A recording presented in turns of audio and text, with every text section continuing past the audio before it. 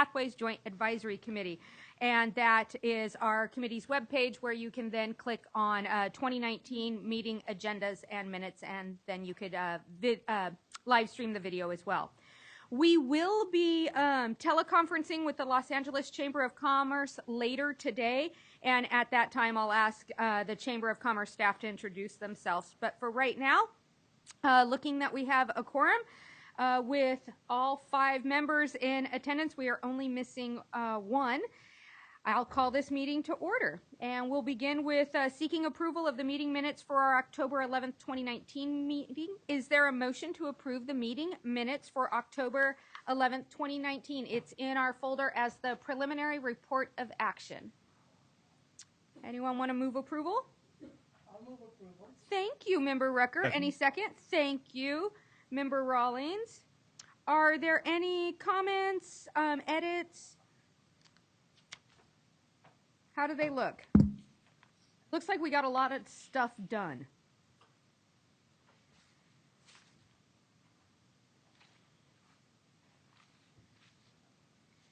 Before moving to a vote on the meeting minutes of October 11th, are there any members of the public that would like to comment on the meeting minutes of October 11th?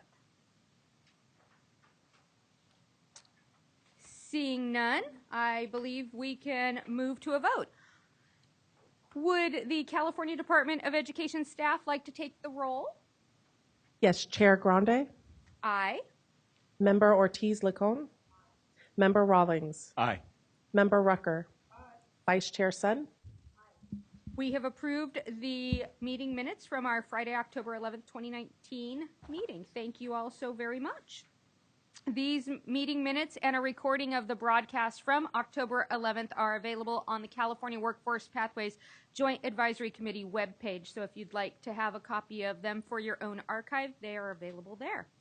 All right. Lisa Reimers from the California Department of Education. Want to review the materials that we have in front of us?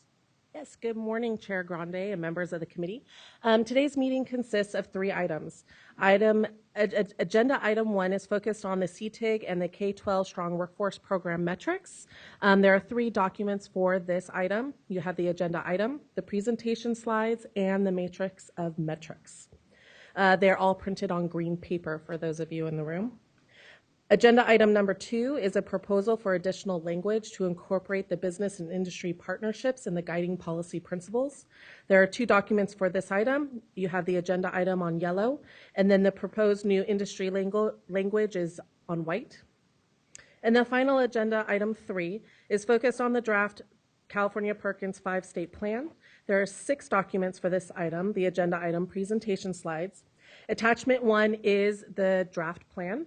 Attachment 2 is a working timeline. Attachment 3 is a working outline of the plan. And attachment 4 have page references with some common themes that have come up in the past. All these items are on blue paper except for the plan, which is a big book. All right. Did all of our members find these items in the folder ahead of them?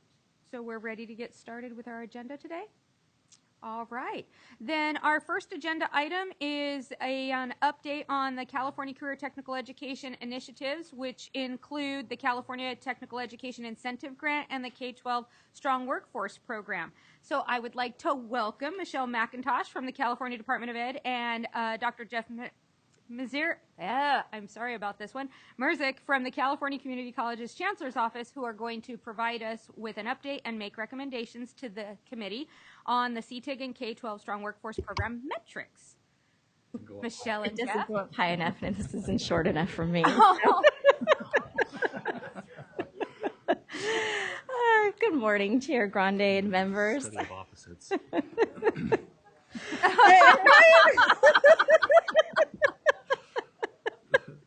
Glad we can laugh. This is the best way to start right? a joint advisory committee meeting.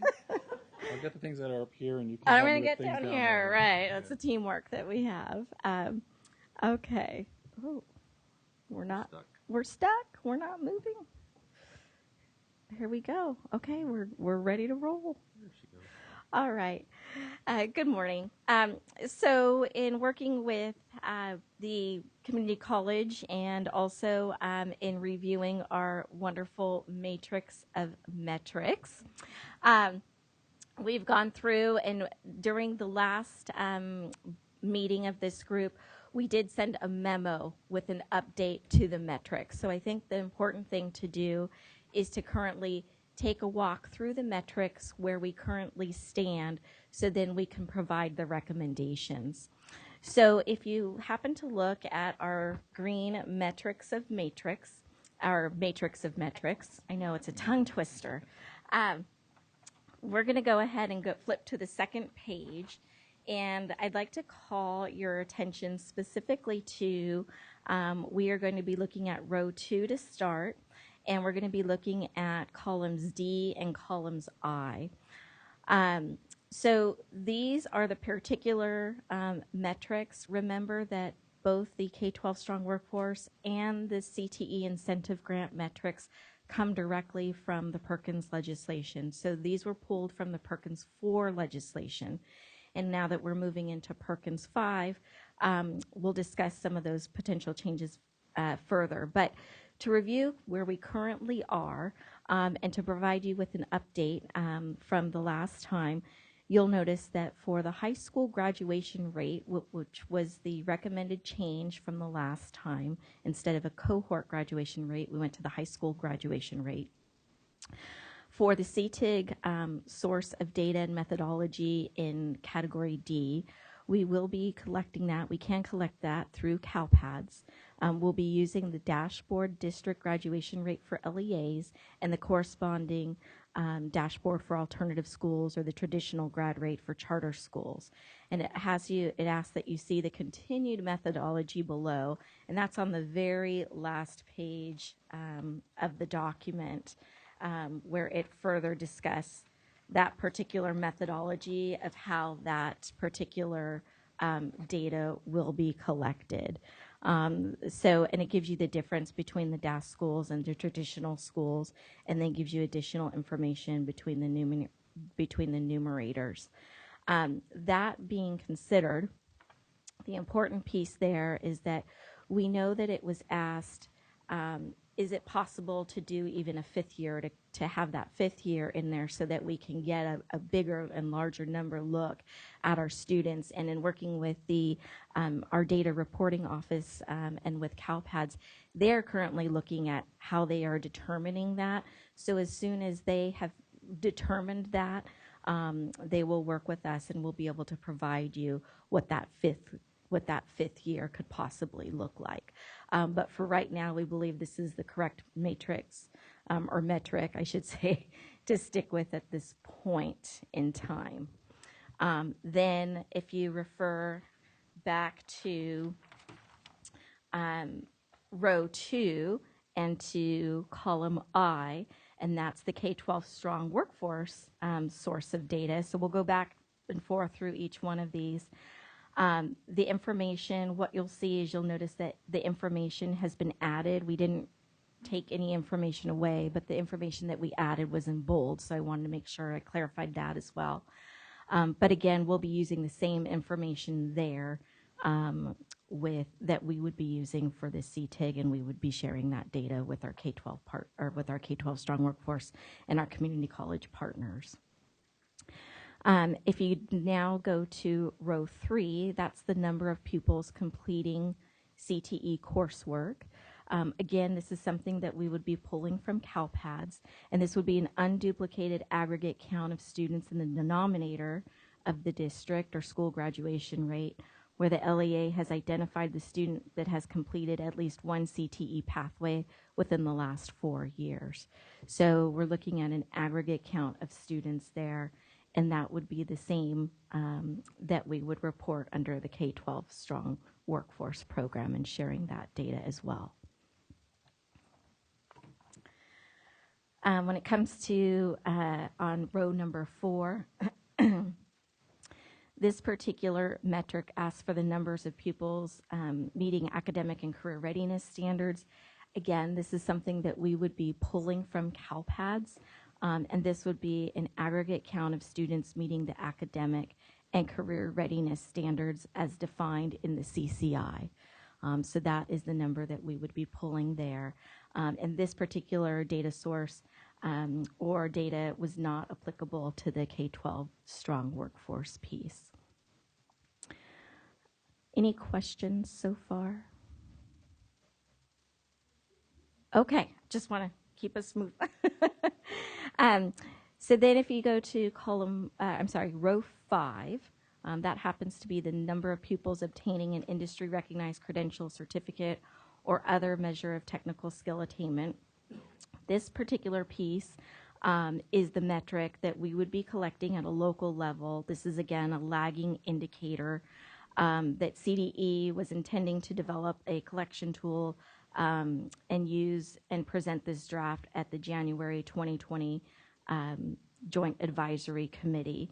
And the thought was that we would work with the Chancellor's Office to develop the survey, because they already have a survey that's very similar. So instead of recreating the wheel, possibly using some of the same language and verbiage. However, you will see that recommendation, even that's what's on paper because of our posting timelines and so forth, we have a different recommendation coming. So, so again, this particular number we would also share with our K-12 strong workforce folks as well. And then on the strong workforce side, they would be looking at the 2 or more courses in the same program of study and include early college credit and work-based learning and so forth. Have a question, member. Okay. So, good morning. Good morning. In column E, where you have the list of the 2 or more CTE courses as well as the early college credit, is there a reason why capstone courses can't also be included in this column? Because I think they are captured in CalPads. They are. So, so you're saying in column E? In column E. Okay. Because if the purpose of this is to capture data about attainment of technical skills, Yes. well, yeah, I think We would completion do it of a with the capstone capstone course would course. also be evidence of that. Yes. We can make that note. Thank you.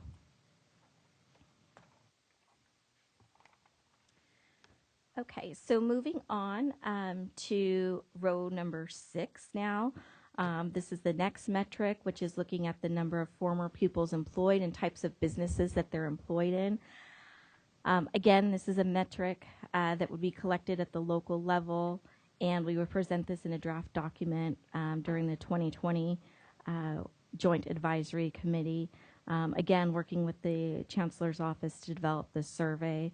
But again, I will, after I finish this, tell you what we plan to do here. Because things have shifted and changed. And then for the K-12 strong workforce program, we would then again use that same metric, share that data as well. And then that particular metric would be operationalized. And then the number of pupils in a job closely related to the field for the community college. Looking at number 7, row 7, that's the number of former pupils enrolled in a post-secondary institution.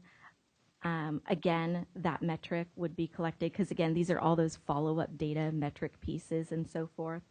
And same on the community college side. They're going to look at operationalizing this with students that are enrolled in community college within the year and then transferred to a 4-year institution. And then last, but certainly not least, I'm sorry, that's not last. We've got one more. So the number of former pupils enrolled in a state apprenticeship program, again, a lagging indicator, again, to be shared with the community colleges. And they'll also be looking at earned a certificate degree or journey level status, and then the number of pupils enrolled in their high school pre-apprenticeships that lead to registered apprenticeships. And then moving on to the last one, which is the number of former pupils enrolled in a form of job training other than a state apprenticeship program. Again, another lagging indicator to be shared again with the chancellor's office, and then working more with the one-stop seminars, chambers of commerce, at looking how to develop this one out on the community college side. Yes. Okay, so first of all, I want to thank you for the comprehensive work that was undertaken to put this information together, because this is a summary of a lot of conversations with a lot of groups of folks. So I'm really grateful for that. So here's what my question is, especially as we look at what the intended long-term purposes of the data that's being collected here is supposed to be. There's some data that we're able to see almost immediately as the programs are being implemented and scaling up, and as the people responsible for implementing these programs are considering the scope of their work and making those incremental adjustments. But we have to think about now, knowing how much of the data that's being collected that is considered critical for program accountability purposes. We need to think about what kind of guidance we're going to be given to these programs and the program administrators on what to do concerning these lagging indicators, because they carry a great deal of weight as well. Yes. And in looking at this weight, how is it that they will, with these lagging indicators, be able to make the incremental as well as long-term adjustments that need to be made, that the information from those indicators should inform. So I think we do need to think about that going forward, so that we're just not collecting the information, particularly for the lagging indicators, as an exercise in accountability, but we're not really putting into practice the principles of accountability that these data points are intended to be used for. So having gotten done with this part of the work, I think that those are some important next steps, not only for this panel, but for the staff to consider how these will be used. Because again, those lagging indicators, as you kept going through the list, Right. there was a longer and longer list of lagging indicators that inform a lot of the decision points that these programs need to make in successive years once the programs are implemented. Member Ortiz-Lincoln. Sorry, I'm used to being on that side. Thank you for this. I was looking at, I understand these are state funds, but I know we're trying to align this to our federal plan. Yes. And as I was looking at some of these metrics, you mentioned that data will be collected at the local level. That was mentioned for several of them. And I'm wondering, though, how we would align this to Perkins when it states that state-determined levels of performance that are sufficiently ambitious to allow for meaningful evaluation of program quality. Where are we incorporating that? Because, when we're looking at these numbers, are students transferring, are students pursuing four-year, are students actually moving to the workforce? We have no performance levels, because we don't have a target that we're hoping that our local partners will move towards. But that is something that Perkins is asking for, some state-determined performance levels. So how are we aligning those two things? Right. So I'm glad you asked, Member Rincon. As we go through, and this will lead to what our recommendations are, because as I mentioned, as we worked through this matrix of metrics and put this together for posting time, since that, we've gotten some clarity about what we are able to collect in CalPads and so forth moving forward. So while we had originally intended to come to you in January with a separate survey of data for the field, trying to reduce that administrative burden and so forth, what we have been working on instead is actually there, and that leads into the recommendations. If I can move it forward. Oh, there we go. So what we're asking is that we approve this matrix currently as it's presented today. However, we'd like to ask that you also approve the update of the terminology from Carl Perkins and the Career Technical Education Improvement Act. So updating these to the Perkins 5 indicators, because what we are currently doing is that the Perkins 5 indicators we have those additional Perkins 5 indicators. That being said, we will be working and asking the field to report on the Perkins 5 indicators from January through March, and we've put together some webinars to help them to do that as a test run. And I see Member Rucker shaking her head.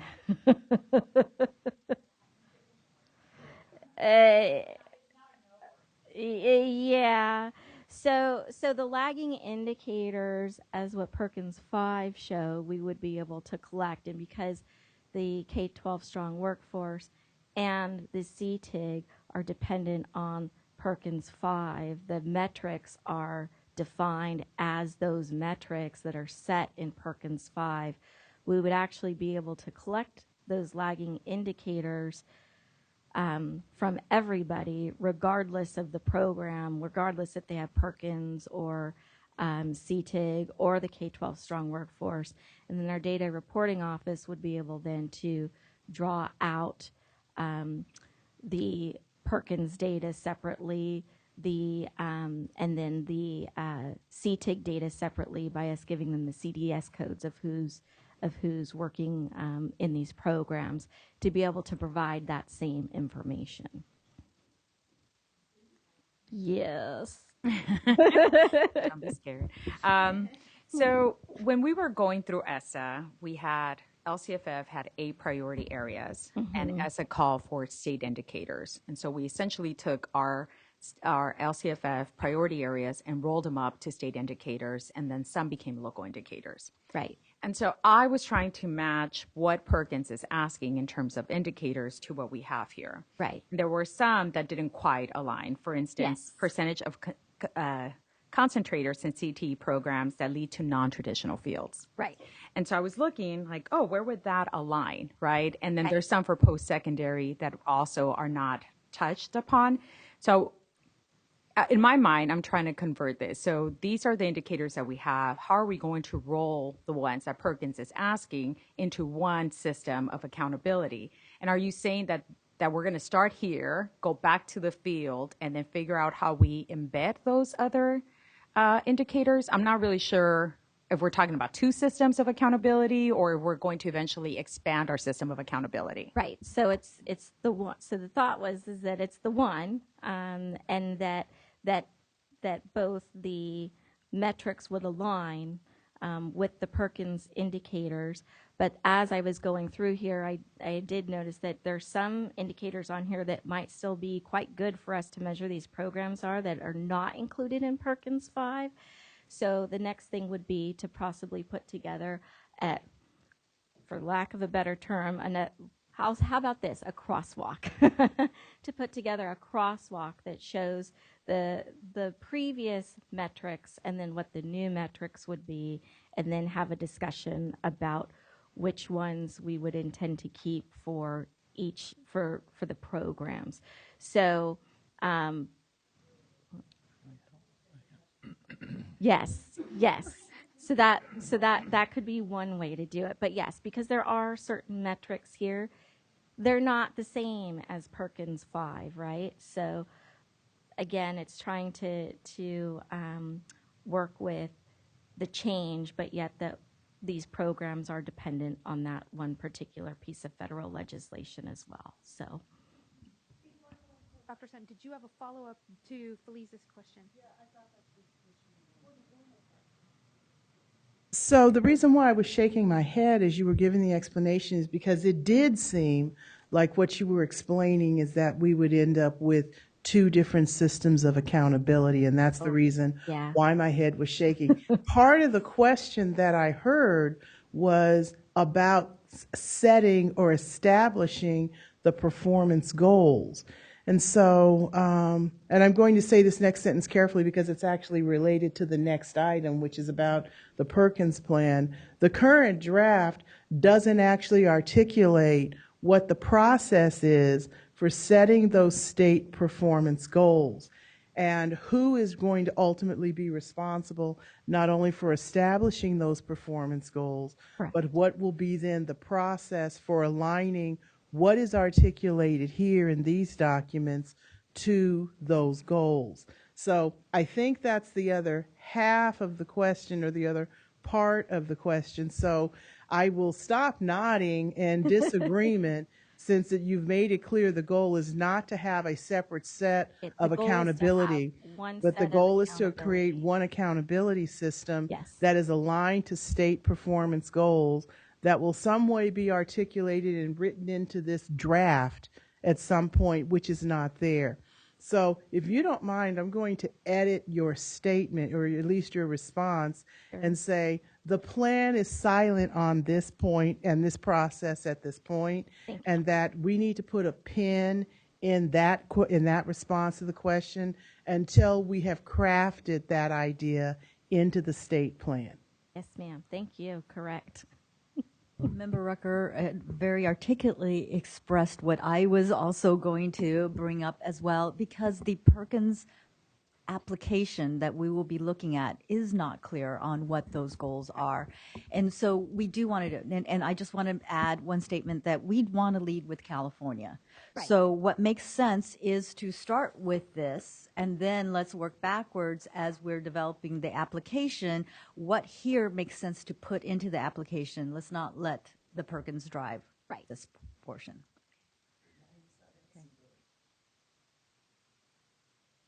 Thank you for reiterating that, Vice Chair Sun, that we want to lead and that we are not going to be reacting, but rather complementing. Or any other comments on this item?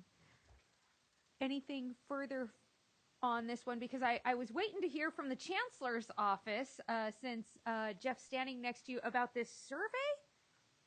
We have a CTOS survey that's ongoing, Career Technical Education Outcome Survey. And so that gives us some additional data points. You see it in column I, and so that's some of the data points that we're looking at. I do want to echo Patricia Rucker's recommendation. This is kind of the tip of the iceberg for our metrics conversation. Yes. The legislation drove us to map this, and this is our current status, but it's going to continue to evolve, and it's going to get more complex. It might become a cube of data after a while. And so I think, yes, we're looking at how Perkins complements what we're doing here, and I think there is a need for deeper discussion on what the accountability structure looks like in our statewide plan and what the process and governance of that is. It may just very well be what we're doing here today, each year presenting our current status of metrics and making adjustments as we evolve this into a more sophisticated data-driven accountability system for the state of California. So if I heard the response, I hope I got this correct. We don't need to work with the Chancellor's office to develop a survey. We are only going to be harvesting the data from the Career Technical Education Outcomes Survey that's already deployed. There's a team already deployed that's developing that, and the question was whether or not we could align that survey. That was what the commentary was, and it sounds like subsequent to this document, that may not be the direction that secondary is going at this time. Yeah, we can, these were conversations that we've been having, and that's why the third bullet of the recommendation is to allow time for the CDE and the Chancellor's office to discuss and work on how we can better integrate these metrics to create and have common alignment for non-duplication, to create one system for the metrics versus these independent program type of systems or program metrics. Yeah, there's a need for a framework and a model of accountability and what data points really at a more higher level, what are the inflection points we're trying to get to? And then you go down a level and you say, what are the measures that impact that inflection point? And then you go down another level and it gets into this type of work where what is the actual data points you need to collect? And I think what we are trying to understand is the nature of data in and of itself being complex because of the nuances of how you define things in data definitions and how they're accounted for. And sometimes they're not, they may be sounding like they're the same thing, but at the data level, they're not collecting the same thing. And so they aren't in fact equivalents. And they also could be that they're discontinuance because there's certain policies that impact how we collect data. And when that gets renewed, we start up a new data set. And so these aren't actually congruent data lines. It's like starting anew. And so what we have to do is really get our arms around the policies around data collection. And I think we have to have a model for what we want to measure and how we would measure that in a systemic way. And then back ourselves into what are the inflection points, and then back ourselves into the data, begin to do the deep analysis like that, but I'll ask ourselves the hard questions: which policies need to change so that we can actually align data, and then identify those and make recommendations. Right. And so your explanation and the what you just talked about there made several important points, which leads me to be curious about what is actually being asked for in this outcome survey, and how much of what the outcome survey is asking questions about will give us information related to the points you made. So, curiosity killed the cat. I would really like to see this survey. Is that possible? We could, I can confer with my management. We could probably have the CTOS team come and present what their work is and have a little bit of a deeper dive, so it helps contextualize the conversation around accountability and data. Okay, that would be great. I appreciate that. Thank you. Vice Chair Sun. Thank you. No, Jeff, I really appreciate your comments, because now it's bringing me to something that I feel we have not done well enough, is to go even higher. What are our common goals? Because we're talking about data out of the context of what are the common goals, and I think that's part of what seems to be missing in the Perkins application. Is what are our common goals? Then we work down to what is the data we need to collect to see if we've achieved those goals.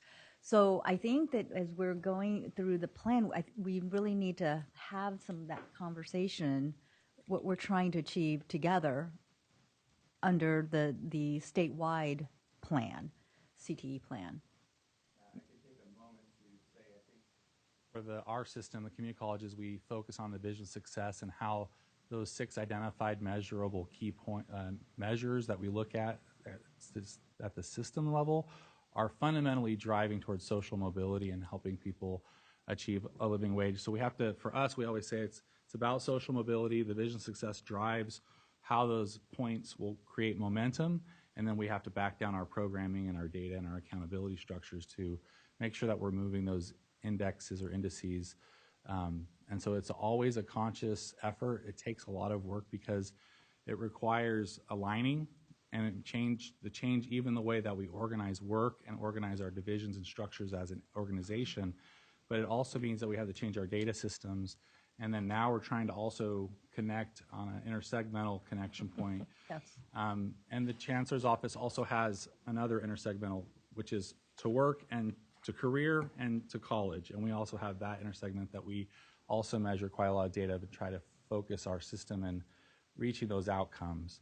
And so I think now is the moment, and for my team, I really preach the need to not make this CTE plan transactional, where we just give you information about our programs and areas and we plug it all into a document and it becomes something that we checked the box and did, but that we actually buy in and we put our fingerprints on and we realize that this is the work that we're doing over the next 4 years because of the authorization period, and that we are actually about the work of transforming, and we need to bake a plan of action, not just a plan for the shelf, that can drive our operational decisions, that can drive our resource allocations, and drive our data and accountability structures to effectively reach those ends.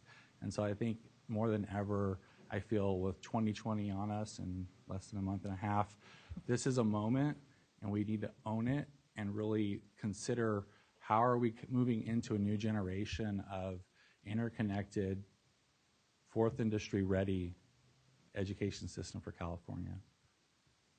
I like everything you said. Yeah. Yeah. Yeah, I like everything you said right there.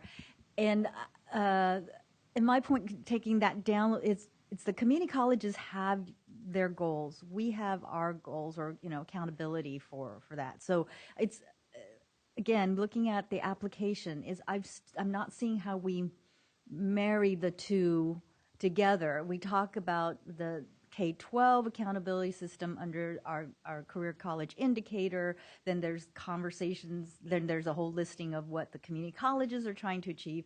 But in this plan, we need to talk about what we're trying to achieve together and how we're going to take these data points and marry them so that we could see that we're achieving pulling towards a common goals. So the conversation we're having now is in Chapter 5, and we're talking today on another item on the application. And it's important to note that the application is an appendix. This is an adequate application to receive funding from the federal government to provide us additional resources to augment our already significant investment in career technical education as a state. So today it's about adequacy in receiving funds from the federal government, but it does not drive our plan. It does not drive our accountability structure or our goals. Our state plan does that, and we will have continuing work with you as we finish this milestone and continue on our timeline around future conversations around accountability. Member Rucker?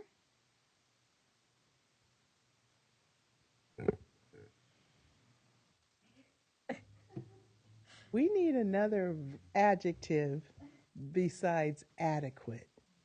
Because let me tell you what adequate says to the rank and file teachers who are going to be charged with implementing this plan.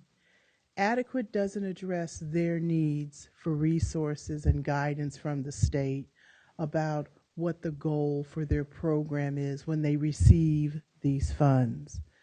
Adequate for the students in those classrooms doesn't create the aspirations that the state has for them and doesn't articulate the support the state intends in funding the programs that they are in. Adequate doesn't help parents to make informed decisions about college and career options that are available for them and their children in these programs. But more important, adequate is not the California way.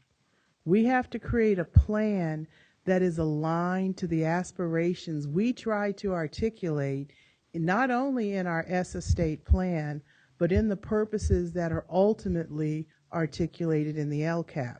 So I get what you're saying about this document being transactional for the purpose of getting the funds. But this document has multiple dimensions in the field. For people who may never read it and may never see it, it's going to define what they understand about this program in California for the duration of this bill's current authorization. So we can't, adequate is an adjective we have to put on the shelf, because if we don't, this plan is going to sit on the shelf and have no meaning. And that's not the reason why I come to this work and come to this dais every single time I ask my manager to let me set aside my day job to come and participate in doing this. So I understand what you were trying to say about the purpose of the plan, but I think what you're hearing from my colleagues from the state board, we actually need this to be more than just adequate. And so that's why Board Member Ting was saying, we need to be clear on what our goals are and figure out a way to make sure we're talking about the same plan in the same way, because right now that's not what's happening. And so if part of our stakeholder group thinks the plan just needs to be adequate, I need you to really hear us when we say we think the plan needs to do more. I just wanted to remind everyone that this particular agenda item is not about our Perkins plan, but rather the matrix of metrics. So with the agenda item 1 that's before us, some of this information is going to funnel into later conversations that we have today regarding our state plan for Perkins 5. But regarding the matrix of metrics, what is being suggested is that we approve the updated matrix of metrics with the data and source information that was added in the boldface, allow for the terminology change, and then provide time for the CDE and the Chancellor's Office staff to continue to work on integrating these metrics. Are there additional comments we want to make regarding the matrix of metrics? And yes. Vice Chair? Yeah, so I just want to clarify, our action today, we're just approving some further definitions. As far as what we would want to recommend to the Department of Finance regarding any changes to the legislation, we're not recommending anything at this point. Okay. Are there any other comments regarding the matrix of metrics? Okay. Are there any members of the public that want to provide commentary on the matrix of metrics agenda item? Oh, good. Okay. Then I would like us to consider approving the CTIG and K-12 Strong Workforce metric recommendations for the Department of Finance. Is there a motion to approve the CTIG and K-12 Strong Workforce metric recommendations? I'll move. For Rawlings, is there a second? I'll second. Thank you, Vice Chair Sun. Excuse me, Just with and the it change. adds the clarification of the capstone courses Yes. that Yes. Member With- Rucker requested. Okay, thank you very much. Okay. So the motion was to approve with the clarification on the capstone, and it's been moved and seconded. Are there any other members desiring of debate?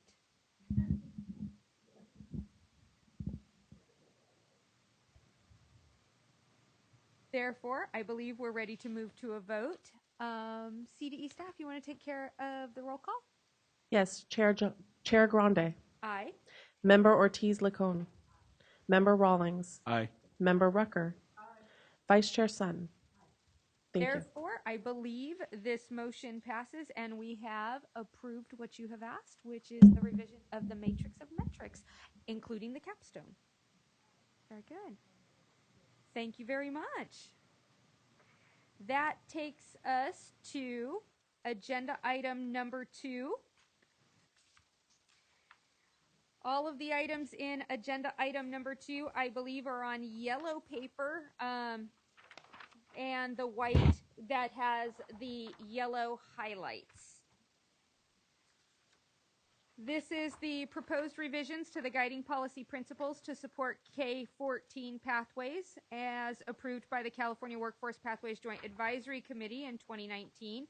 We are looking at the addition to exemplify the business and industry partnerships that we have focused on and to strengthen the language within the guiding policy principles. Lisa, what do you have for us regarding this information item and action? Good morning, Chair Grande and members of the committee. During the last 2 advisory committees, you heard from the public about the importance of highlighting business and industry partnerships in CTE programs and pathways. After reviewing comments from the stakeholder group and others that shared with this advisory at the last meetings, we developed a new element to include in the guiding policy principles that highlights the importance of business and industry partnerships. We have reached out on the proposed language, and we feel that this addresses the concerns that have been raised through our stakeholder meetings and here during public comment. So please look at page 4. You'll see the new language highlighted in yellow. We would like your feedback on the proposed language in hopes that today the committee can come to a consensus so we can move forward and add this language to the new state plan. The language is under L.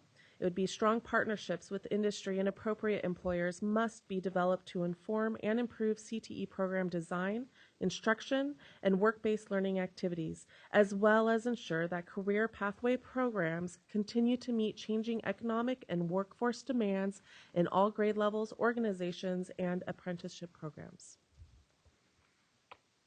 Thank you. The one thing that I would like to draw everyone's attention to is that the addition of item number L comes under the heading of essential elements of a high-quality college and career pathway that begins with a preamble that says, to realize the guiding policy principles outlined above, California recognizes the importance of creating student-focused essential elements of a high-quality college and career pathway, to which we are adding strong partnerships with industry in response to the overwhelming number of public comments regarding its oversight in the initial draft of these. Yes, ma'am. Are there any comments from members of the Joint Advisory Committee regarding the proposed language that's being suggested?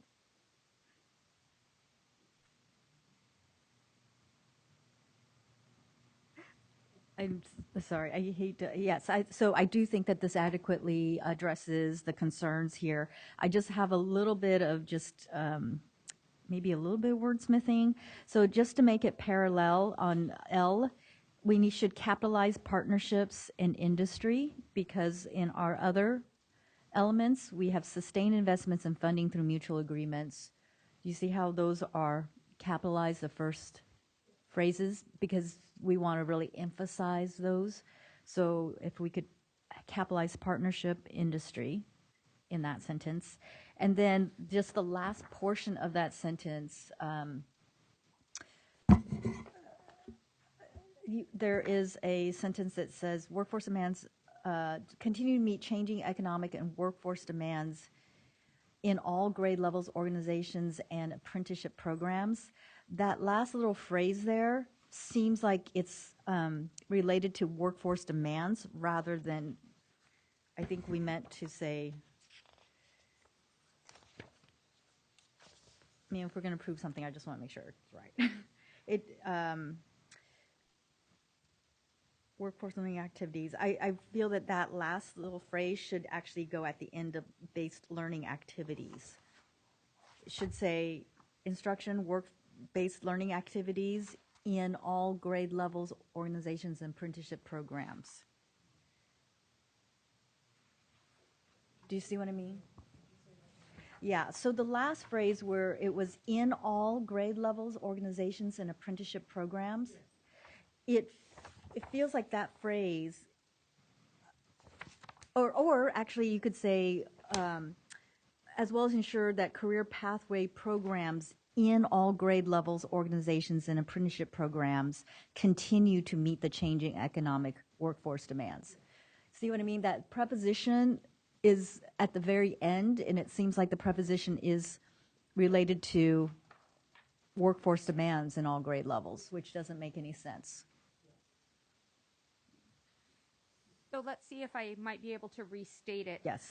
So it's being proposed that we may add item L, strong partnerships with industry and appropriate employers must be developed to inform and improve CTE program design, instruction, and work-based learning activities, as well as ensure that career pathway programs in all grade levels, organizations, and apprenticeship programs continue to meet changing economic and workforce demands. Yes. Are there any other comments regarding the wording of the addition of letter L? Member Ortiz-Lincoln. Since we opened the box. Sorry. No. I think one of the things, and I think Board Member Rucker and I kind of looked at each other the last time we discussed our guiding principles, because for me there's one little word that I think really matters when we're looking at equity, because so much of our equity work is a response to inequities that were created by racialized practices and attitudes. And so when we're looking at B, student equity, and we go to the second sentence, impartial and free from bias or favoritism, I would like to add impartial and free from either racism, bias, or favoritism.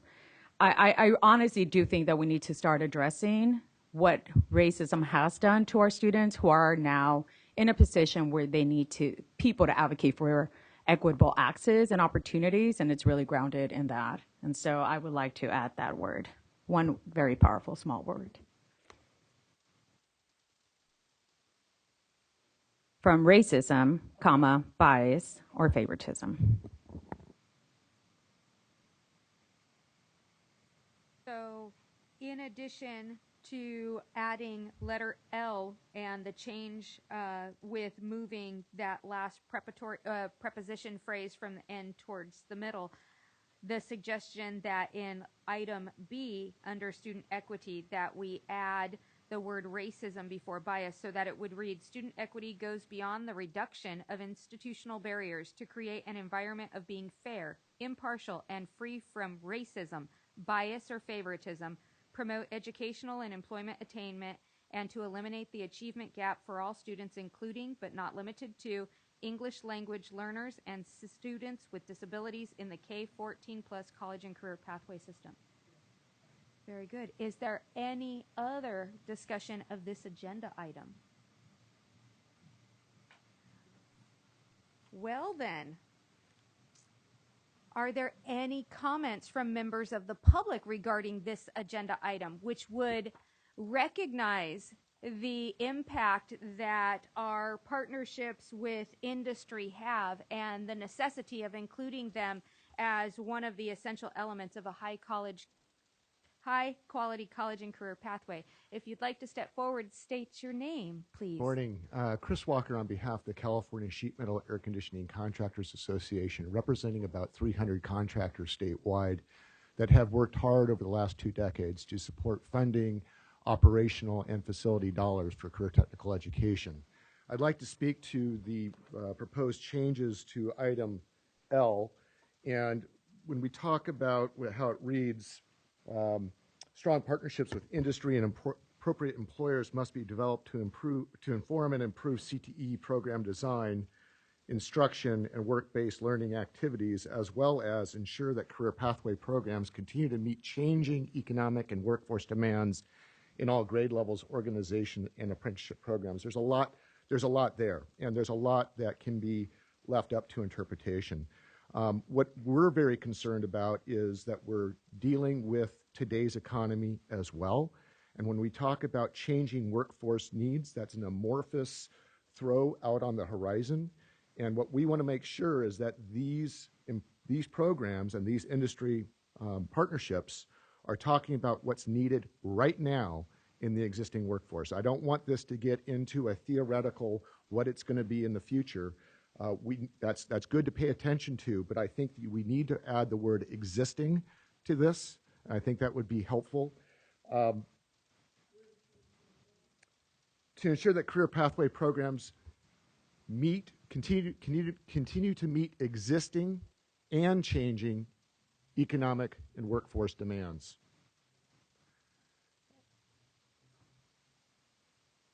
The other item that I have a concern about is the career curriculum standards that are developed by a different body that teachers must employ at the local level. These may not be aligned with, or they could be at conflict with, what these recommendations that will be coming from the workforce strong partnerships with industry. If we're talking about their ability to inform and improve CTE program design and instruction, I don't know how they do that if they're bumping up against a wall that the local programs have to follow that have been dictated by Sacramento. So, I would like to, you're not going to solve that here today. I understand that. But we believe as industry that our schools have gotten so far away from teaching to what careers need that we focus on a better alignment of curriculum standards for these programs and for what industry needs are today and in the future. Thank you for your commentary. Thank you. Rucker? Chris, could you come back just for a quick second? So there's a difference between what is mandated in statute that the legislature has undertaken to create some mandates concerning career technical education and what's in the frameworks, because the frameworks are intended to be voluntary. So can you give an example, please, of what you are saying the framework is creating as an obstacle? Because in doing the work of developing these guiding principles. This particular group took a great deal of time to talk about what the state of instruction looks like, and also how what is in the frameworks and other guiding documents that have been provided by the state are informing what career technical education and the continuum of career technical education looks like. That's different from some of the programs that have been created for categorical funding and some of the specific grants like CTIG and the Strong Workforce Program that create some specific criteria for the grants and that are more transactional in purpose and scope. So can you please give an example of what you're saying the framework does that is counterintuitive to the intent of these particular guiding principles? What I'd like to point out is I'm not going to be able to give you an example right now, and I love your question. I will come back with some examples for you. But when we talk about strong partnerships with industry, the point here is that industry has an input on these programs and what is needed out in the field in the real world, right? And if they don't have an input on the design and instruction of those programs, because those programs are required to follow curriculum standards established here, then we're talking about something that's not happening. And so what I'm doing is pointing out the fact that we think industry ought to be empowered with the local educational delivery model to actually align what's going on in the classroom with what's needed in industry. And that's we not wouldn't happening. disagree. I think that that's part of the reason why we're taking the step today to add this statement to the guiding principles. And I need to apologize to you. I called you by your first name, but we've known each other. Chris and I have known each other for a very long time. So I apologize for the informality in addressing you by your first name. But I do want to make sure it's clear that the intent of this panel, of the work we're doing today, is to make sure that we are clearly articulating the importance of the strong voice of our industry partners, and we are recognizing the request that's come not only from workforce panels, but also from many of our directors who are implementing these programs about the need to make sure that that voice as a stakeholder is recognized in the guiding principles. If you are suggesting that there's something else that needs to be added to this statement, we'd like to hear that, but otherwise you're leaving for us a question that actually would be better developed inside the work that's being done to write our state plan. Before you respond, I believe that the suggestion that was made is we might be adding the word existing to letter L so that it would read, strong partnerships with industry and appropriate employers must be developed to inform and improve CTE program design, instruction, and work-based learning activities, as well as ensure that career pathway programs in all grade levels, organizations, and apprenticeship programs continue to meet existing and changing economic and workforce demands. And that is wonderful. Thank you. I'm glad that, again, I support this inclusion of this statement. I support the change that you're proposing to make. I just warn that when it comes to the actual programs in the field, that there are instances where the curriculum design and standards that are pushed down from Sacramento may not align with what's going on in those districts. So thank you. Thank you once again for your public commentary. I'll remind everyone public commentary should be limited to 3 minutes, and please begin by stating your name and where you're from. Linda Granger, Superintendent of Eden Area Regional Occupational Program. And I just wanted to say, on behalf of the 4 districts that I represent and the over 5,000 students in CTE programs and our 1,200 business partners, we thank you for listening to our suggestion and making explicit the need for strong industry partners for quality CTE programs. So thank you. Thank you very much.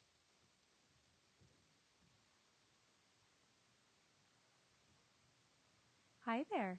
Good morning. Al Love, Senior Director of College and Career Readiness for San Diego County Office of Education. I represent 43 districts. I was deployed up here last meeting to share my passion about the industry partnership language being included, and I applaud you. I salute you, Lisa, and everyone involved, Michelle. because you have created me a safe return home.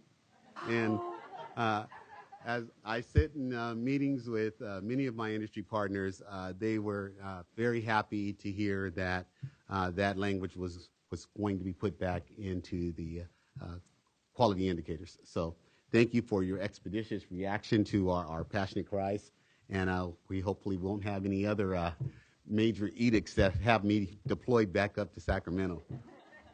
Enjoy your morning. Thank you very much. And we would welcome you back for public commentary whenever they'd like to deploy you. Good morning. Kyle Highland on behalf of the CTE-JPA Coalition, which comprises of 13 CTE JPAs and also consists of 60 school districts in the state of California. And I was also here expressing our support for including industry partnerships into the essential elements. And we just want to say thank you for listening to us as well. And we look forward to working with the committee and staff on building out that narrative in the state plan and the Perkins 5 plan as well. Thank you. Thank you very much. Are there any other members of the public that would like to comment on this agenda item? I see none, so therefore we'll come back here. Any members of the Joint Advisory Committee that would like to provide any additional input? I don't see any, so I believe the recommendation before us from the staff is that we approve the proposed changed language to the guiding policy principles, which is now in 3 different areas. One is letter B, where we would be adding under student equity the term racism in front of bias, so that it would then read, student equity goes beyond the reduction of institutional barriers to create an environment of being fair, impartial, and free from racism, bias, or favoritism, and then it goes on. And then adding an entirely new letter L that would read, strong partnerships with industry, ensuring that we're going to capitalize the P in partnership, the I in industry, and appropriate employers must be developed to inform and improve CTE program design, instruction, and work-based learning activities, as well as ensure that career pathway programs in all grade levels, organizations, and apprenticeship programs continue to meet existing and changing economic and workforce demands.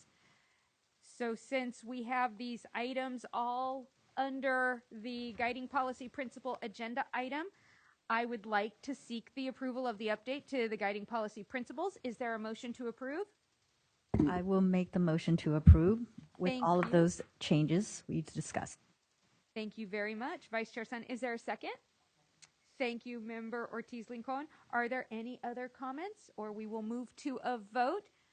Lisa, would you like to take the roll? Yeah, Chair Grande. Aye. Member Ortiz-Licon.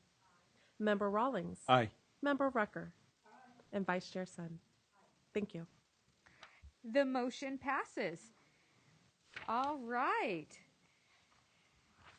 So, seeing as no further business comes before, oh, wait, no, sorry. Agenda item 3.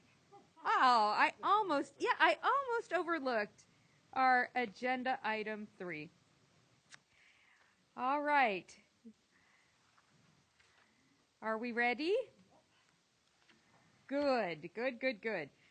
So, I would like to welcome Dr. Pradeep Kotamraju, who is going to walk us through agenda item 3.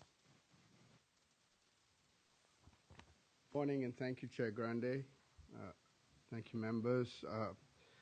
Before I proceed, I'd like to thank my, there's a lot of input and work that has gone into this, and I would like to first thank Patricia DeCoste and Pam Castleman from the State Board of Education. I'd like to thank my partners from the Chancellor's Office, and I'd like to thank my staff, particularly Lisa Reimers, who has put this all of the documents together for you to review.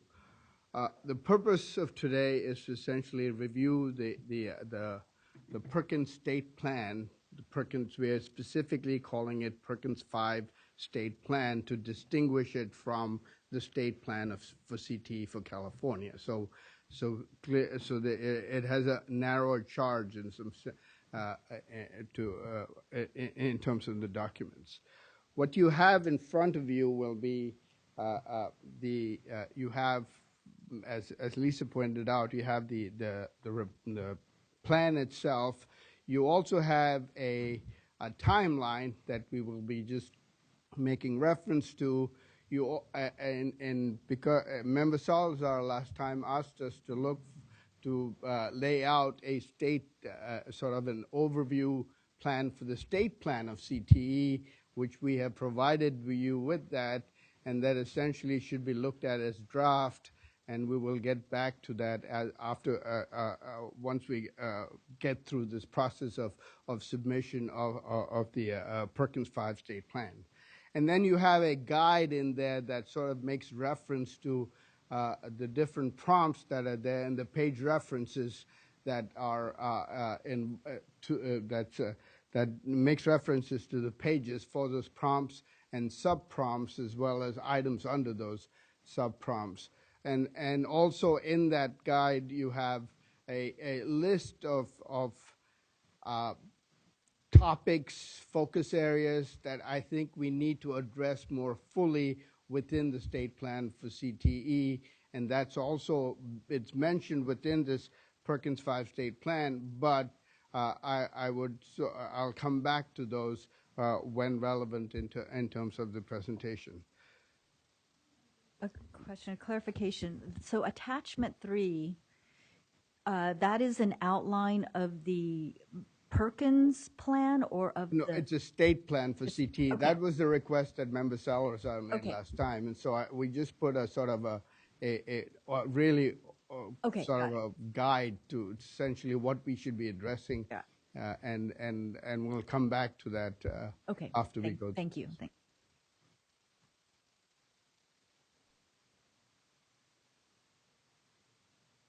So the presentation, the overview, will talk about the timeline, what we've done and what we'll move through, but there'll be really an overview presentation about the timeline, and we may have to come back to the timeline after we go through the content of the plan. We'll also look at the California Perkins 5 state plan, which is a major focus for item 3, and I will go through some sort of touch points that we've gone through and essentially then outline the state CTE plan for you. We'll talk about the plan itself, how it links up to the transition plan, and what has changed from that transition plan, and we will then go through a major prompt and minor prompt review, and then have public comment after that. So the tasks that have been completed that you have in front of you, and please keep in mind that we will come, as I said before, we'll come back to this timeline in more detail later on. This is just to give you what we've done so far and what the work that remains between now and April 15th. So we've had 3 stakeholder meetings, and these convenings, and then we've had a couple of convenings with both community college stakeholders as well as secondary teachers over the last 6 weeks, last 2 months. And much of the feedback that we've received from those convenings will be, we've collected a lot of information. We have, where applicable, introduced those within this Perkins 5 state plan, but a lot of that information would be, and Member Rucker, you were looking for a word different from adequate. I would use the word foundational.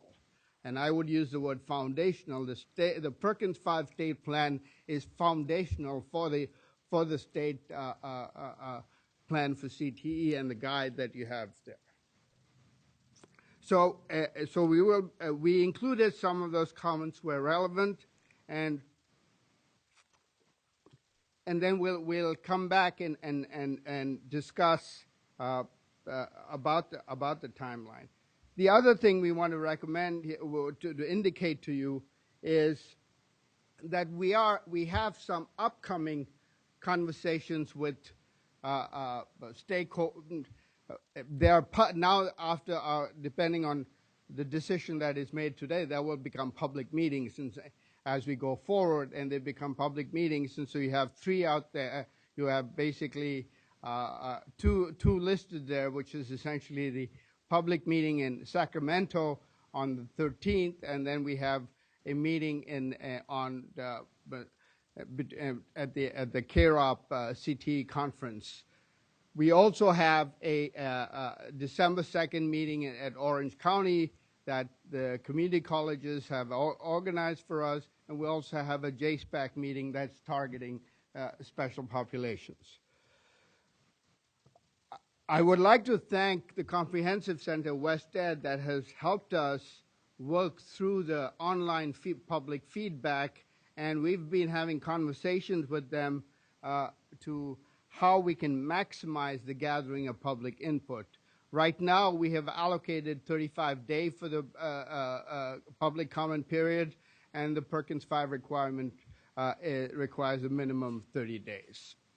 We will have a link that will be shared widely, and the public will, through the different listservs, and it'll be posted on the Joint Advisory Committee website, as well as the different Perkins pages hosted by CDE and the community colleges.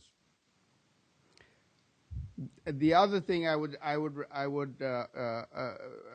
be remiss if I didn't say this is the Comprehensive Center is helping us, not only helping us with the 508 compliance piece of the document, but they're also helping us produce the final document that will be shared at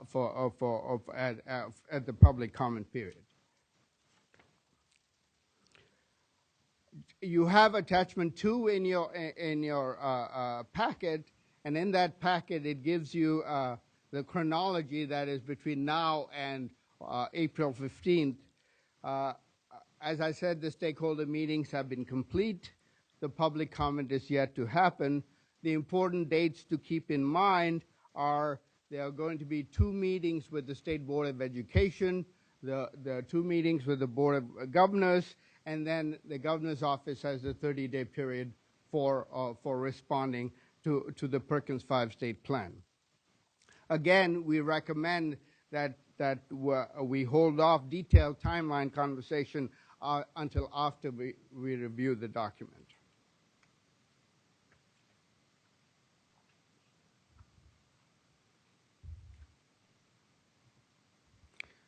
The Perkins 5 state plan is to be submitted on April 15th, 2020. And so we have roughly about, starting now, about 4.5 months to work through to make sure that all the steps are followed through.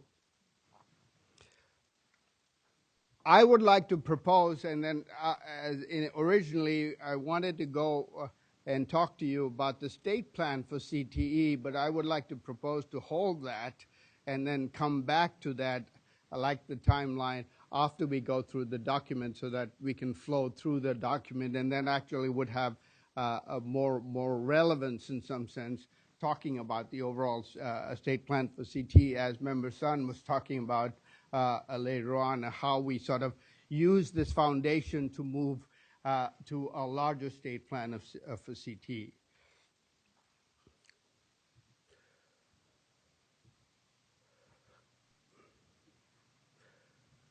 So these are questions we had put last time. I'm just going to leave them out there, but what I want to talk to you more and give you some context before we delve into the content itself.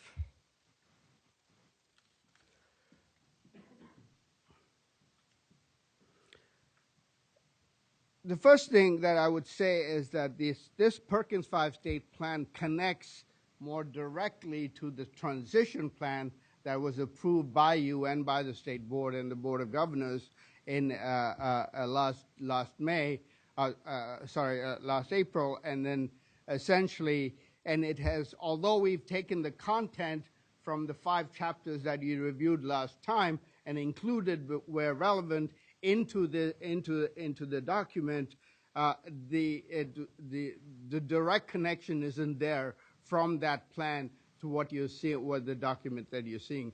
Going forward, as we make changes, we can do the track changes on this plan, and we will do that as we move forward.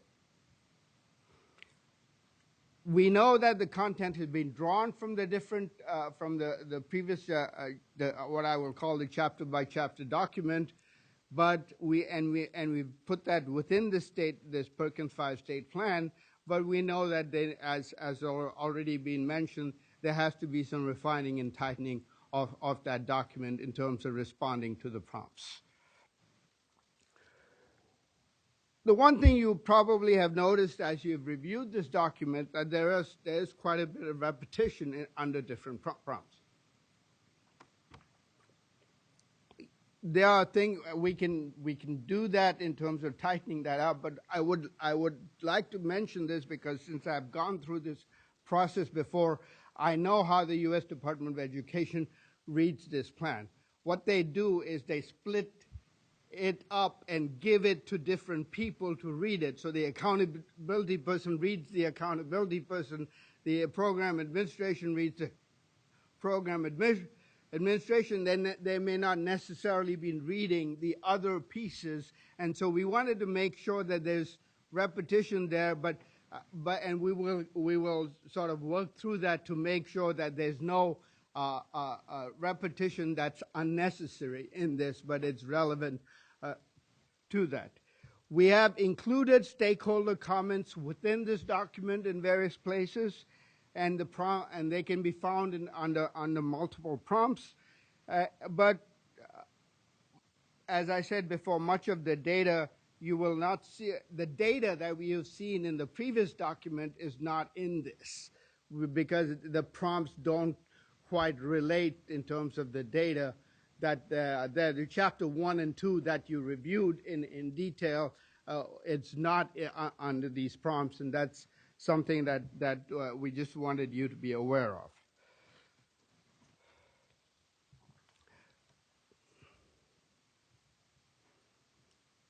So here are the major prompts that need responses to. And several of them there, and this is sort of laid out as attachment 4 there that you have on the side that gives you the page numbers as well. We talk about plan development and consultation. There's state vision for education and workforce development. There's CT programs of study implementation. There's meeting the needs of special populations, preparing teachers and faculty, fiscal responsibility, accountability for results, budget, and the state-determined performance levels. We also have what I will call state appendices, where we have a glossary. We talk about the different acronyms. We include the statewide advisory committee.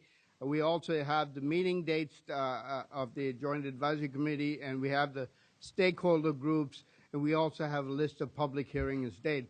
One of the things that we have we need to sort of work through is to make sure that we include, prior to the public comment, some of the individuals that, like the teachers or the community college administrators, and we're trying to find the best way to include that in this document without sort of have several pages of that. And if that's the way we have to do it, that's the way we have to do it. But we are thinking of different ways of including those individuals. And then with regard to the public comment, we do have to create a separate appendix for that essentially says what the comment or the question was and our response to those questions. We do have the option that if you find that the public comment questions are similar, if the comment or the questions are similar, we do have the option to collapsing them, but we do have to indicate that we have collapsed comments into one. But we'll try to be as distinctive as possible and not unless if it's not obvious, we will not do that.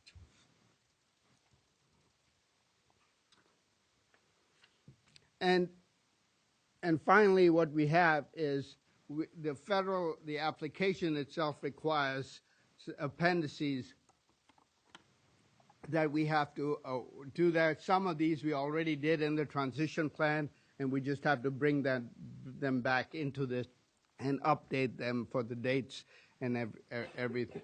The one thing that you see up there is, and we'll talk more later on, is we do have a waiver for what is called Section 132 in terms of how the funds are distributed to the post-secondary side, to the community colleges.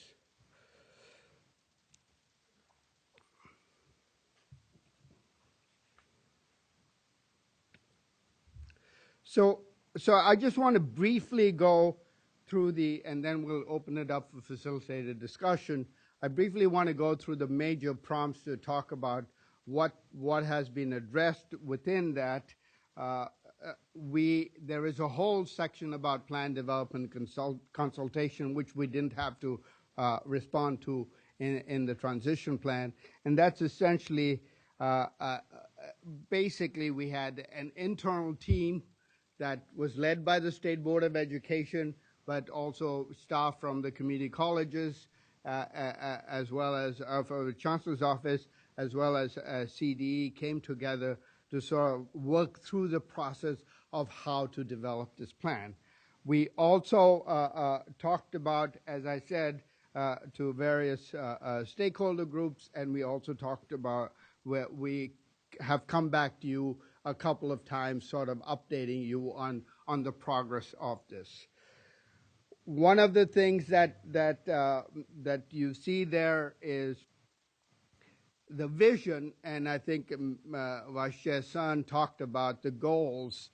In my mind, I would argue that the goals are there already. It is really the guiding principles are really the goals, and I don't know if that, but I think in some sense that for the state Perkins plan, I mean, we might want to develop more specific goals as we go for the larger state plan of CT, but I think for this state, for the Perkins 5 plan, the guiding principles might be sufficient, because I think that's what's driving, as well as the now 12 essential elements of a college and career pathway may be sufficient for this state Perkins plan. And then, as you were mentioning, Vice Chair Sun, we need to talk about aligning the goals that currently exist at the community colleges and the goals that we have at CDE, and also maybe also the goals that are the governor's goals, the goals that are there in terms of workforce development, and bring all of that together, and that requires some work. But I'm suggesting that for this particular piece, maybe just the guiding principles and the 12 elements may be sufficient in terms of submitting to the federal government. One of the things that I think there is a prompt there that talks about joint planning. One of the things I would say is we need to sort of tighten up the discussion on WIO and related to ESSA, for example, and try to include some of that information within that. The state leadership funds there, and I would recommend in terms of the state leadership funds, you know, we've described in there, but one of the things that I think would be looking at those, how we can spend those leadership funds would be the second half of attachment 4, where we talk of the different topic areas, things that have already come up in item number 1, work-based learning, industry certifications, others that we may want to look at, both not programmatically, but as well as in terms of accountability. The next piece is the program administration and implementation. Next prompt.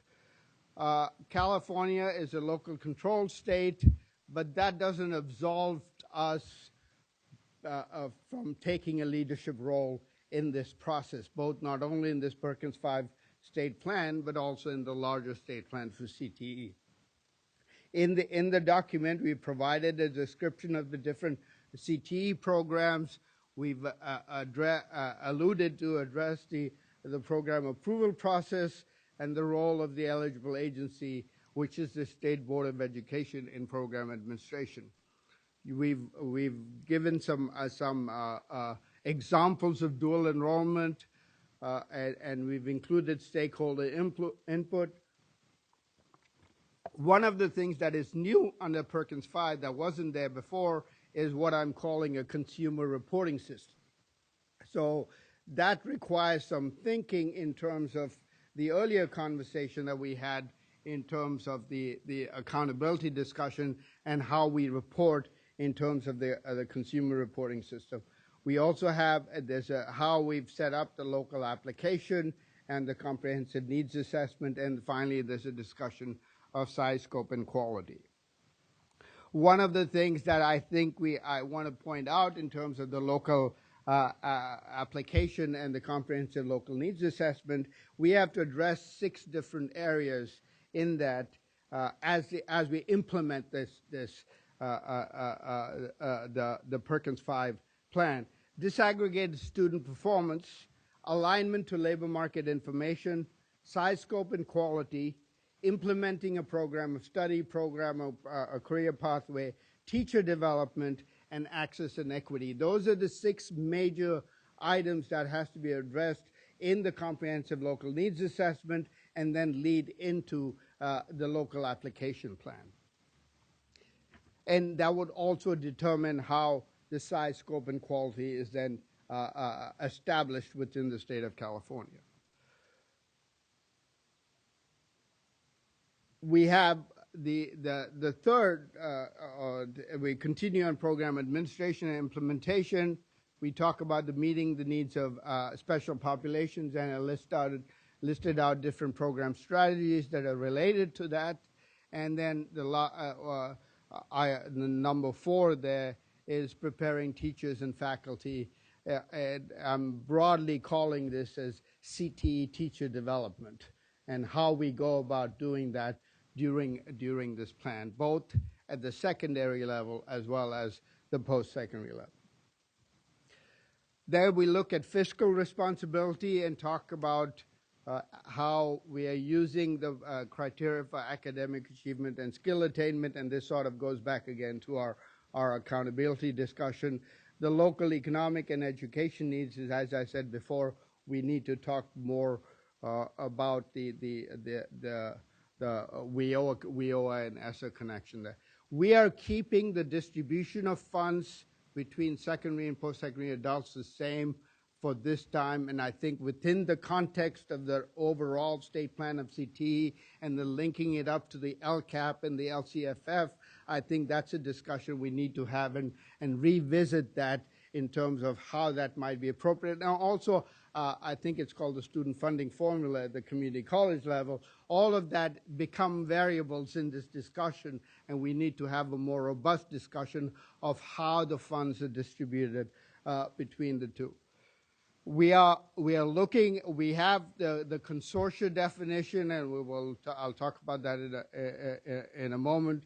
But one of the things that we are trying to sort of get into this process are our adult education programs are not as involved in CTE, and that may be an opportunity for us to bring the adult education into at the secondary level, that the ones we manage from the department.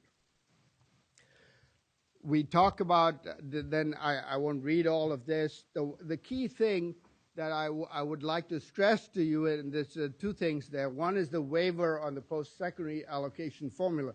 Traditionally in Perkins, we've always used Pell Grants in CT. That has been the traditional application.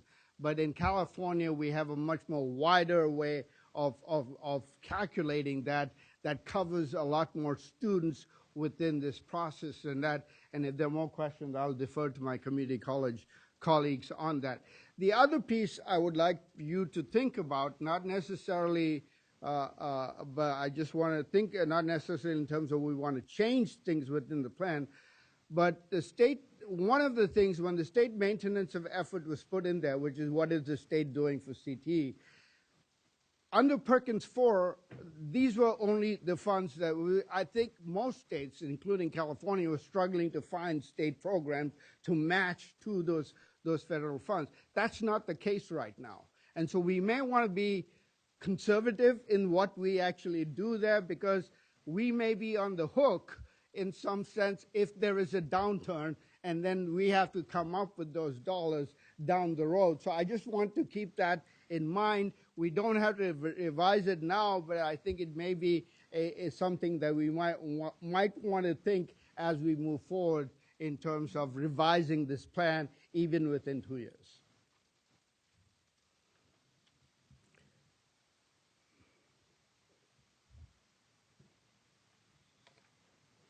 The one other thing I would talk about, the fiscal responsibility, is I know Shani Weber isn't here, but she has been interested in looking at anew at the reserve funds and what we can use. And again, in attachment 4, where you have those items listed in on those items are candidates for using the reserve fund from the state perspective.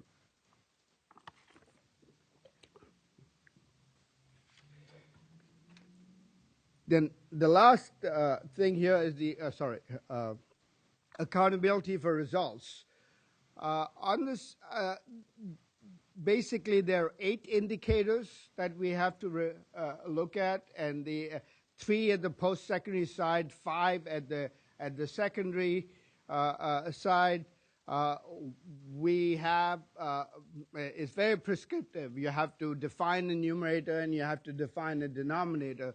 The good thing about accountability measures this time around is the denominator is the same for all of the indicators. It is the concentrated definition that is under, and I'll maybe, I know this will come up later on, so I'll reserve about how we proceeded to, you, Member Rucker, you were asking for a process, and I will then refer to what we are doing with regard to accountability and how we're moving forward to that. And it relates back to your earlier questions on item 1, so we'll talk about it then.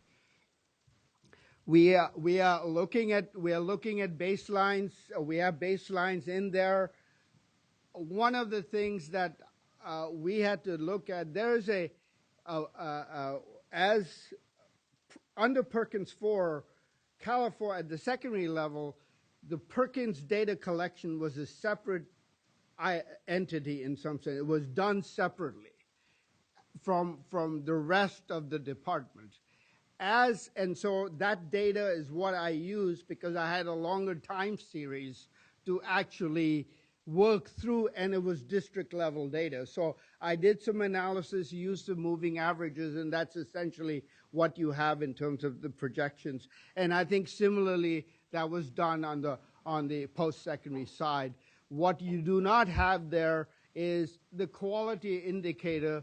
We are going with what are called college credit courses in the quality indicator, but that's because I think it is available within CalPADS and we can do that in terms of collection. But as you can see from as we build out the career indicator of the CCI, we also are collecting information on industry certifications, and we're also collecting some information on work-based learning. And there is, coming back to our earlier conversation, in that they're looking at internships and not necessarily apprenticeships, and that's a conversation we need to have as we move forward on that. We can talk more about that as in your remarks. Finally, we have these assurances that we have to do, we have to write. Most of it is simply putting the title there and then making a statement underneath that. So I'll stop here in terms of, and then we'll have a facilitated discussion with regard to the content itself. And I'll call up Jennifer Zoffel to help us lead through this facilitated discussion.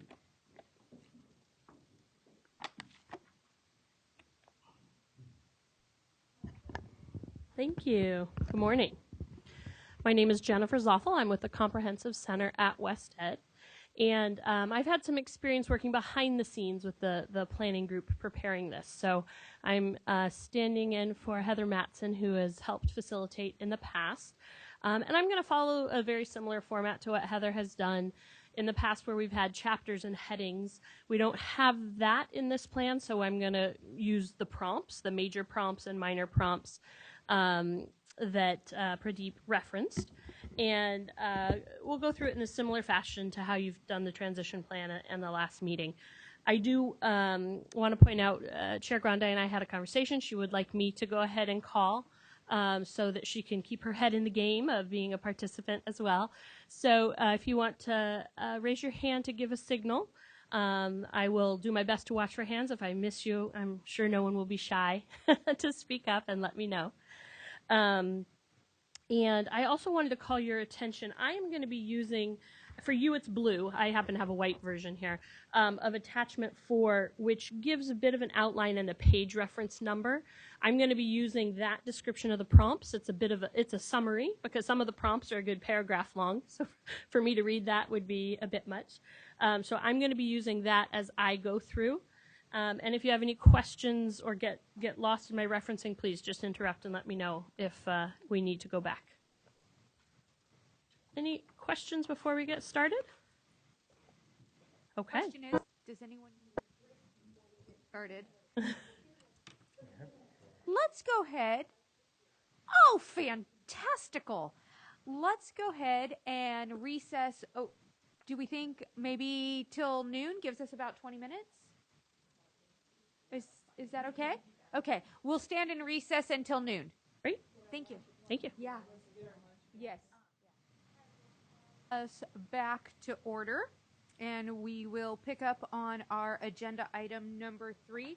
I believe that we are about to get started on the facilitated discussion. I will turn it over to you, Jennifer. Okay, thank you. Now I get to say good afternoon. So good afternoon.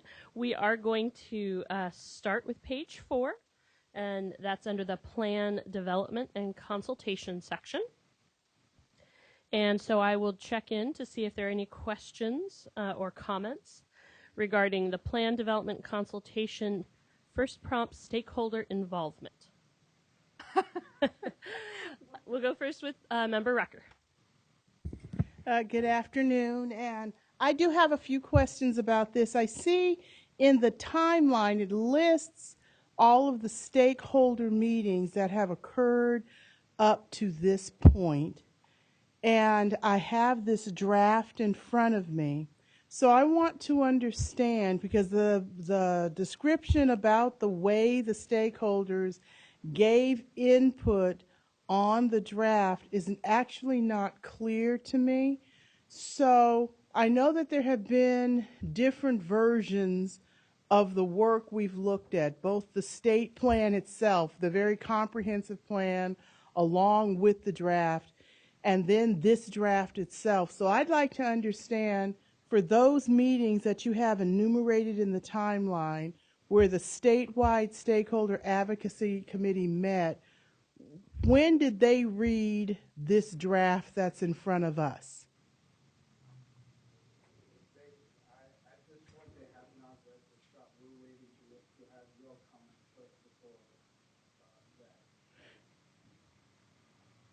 Okay, so the narrative said, all right, so then let me ask the question in a different way. So there are some statements here, such as on page 5, where it said the advisory committee provided structured input on the development of the state plan and provided input for developing a comprehensive vision of a statewide CTE system. So you're saying that after we've given our input and you've had a chance to revise the plan based on our input, that's when they'll see the actual plan. All right, so I'm actually in the context of what we're doing, this is what's going to be what the narrative will say at the time the plan is submitted. So they haven't actually done this yet. Correct. Okay, I needed to be clear on that.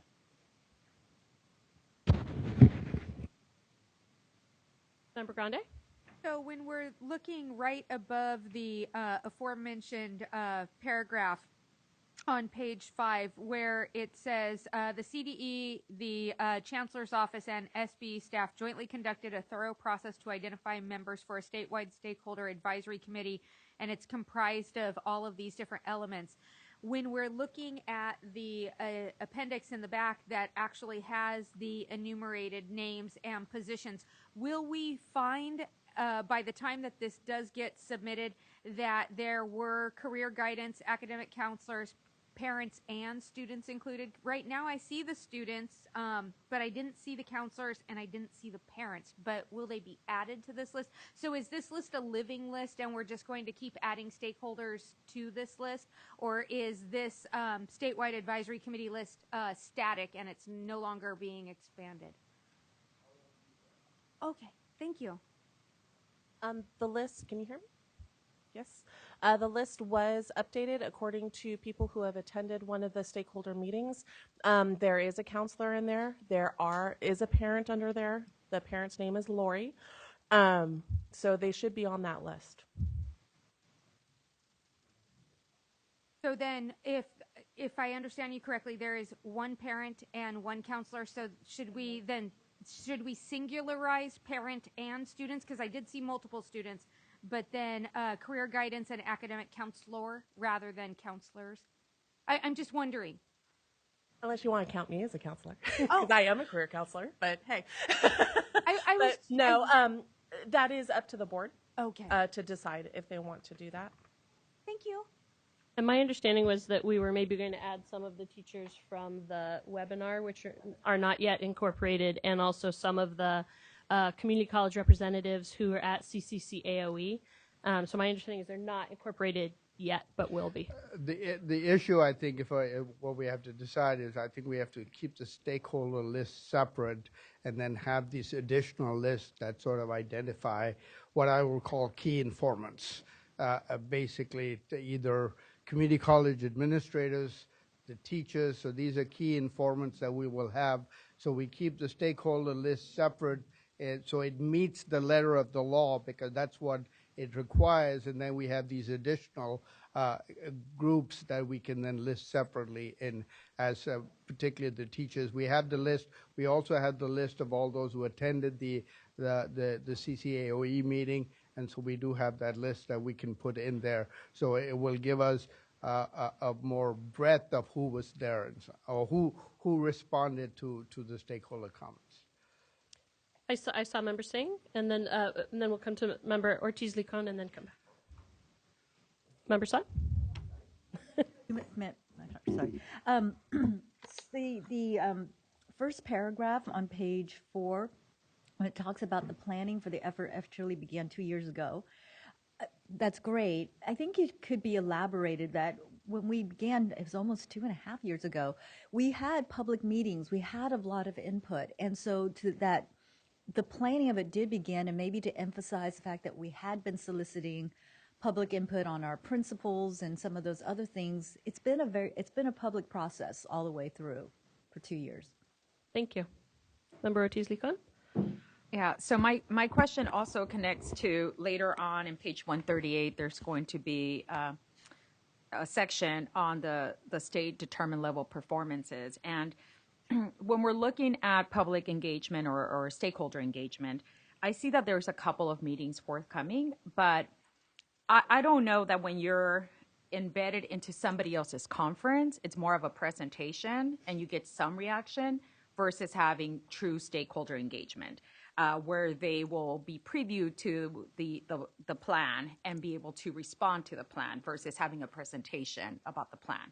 And I know that for the state determined levels of performance, those also require public comment and making sure that there is an opportunity for us to respond in writing. So when all that said, and I know that's going to be discussed later, and I've been looking for the section VB to see what our baseline data is and our targets, but those needed to come from stakeholders, and it needed to be through a process where they're also allowed to weigh in on public comment. So I just want to be mindful that the timeline as it stands doesn't really have an opportunity for that, because instead they're responding versus creating the state level performance or recommending performance levels. So just something to consider as we're going through this. Idea was to create those baseline, so we use data that we have right now to create that baseline information and the projections, and then we have a subset of the larger stakeholder group that we will bring and ask them to review that, and then have prompts, if you want, for them to respond to. And so if they feel that some, let's say, indicator is too high or too low, or in that sense, we can sort of adjust that at that time. But we needed to give them a baseline rather than going to them and say, what do you think about the state SDPL for high school graduation rate, or for employment of community college graduates. So I think we needed to give them some information to begin with before we actually went and had that conversation. We had hoped to have this conversation prior to this, but the time, given the decision that we made in this last meeting about moving from the larger state plan to the Perkins 5 plan, put all our baskets and all our resources in trying to get this document ready for you to read. So we will be doing that over between now and the time we revisit this at the end of January. Because, I have to honestly say that when I received the copy of the state plan, I went back to my files. And in my files, I had been provided by not the department or the state board, but a group that I work closely with in DC, where they had done a deep dive and they looked at CTE under Perkins 4 and then the changes in Perkins 5. And as I was looking at that to remind me of the changes that the law is calling for, and I was reviewing the state plan, I'm like, oh, we've never had a discussion about state level performance, and I forgot that. And so that is where I remembered this is something that has to be included in the plan, and this is something we haven't discussed.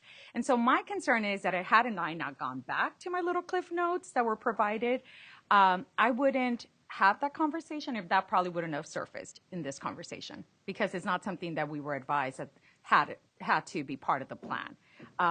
So that's a concern to me. This should have been provided internally versus me having to rely on DC friends who know the law well enough to digest it and separate it and provide these little cheat sheets that are now helping me as a policymaker to see, are we actually doing this? Thank you.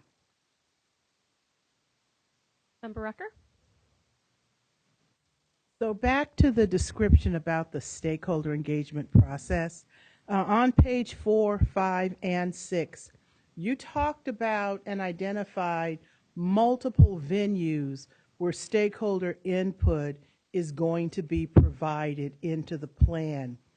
That's not included in this section on pages 4, 5, and 6. And so relative to what Chair Grande said about the composition of the current statewide stakeholder advisory committee, while there is a concerted effort to make sure that there is feedback from teachers in different venues, including a couple of statewide conferences and a specific and targeted online conference call and webinar that was done with inviting teachers, there is one CTE teacher on the statewide advisory committee. So the description, while it suggests that there are multiple teachers, there's only one, so that S needs to be taken off.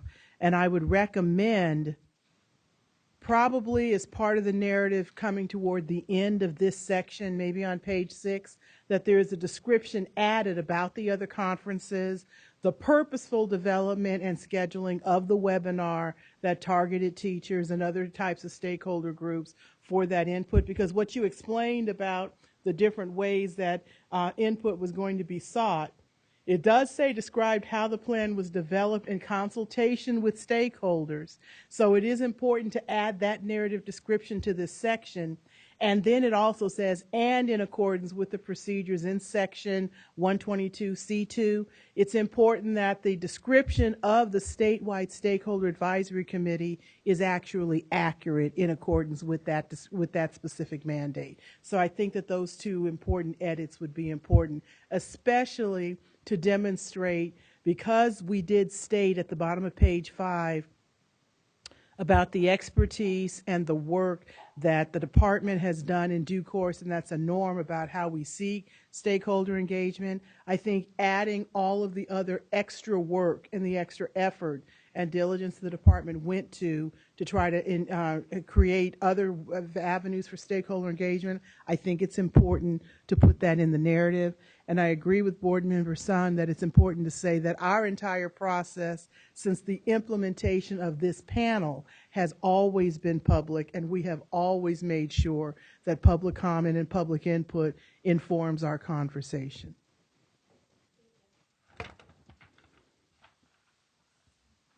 Seeing no other hands, I'll move us to the next major prompt, which is page 6, distribution of funds.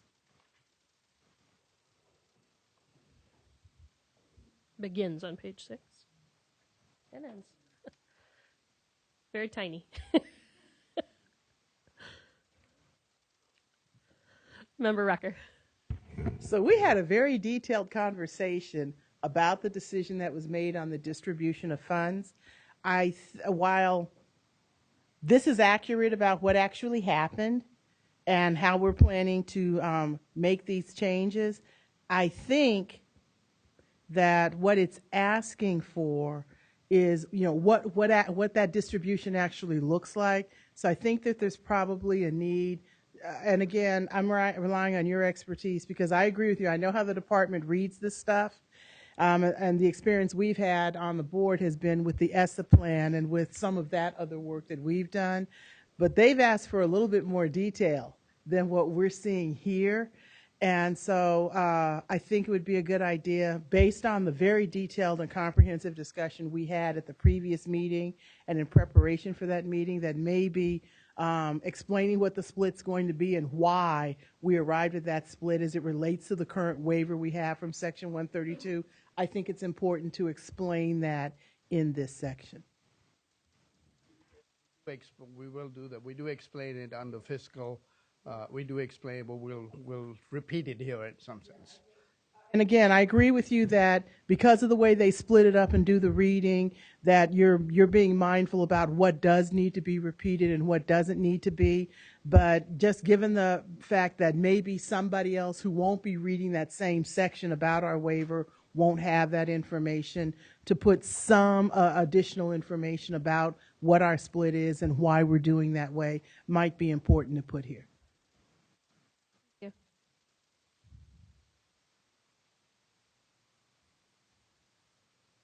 Seeing no further comments, we'll move to A3, the public comments, pages 7 through 9. Member Grande. I was wondering, under the heading on page 9, public hearings, how we're defining the concept of what makes a public hearing. So when I look on page 7, and it says, public hearings were conducted after appropriate and sufficient notice for the purpose of affording all segments of the public and interested organizations and groups, including charter schools, authorizers, and organizers, consistent with state law, employers, labor organizations, parents, students, and community, an opportunity to present their views. I'm wondering if maybe we should remove from this section on 9 any reference to the CCC AOE, because I don't think that would meet the criteria of a public hearing, since only those who were registered for the pre-session in CCC AOE were entitled to attend that session.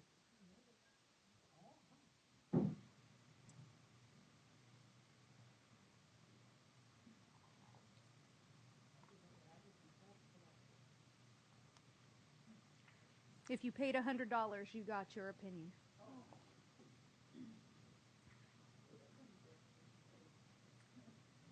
Okay. Are we ready to move to B? No, so I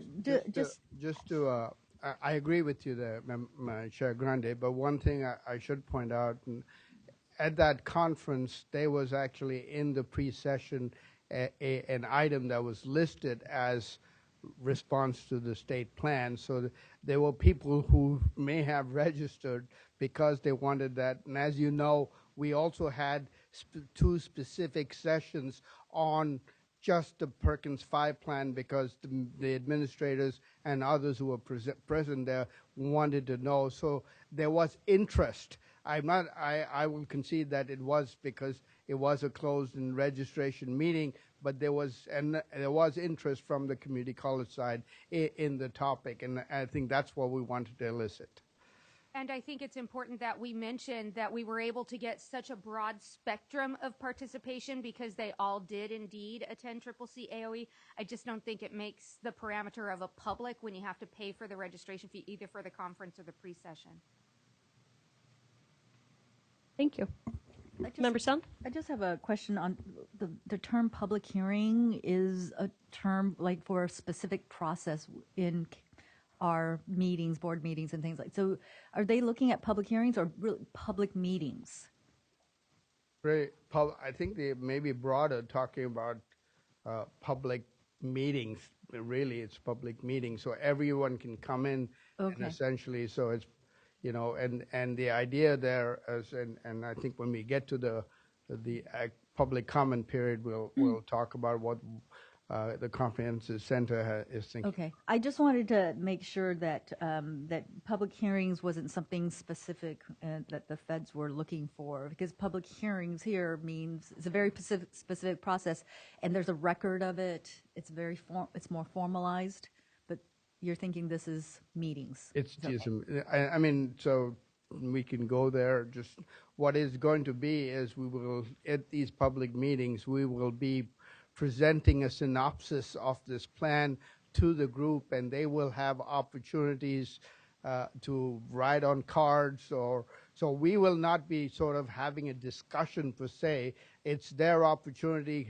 Okay. If they've read the plan, we will have copies of the plan there. If they wanted to go through that and look at something, they may have a particular section that they're interested in, and they can come and make a comment, and we'll just collect those cards. Okay, so and you may also want to then make note of the public meetings that will be held through the Community College Board of Governors and through the State Board of Education would be counted as public meetings and public hearings for this plan as well. Thank you. Okay. So we'll move on to section B for program administration and implementation, starting on page 10. Do we have any comments related to the state vision for education and workforce development? So again, starting on page 10. Can we make a note that there are now 73 community college districts? So anywhere that we have 72, if we could do a find and replace and make that 73. Thank you. Member Rawlings?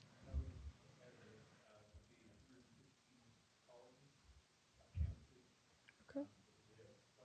A few more campuses than you have colleges. Understood. Thank you. Member Sun? Yes.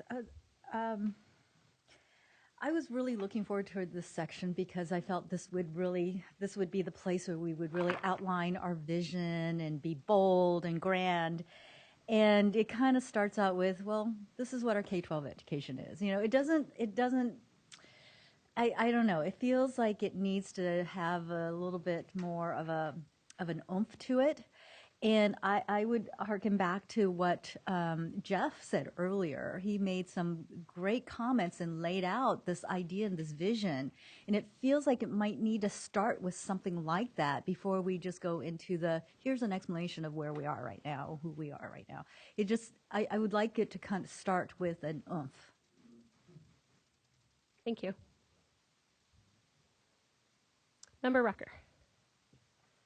I think that's what also is important is to make sure that we're intentional in making sure that this is not a standalone or compartmentalized program, that as it relates to both the K-12 and the community college, that it's being integrated into the work that's being done. So you lay that out with talking about the community college program, the vision for success. I think you're going to have to talk about how this plan fits in with and will align with the local control accountability plan. I mean, that was something we talked about at the last meeting, that we need to articulate the state's clear intent that what the California way is. So I think that this section needs to explain what is the California way, and that how we are unifying both program planning and accountability in this uniform process that's articulated for K-12 districts in the LCAP. And I think that goes back to what Board Member Sun is talking about concerning the accountability and concerning explaining that this is our opportunity to articulate. It is our intent to make sure that there is a clear alignment and an invisible boundary between the implementation of Perkins as a program and the work that K-12 programs do through the LCAP. So that in the same way the consolidated application that implements the funding for ESSA is an addendum to the LCAP, that the funding that is provided through the Perkins grant is also implemented as an addendum to the LCAP. I think that this is an opportunity to clearly articulate that in this section of the plan. Thank you. Member Ortiz-Licon? Thank you. I need to get a better understanding because we've talked about the program application and the plan. And I'm wondering if what we're looking at is the application, right? And so I don't know if I need to realign my chakra points to be more critical because I wasn't looking for the because I thought, well, this is application, but we're going to have this larger conversation and it has to be aligned. I'm not saying that it has to be disjointed because it's going to be foundational to the plan. But this is the application we're getting ready to submit. This is not the grand plan that we've been talking about. Okay, so is it that you're getting right to the point because this is the application? That is the intent, to get to the application. So create the foundational information that we need to sort of address. But I will agree with Member Rucker that there probably has to be a preamble to this section, and there probably has to be a conclusion at the end of the section that sort of say, how are we going to do that? We're not saying so why, more importantly, why are we going to do this more than how are we going to do that? So thank you for the general comments. Let me just go section by section underneath this because there are 4 subpoints for number 1. So let me double check. Do we have any comments specific to the state career technical education programs aligned to education and skill needs of employers, pages 10 to 36?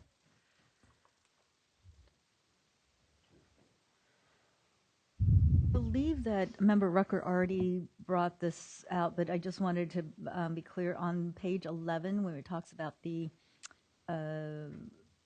different apportionment funds. You mentioned LCFF, but particularly with 9 through 12, there is the additional funds, I forget what it's called, the supplement to support career technical education. 0.6%, I think. Yes, so it's just something to emphasize as well.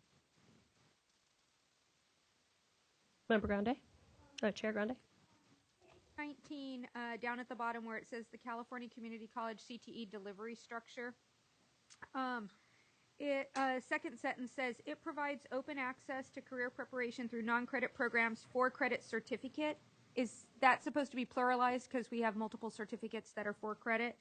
And then not for credit certificates, not for credit courses, not for credit programs. It seems like it's missing something after the not for credit. And degree programs leading directly to employment. And then at the bottom of it, it says across the system, courses are offered in more than 270 occupational program areas. But then over on page 23, under California Community College credit-bearing occupational programs, it says California Community Colleges offer college-level courses in more than 270 occupational program areas. Is that statement true, that all of the 270 occupational programs would also be college level? Or are there some that are not for credit, non-credit, that are not college level? I think we would call on the Chancellor's office. It probably needs a little more research for us to be able to answer that. It's just a question to make sure that there is accuracy in those statements. Thank you. We will verify the 270 occupational programs.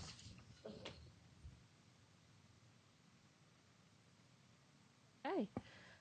So I will move. before we move on, bottom of page 23, it says programs on most campuses are overseen by vocational deans or deans of vocational education. Can we change the second vocational to career so that it would say programs on most campuses are overseen by vocational deans or deans of career education and economic development?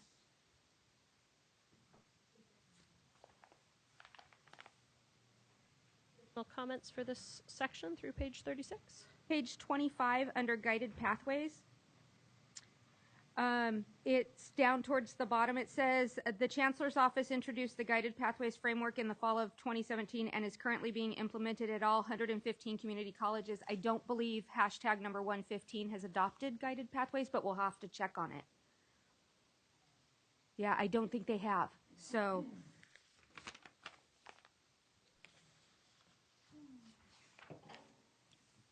yeah, the 115th is competency-based. yeah. So I don't know if they've done guided. I don't know. I don't know the answer to that one.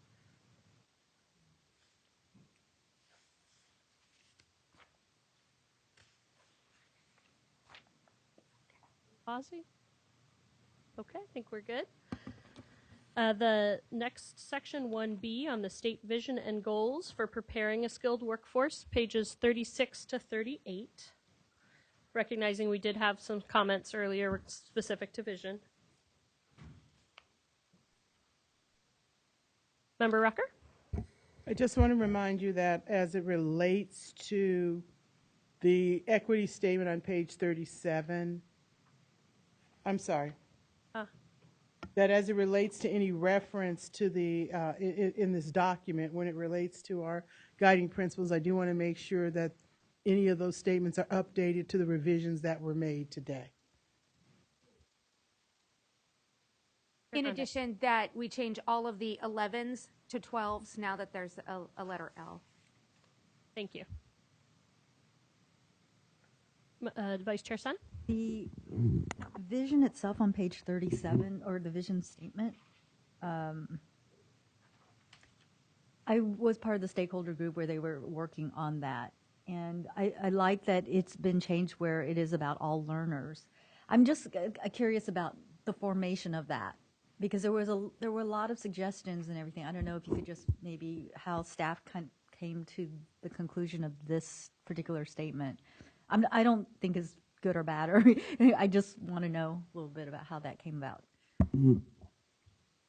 We had a group that worked on the vision and mission statement among the stakeholder groups, and I think we took those documents and we reviewed that and we put that what they provided us. I would say that we haven't sort of vetted that in different ways and that may be a discussion we need to have when we develop the state plan, because that's where we'll start, is essentially with the guiding principles and now the 12 college and career pathways to sort of, so we are sort of coming back to using that framework to develop a vision for CTE as we move forward. So that may be, so again, like before, this may be just a placeholder in here that essentially what we got from stakeholders, and maybe it needs to be clarified that this is from the stakeholder group and that more work needs to be done in this area. So is it the vision and then our eventual goals that all learners, K through 14 through community college, will engage in high quality, rigorous, relevant career pathways and programs? I'm okay with that. So we're saying that every student will be engaged in high quality, rigorous, and relevant career pathways and programs. That's what we hope to see, or aspire to see. Yeah, I would suggest that that's to the advisory committee to determine.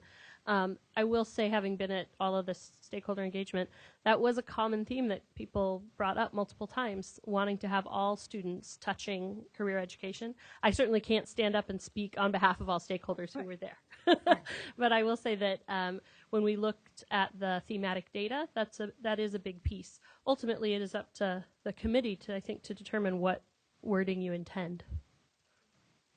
I really like the aspirational aspect of this, but if we approve this, I think that means something for where we're seeing career technical or CTE, career pathway, workforce pathway programs. And I'm fine with it, but we just all need to make sure that, hey, we know this is where we're going. Yes, Member Ortiz-Licon. I think we're moving into a huge philosophical conversation because I think that before, and as a parent of two that are going through the public school system right now, I want to make sure that these are high quality. And we have to really address that because you have to remember what, for many communities of color, what this used to mean, which was a tracking system. And so there is still that trauma in communities. And I know when we try to build high quality career pathways, when in my days at a district, a lot of communities, and in particular Latino communities, really rejected some of the small learning communities we were hoping to establish because they thought, well, you're saying that my kids are not going to go to college, right? And so there's still a lot of misinformation. There's still a lot of trauma of what this meant when we had tracking systems. And I think that before I co-sign, I have to make sure that we've discussed in the past the hierarchies in career pathways. Sometimes there's gatekeeping courses before someone could join into a career pathway, and the lack of diversity in some career pathways. And so for me, that's something that we also need to consider when we make these statements, and we have to also really structurally look at what we're setting up for our students and make sure that it's of equal quality, of equal access to all students, and that if we're saying this is good enough for Latino students and African American students, we better see some white students and Asian students also wanting to bid for those same career pathways, because then we know it's of equal quality. Member Rucker. So to the point of my colleagues and what they've already expressed, there's two things that are happening here. First, there is the desire in this vision statement to make sure that what is being expressed is aspirational. The reason why that aspirational statement becomes important, particularly in the field, if it's not here and articulated clearly in this application, when these LEAs receive their funds, they do not see a responsibility to meet those aspirational goals if we don't say it. So there is a good reason to include this very important aspirational statement. But it also goes to the second point that's going to require not only some deeper philosophical considerations, but also it's going to require to look at the balance of the plan. If we do the work of making this clear, there's a reason why it was important to add racism to our equity statement, because then the other part of this is the accountability for making sure that in evaluating these high quality programs, that there are not gateway courses that have the unintended or purposeful outcome of creating a bar for students of color.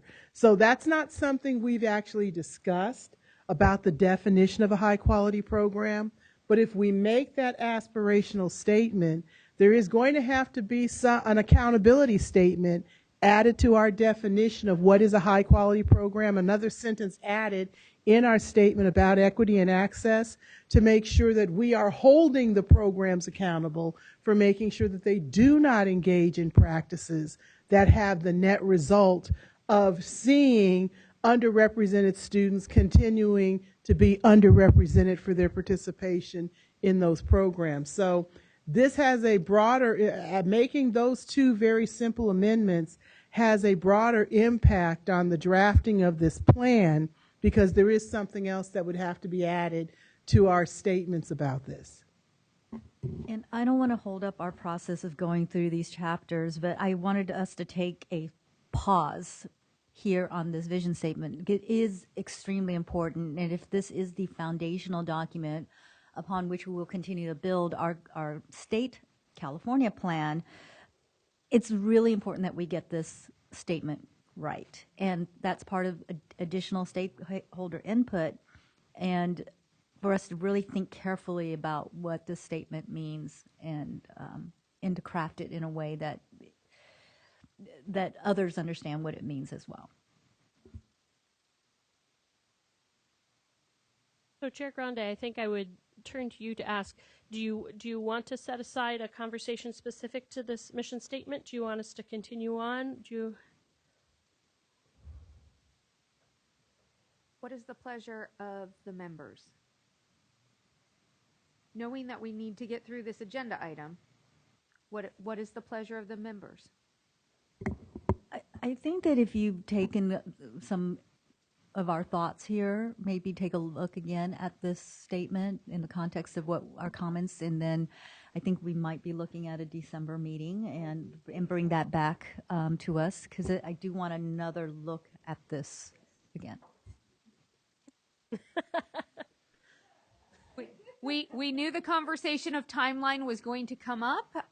We anticipated it, so we will definitely have that conversation. We will loop back around to it. We will. Okay. Yeah, this plan will be going to our state board in a draft form, and I feel comfortable. I would feel more comfortable looking at it one more time before I did that. I echo your sentiments.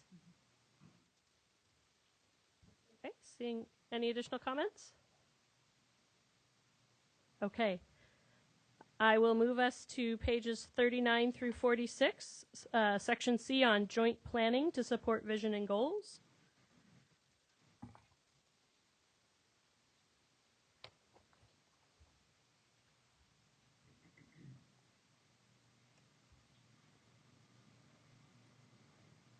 No comments? Oh, we got one. Member Rucker.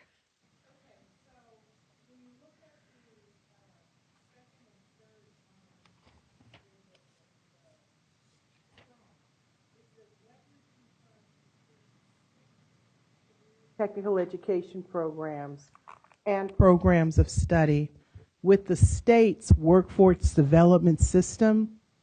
Okay, so in doing the preview, and I appreciate the good doctor's preview that he did before lunch about what's in the plan and what's being considered. He explicitly mentioned WIOA, but as it relates to the state's career and technical education programs and programs of study, it's not just WIOA, because I'm sorry, my microphone keeps going on and off. The red light keeps going on and off, so I'm sorry for that.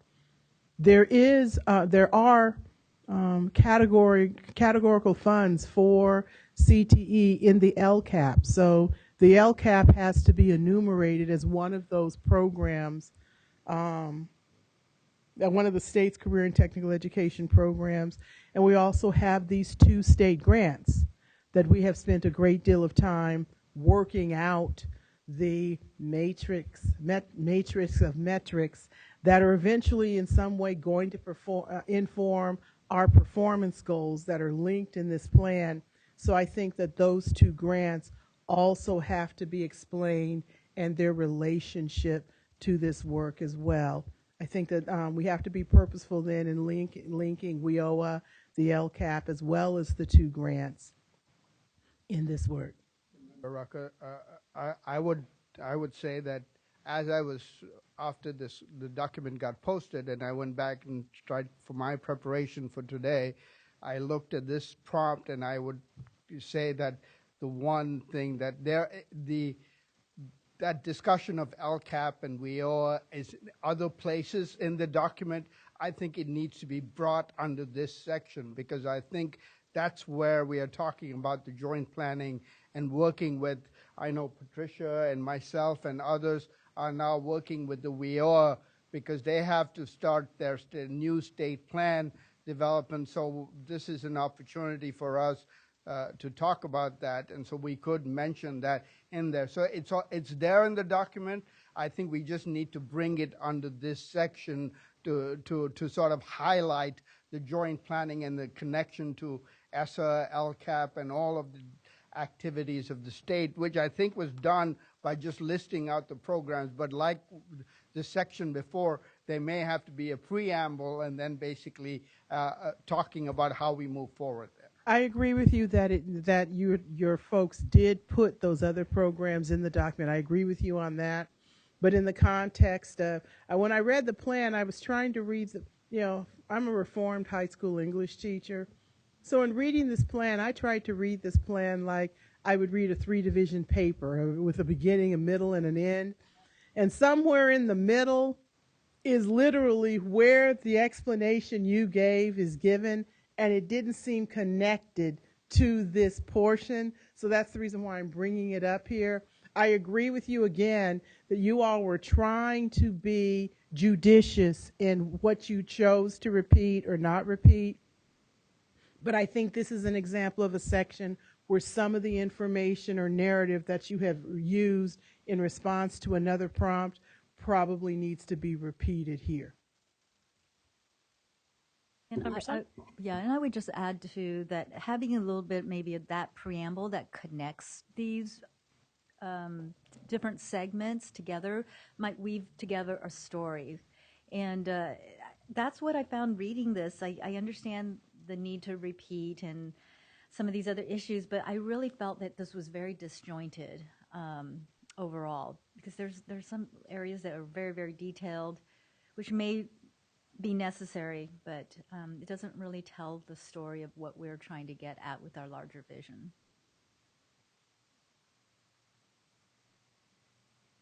Okay, we'll move to section D, use of leadership funds, pages 46 and 47.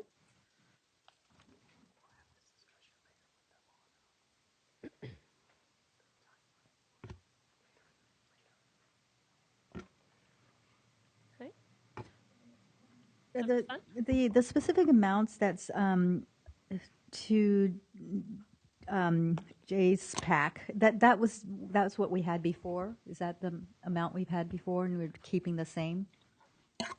The $150,000. Sorry, on page 46. You're saying specific to JSPAC? Yeah, JSPAC. Yeah. We're proposing 150,000, and then there was an additional 50,000. The 150 was the status quo. Was the status quo, and we're keeping it this way for the next plan? Okay. And that was a maximum they could receive, right? Okay. That is actually, that's a minimum. That doesn't mean we can't increase that in some sense, but it's coming out of leadership funds. So that's why we have to have a broader discussion about how we use this leadership fund. So there are two elements here. There's the leadership funds that we have to use, but there's also the reserve funds discussion, and they sort of intertwine with each other. And I think we need to have a broader discussion, not just between all of our three agencies, to make sure that we are aligned with the state and workforce efforts that are going on there. So I think that's so, and that's why, in some sense, the JSPAC was brought out. I think Guided Pathways is another one that's there. So they clearly the opportunity for how those funds get used. And I think it's something we need to discuss as we move forward. Okay, that's great. Then can we put a little pin in this and have that broader conversation? Because given our emphasis on equity, and we talked about some of the great work that JSPAC is doing, but spreading out what they're doing a little bit more, we might want to consider more funding. Yes. I would definitely agree, but I do know that they're also getting an additional $50,000 to work with special populations, right? In another, but I think as we move to looking at performance and those schools or districts that are not able to meet some of those performance, they may need additional support, and I think that that's where we could consider how we could perhaps increase their. And they would have to allocate the funds that have been allocated to them for targeting that. Oh, I see. Okay. I see a lot of heads nodding. Sounds like. Okay. So I think we're ready to move to section 2, which begins on page 48. This one has sub-prompts and sub-subs. I'm not going to go into the sub-subs, so I'll stop. We'll go through sections A through H. So beginning with section 2, CTE programs and programs of study implementation. In particular, we'll go to section A, description of CTE programs and programs of study, which is pages 48 to 51. Chair Grande. We'll make sure to add the industry partnerships on page 49 with the rest of the bullet points. Yes, thank you. Member Rucker? If you could look at on page 48, the second paragraph, and I'm looking at the second phrase. I think that is a fragment. It says, given that California, comma, historically and by design, is a local control state. That's a dependent clause. Where's the rest of the sentence? So again, that's the English teacher in me coming out. So I know there was something that you intended to say there. And what it makes me think about is the comment we heard earlier in public, from the public about the need to make sure that we balance the mandates that the state has to create in developing this foundational document with the reality of what is going on at the local level. Maybe that's the opportunity to talk about how we are trying to create that balance. That might be maybe the way of finishing that statement is articulating our efforts to create that balance. I think that this is also the section going back to what Board Member Sung and Board Member Ortiz-Lincoln said about making sure that our high quality programs are not creating barriers to access for underrepresented students, that we're going to hold ourselves accountable for addressing and removing those barriers that have been in place. I think that that statement needs to be added here as well.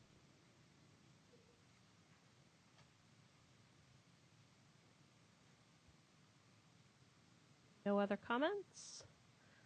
We'll move to B, program approval, and that goes all the way from page 51 through 65.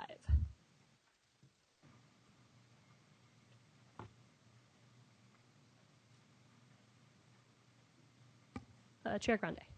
On page 60, it's the last paragraph. Under the guided pathways reform efforts, all community colleges. Can we please strike all?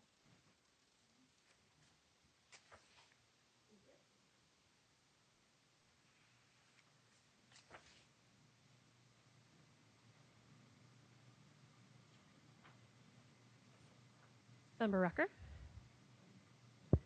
In another part of this plan, even though we have the flexibility, and I have been asked pretty regularly about the new flexibility in Perkins to fund career technical education projects in grades as early as the 5th grade, even though we are purposefully continuing to focus on using these funds for high school and community college programs.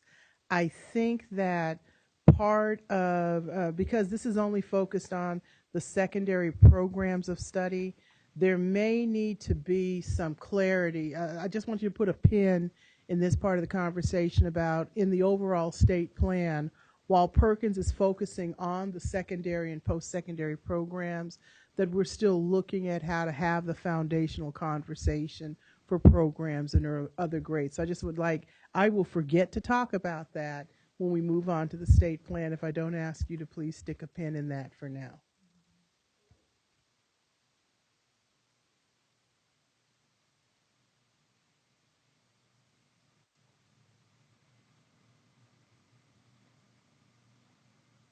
A larger section, so I'm going to pause so you all can flip through and see if there are pages, comments.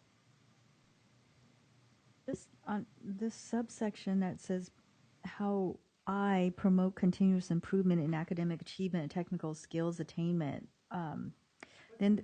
Well, that's the very beginning of that section on page. Is it 55? 51. Well,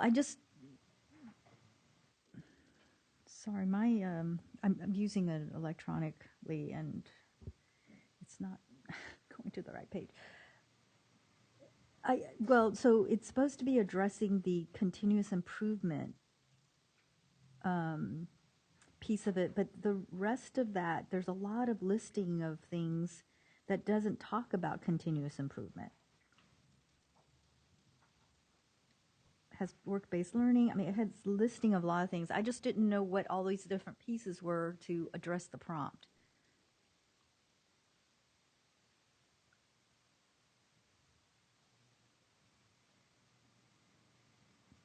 There's definitions of career pathway, there's all these other things, but I didn't know what those all had to do with continuous improvement. I think this just describes basically how we look at programs of study and secondary programs in terms of having some, I would use criteria to sort of when our staff goes out to monitor, these are the things they will be looking for as they in terms of making sure that they adhere to the new legislation. So that's. Member Recker? So again, is it related to my effort to read this document as one continuous narrative? I was linking this, continuous improvement for me as a term of art is related to outcomes and accountability. So I was linking that directly to the section on statewide goals and performance goals. So probably as it relates to these programs that are being listed, there we've identified, we spent a great deal of time on the CTIG and the Strong Workforce Program, enumerating what the metrics would be for evaluating the outcomes from these programs. It might be important for the programs that are listed here, since it is about promoting continuous improvement, to add a sentence at the end of each of these program descriptions about what are the metrics we will be using to measure the program outcomes, to document the continuous improvement toward meeting the statewide performance goals. That might solve the problem that Board Member Sun is raising. What do you think, Board Member Sun? I think so. I mean, this is a section where there's just a lot of information, and I wonder if you can address the continuous improvement piece without the listing of all of these additional pieces there. There's just a lot there. So if you can maybe this. Yeah, I think so. So I have a question on another part of this section, if that's okay. So on page 53, the guiding principles sentence at the top, we'll change it to 12 essential elements now. The section at the bottom of page 53, the term career pathway means a combination of rigorous and high quality education, training, and other services that, and it lists A through G. Just curious where those come from. That actually is defined in WIOA, and that actually is being included within the Perkins law. I mean, they've taken, like they took the special populations from ESSA, they took the definition of career pathway from WIOA. So this is the WIOA definition of career pathway. Okay, thank you for that clarification. And then moving to page 55, a CTE course, that the definition with those bullets, are those from another document, or is that our own definition? Page 55, a CTE course, and there's 5 bullets.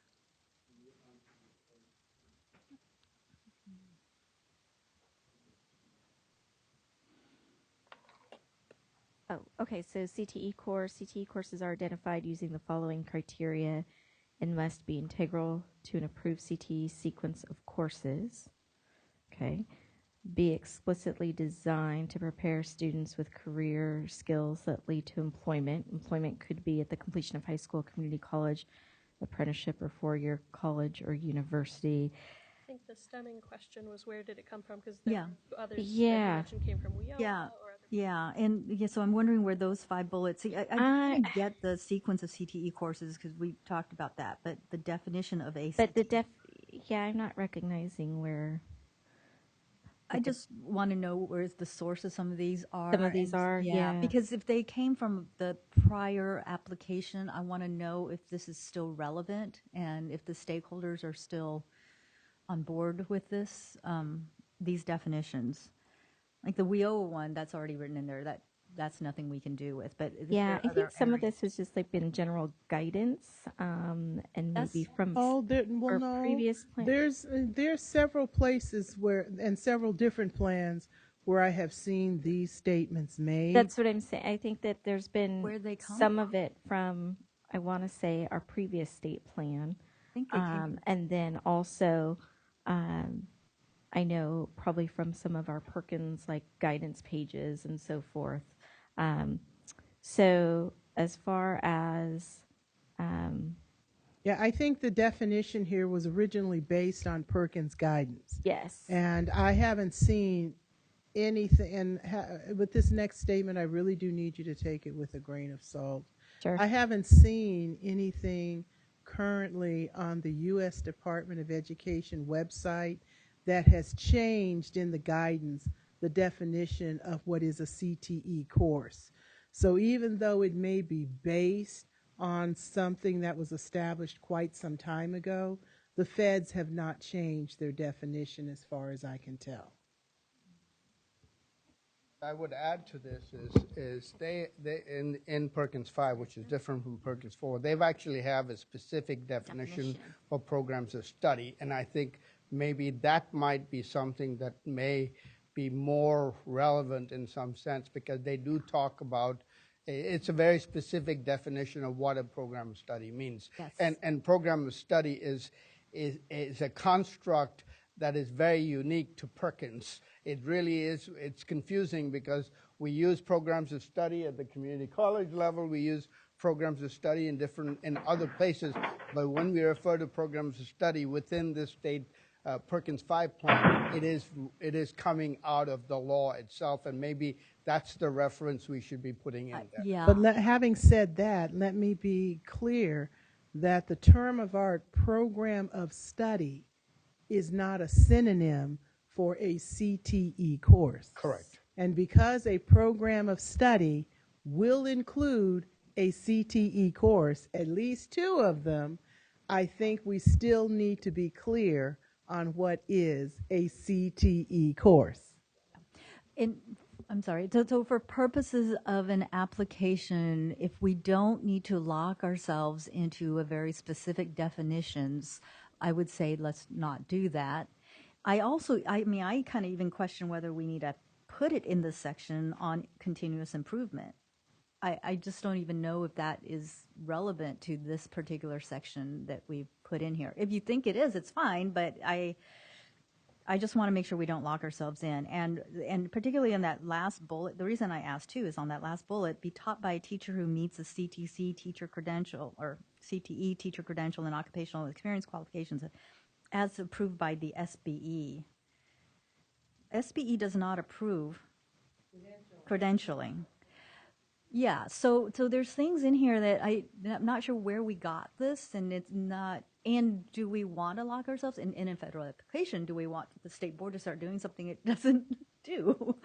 Well, I would change the SBE to CTC because they are the ones doing currently the study on any of this anyway. But just to leave it, if we don't need to define it in such a specific way, let's not. Okay, sorry. No problem. I just do want to clarify that there is a definition of career and technical education under Perkins 5. There is a definition for CTE concentrator, and there is a definition for CTE participant. So as long as we align ourselves to those definitions, because we will have to include those. Thank you.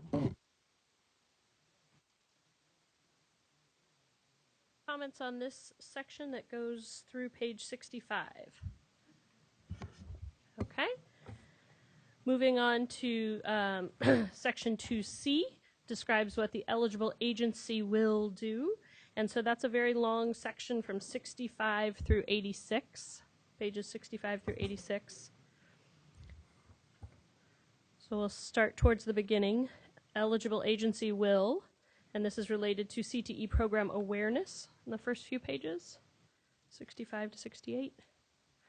On 67, under the guided pathways framework again, if we can remove the reference to all 115 community colleges.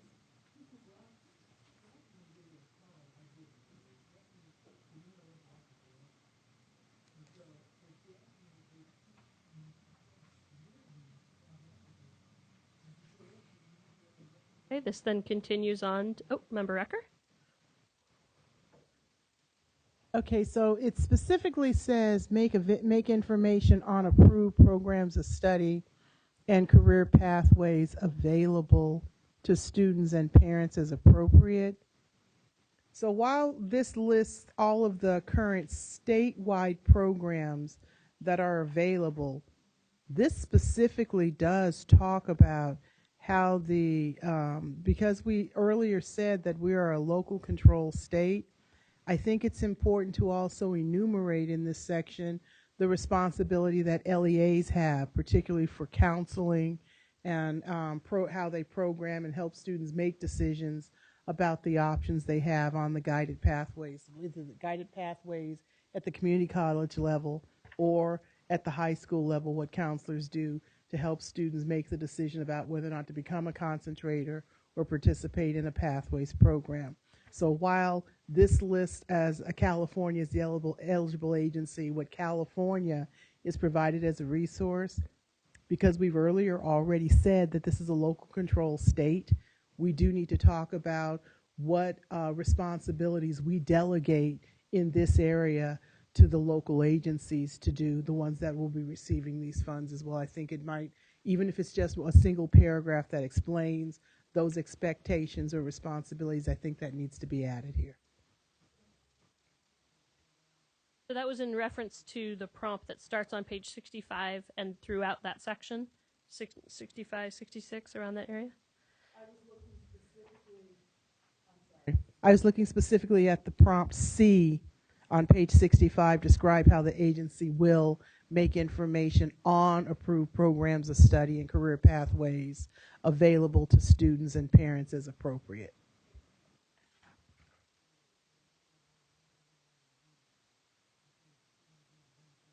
So this section C goes all the way to 86, but I'll move us slowly through it because I think it's a long one. You already there? I'm ready to go. In 73. Okay. So when I'm looking at ensure equal access to approved career and technical education programs, and so as I'm looking at this, in order to ensure equal access, it assumes that we have some data to see who's participating where. And when we're looking at special populations, there are some new populations that I don't believe we collect data for, such as single mothers. I think that's one of our military we just started. And so foster, homeless, I know that under ESSA we had to add. So how do we address this in a meaningful way without the data? And is the plan under our new data system to start collecting data by those student populations?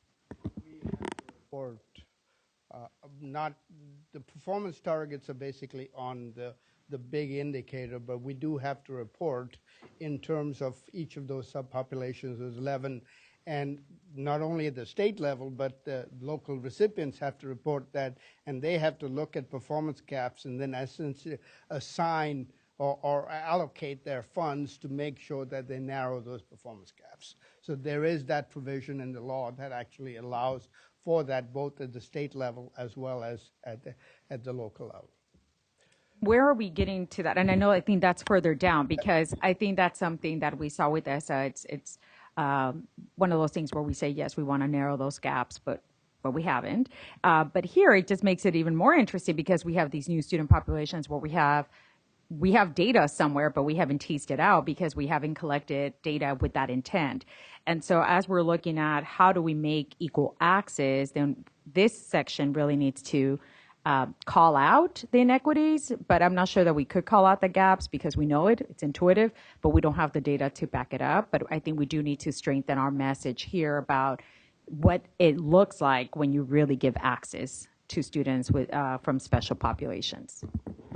We'll talk more about accountability, but just to preview that, I have been in discussions with the folks from CalPADS in terms, under Perkins 4, it used to be a sort of a catch-all category that says economically disadvantaged, and it included a whole host of subgroups within that. I have asked them to sort of look at trying to basically break that out by those, both at the state level and also for the districts when they go into CalPAT to look at that. And we're having discussions about that. Member Rucker? So what's related to this, going back to our earlier discussion about the metrics that would be used for the CTIG grant, in row 3, it talked about the explicit data that will be collected from CalPADS, and I think that that is directly on point to the information that's needed here, because the only evidence that we will have about equitable access will be information specifically about students. And one of the points that I had made this morning, it says in column I that the metric to be collected on the local level will be reported as a lagging indicator. So it's important also for us to think about the difference between what will be collected as concurrent information and what will be lagging indicators on these state performance goals going forward. As we get to that conversation about state performance goals, we're going to have to enumerate which metrics are going to be some of those lagging indicators, especially since we will rely very heavily on what's collected and can be culled out of CalPADS.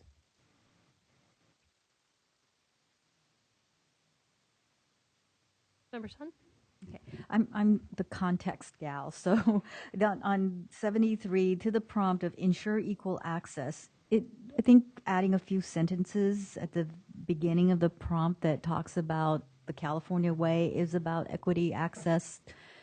We're pretty consistent in that through both the K-12 and the community college systems in what we're doing, and then also in our guiding principles as well.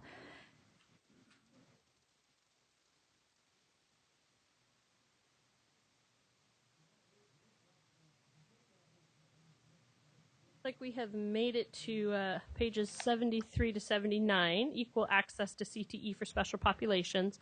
I just want to make sure that we didn't miss anything before. Of any comments? No? Okay. So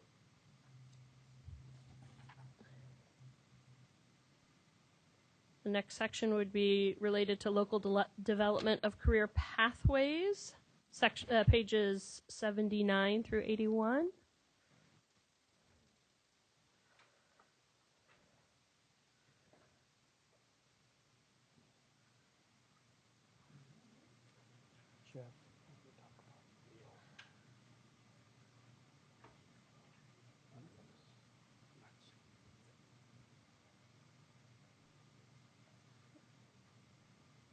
I see a question mark forming.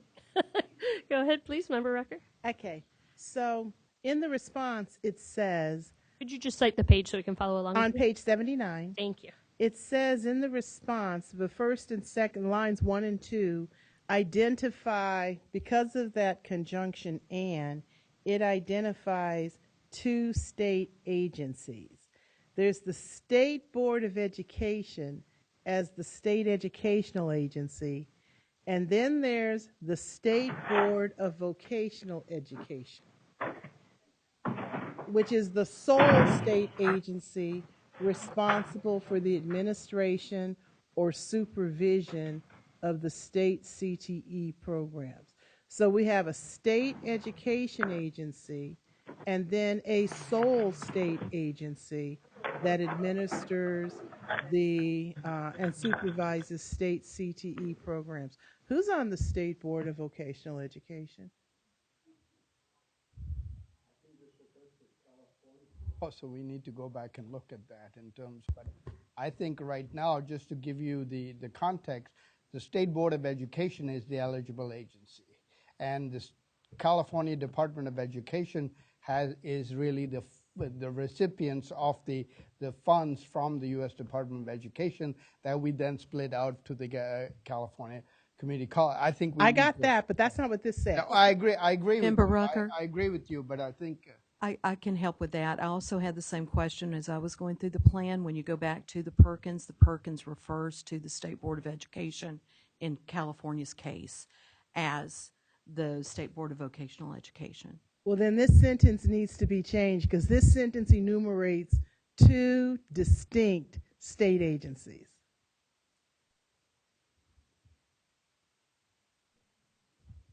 Thank you. So we've.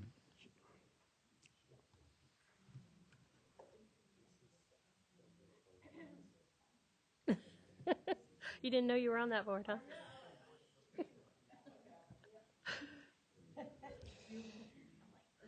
Other comments?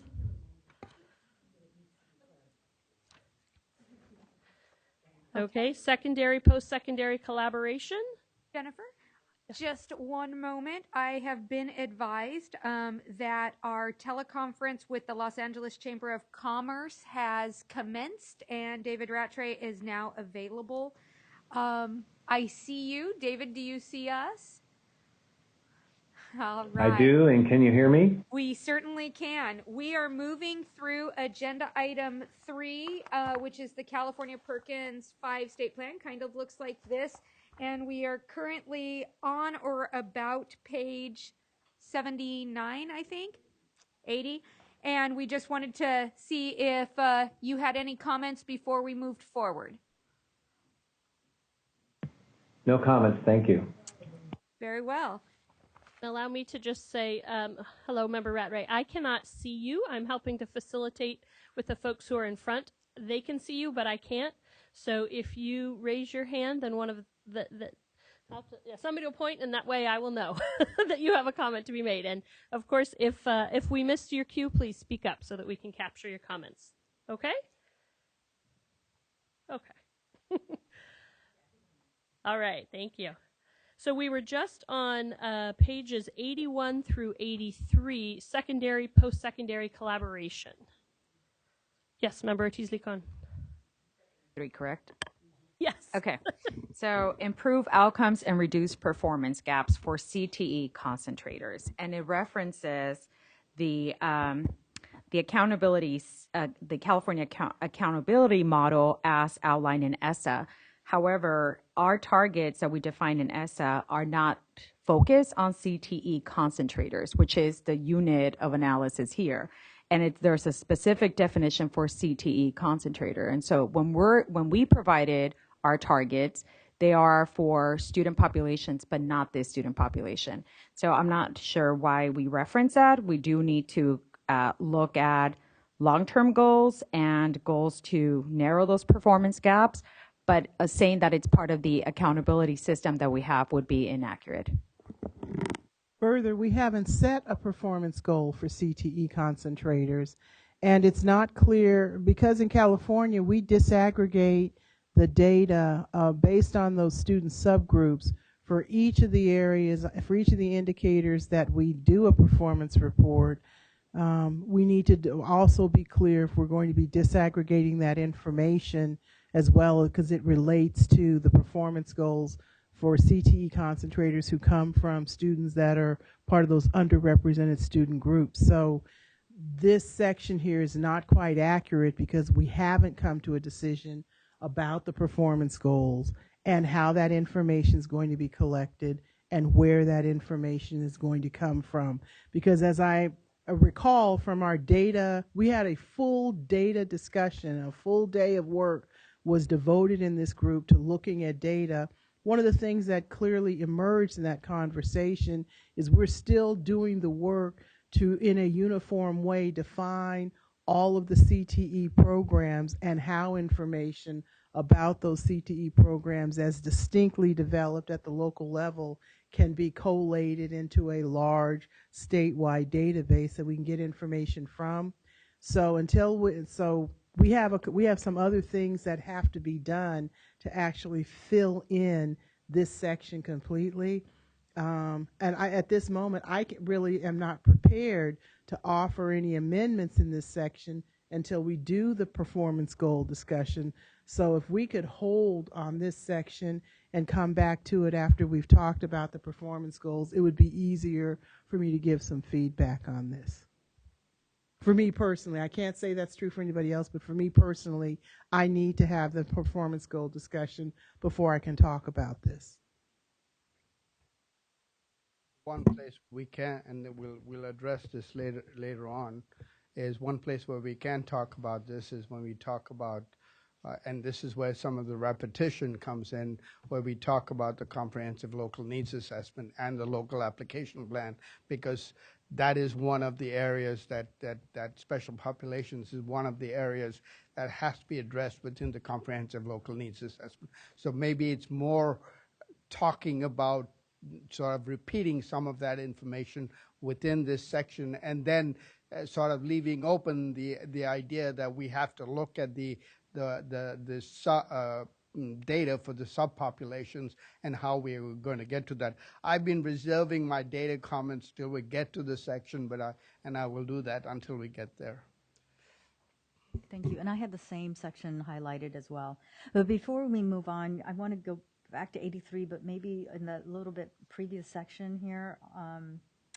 Page 83, the second paragraph, the ability to understand and address legal ramifications of employers in offering work-based learning was listed as top priority for stakeholders. So there's a couple comments here from stakeholders that they discussed, but in this application, is it okay just to say what the stakeholders said, or are we supposed to provide and offer a plan to address what the stakeholders said? It happens in a couple of other places too, so I was curious, is it enough to say we held stakeholder meetings and here's what they said about it, but shouldn't we be offering a solution or a something that the state's going to do about it? Yeah. To answer your question, I think we made that statement, and I thought we'd address that in the larger plan, because that's, if you look, I won't go to that, but if you look at attachment 3, that's where we start in the stakeholder comments, and then we come back to them and try to tease out a lot of the planning behind that. So I wonder in these sections then, if you say based on stakeholder feedback around the legal ramifications of blah, blah, blah, blah, blah, the California will A, B, and C, that way you're doing something about the stakeholder feedback, not just stating, kind of throwing it out into the ether. Well, this is what they said. Thank you.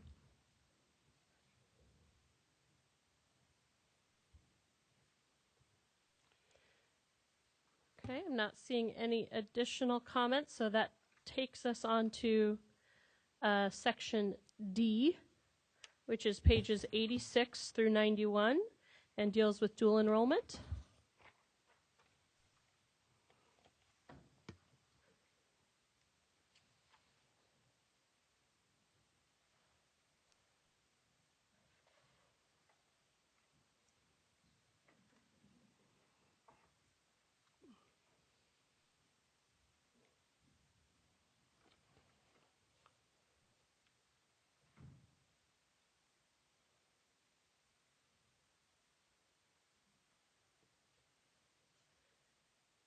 Seeing no comments, should I move on, or we need another moment to flip through? Good, okay. Section E, which is pages 91 through 93 on stakeholder input.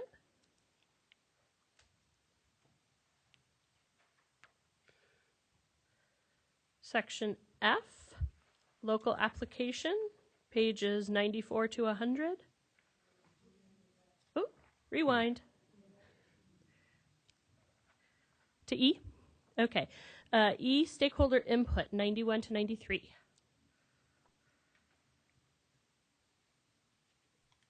Member Rucker, yes, please, sorry. I apologize. Okay, so as it relates to this, again, I want to remind you that there's several levels to this particular work on stakeholder input.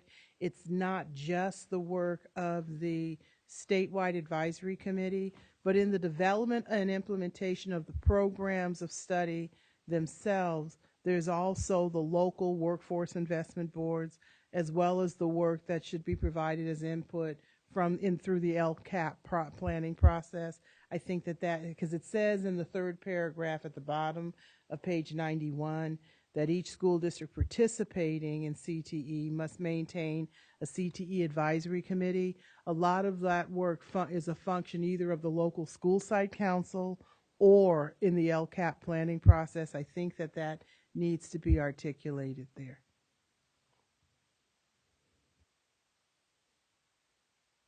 Member Sen? On page 92, just repeating what my comment from the other section around the stakeholder input sections where it talks about stakeholder, let's also talk about what we plan to do with the input.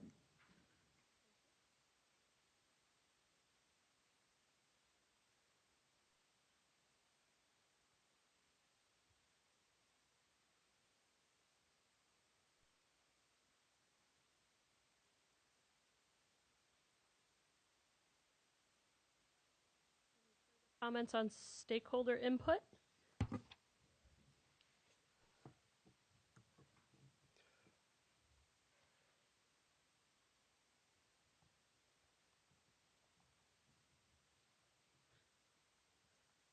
Okay, I'm going to move to F, the local application, pages 94 to 100.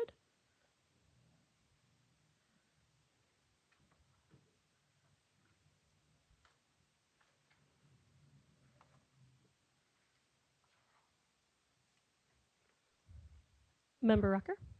Okay, so this is more an observation, and I'm not really sure what to do with the observation. I actually tried to go online and take a look at the grant management system. And since I'm not a person who would be making input to this, I have no idea. I couldn't see much more than what the description of it was. So I don't really know how that works. But the thing that actually caught my eye in reading through this was about the comprehensive local needs assessment. Since there's already a planning requirement for schools that receive some level of support or intervention to do a comprehensive local needs assessment, and there is a requirement also through the local control accountability plan that some comprehensive local needs assessment is also done. Because these letters are capitalized and there's actually an acronym attached to it, is this a separate activity that exists just for Perkins that is different from the comprehensive local needs assessment that districts already are required to undertake and do? I had to rely on my colleagues to answer some of that question, but let me just talk about Perkins itself first. And I mean, the comprehensive local needs assessment essentially is a new item under Perkins 5. It Yes. has never been there before. It's, Yes. And so it is a new item that has to be done. If you take the academic year as your benchmark, it has to be done sometime around the first of the year in order for the locals to collect that information that feeds into their local application. So that's the Perkins part of it. And then when it feeds based on that comprehensive local needs assessment, that's where they will address the performance gaps. There are essentially 6 items that you have to address in that. So that's the Perkins piece. Now, I know, and I will take my 100 days right here as a not as an excuse, but as an approach. But what I was trying to do, one of the things that has always, even before I came here, and this is because of the previous state I was in, which is you have very small rural county recipients of this who get 15,000, 16,000, and it was unfair for us to ask them to allocate a portion of their money to do the comprehensive needs assessment. So how does the state get involved in that process? So whether it's Iowa, whether it's California, or any other state, what states are doing is to build templates. So the reason I say 100 days, I started immediately with my staff to talk about that. And this, you might want to think that's why the word transition there is, because what was supposed to be done a year ago, we are now doing that in terms of transition. And maybe a year from now, we'll have the full implementation and have, so that's one point. The second point is, who does that? I know in the LCAP, for example, it is the county offices that actually do the work, and it stays there. Under the federal Perkins regulation, we would have to, as a state, talk about that and get that information to the staff to review that information. So that's the second piece that we have to look at. How does that get done? So if it's an addendum, can the getting that addendum to us? And a third piece is when we have to look at things like labor market information and other kinds of things, it might not be a bad idea to have conversations with the community colleges and the centers of excellence and work with them to try and do a more comprehensive. So as an example, we could have the County Office of Education do this local needs assessment, and in that area, all of the school districts who receive the Perkins funds would do that. So there are different models out there that we can use, including the one within the LCAP, but that conversation we haven't had. So what you have here is essentially, I would use the word the stopgap measure to sort of allay the fears of the local, that we are actually talking about comprehensive assessment. And last thing I would say, when I reviewed the program management system, in California, a lot of the questions that were being asked that were required under the comprehensive local needs assessment was already in our local application plan.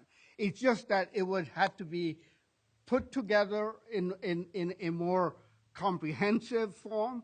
And more importantly, the one thing that's, they do that, but it's not very clear, is it does need a stakeholder group similar to the categories that we had in our statewide stakeholder group. So all that requires time. And what I'm doing in this, to be honest with you, I would argue that this is something that will come back to us and ask from the U.S. Department of Education. I'm putting this as a way of saying we are having discussions and we'll sort of expand and refine this as we move forward. Okay, so let me begin by saying I like your approach. So that's, I'm going to amend one of my personal mantras. I used to say, I may not be perfect, but some parts of me are excellent. So I'm going to amend that to, I may not be perfect, but some parts of me are excellent, all the rest are under continuous improvement. So, so I like that. So that'll be a good thing. Thank you for the person who clapped, by the way. All right, but so my question is, there are some elements that you've identified here for the 6 pieces of this comprehensive local needs assessment that are common to the local needs assessment that K-12 schools are already tasked to do, whether it's for the local control accountability plan or because they have been identified for some sort of comprehensive intervention or support. But we also know that many schools do not have the capacity or the understanding or a template for doing this work. So the reason, what my question was, I'm going to rephrase the question. Because you've identified this plan with all these capital letters, meaning that's a proper noun, is this a document that already exists, or is this something that is under development for us as a state?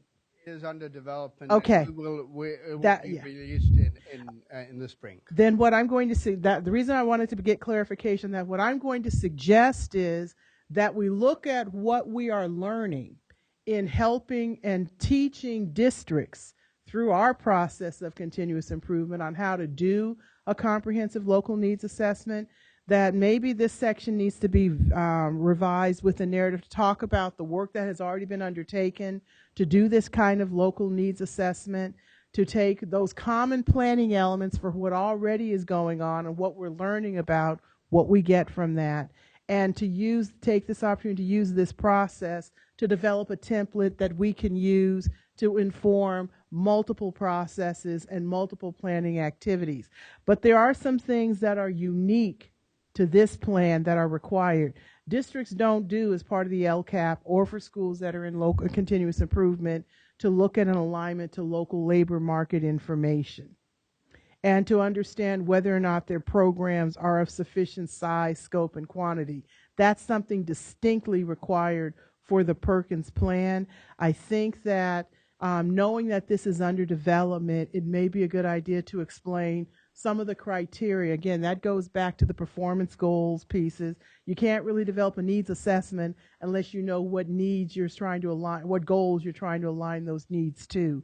So it may be important to say that this needs assessment will be aligned to our agreed upon state performance goals. It may be important to say that.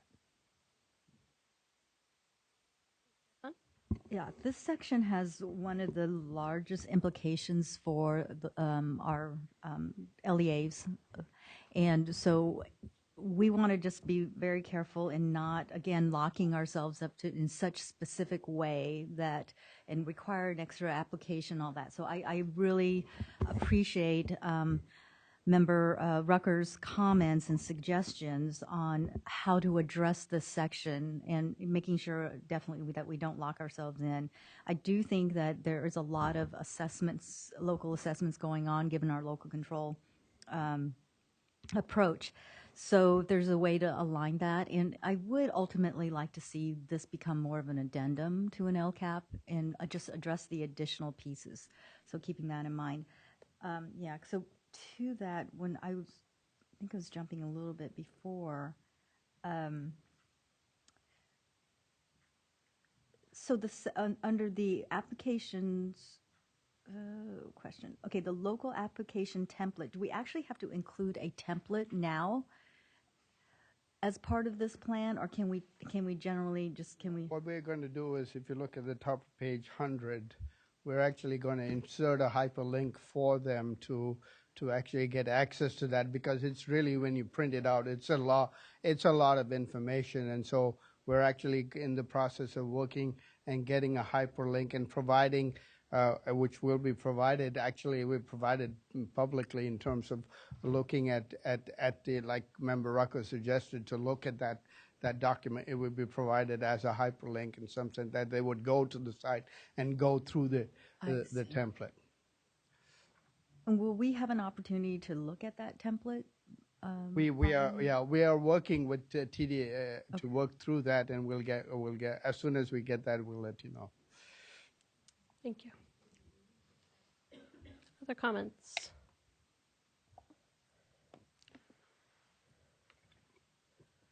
So this has taken us all the way up through page 100.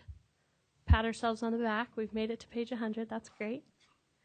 And even greater is that G, section G, local needs assessment, is what we were just talking about, and it references the section above. So that lets us go to H, which is size, scope, and quality, page 100 to 105.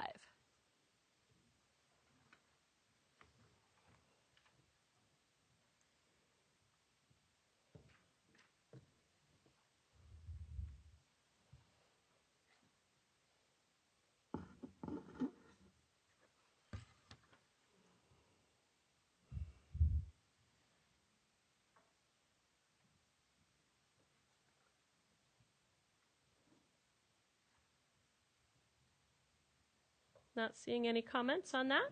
Okay. Yeah, well, and we can come back if Member Rucker has some comments on these earlier sections. We can certainly come back. That moves us to section B3, which is meeting the needs of special populations, beginning on page 105. That has one major section, A, the program strategies.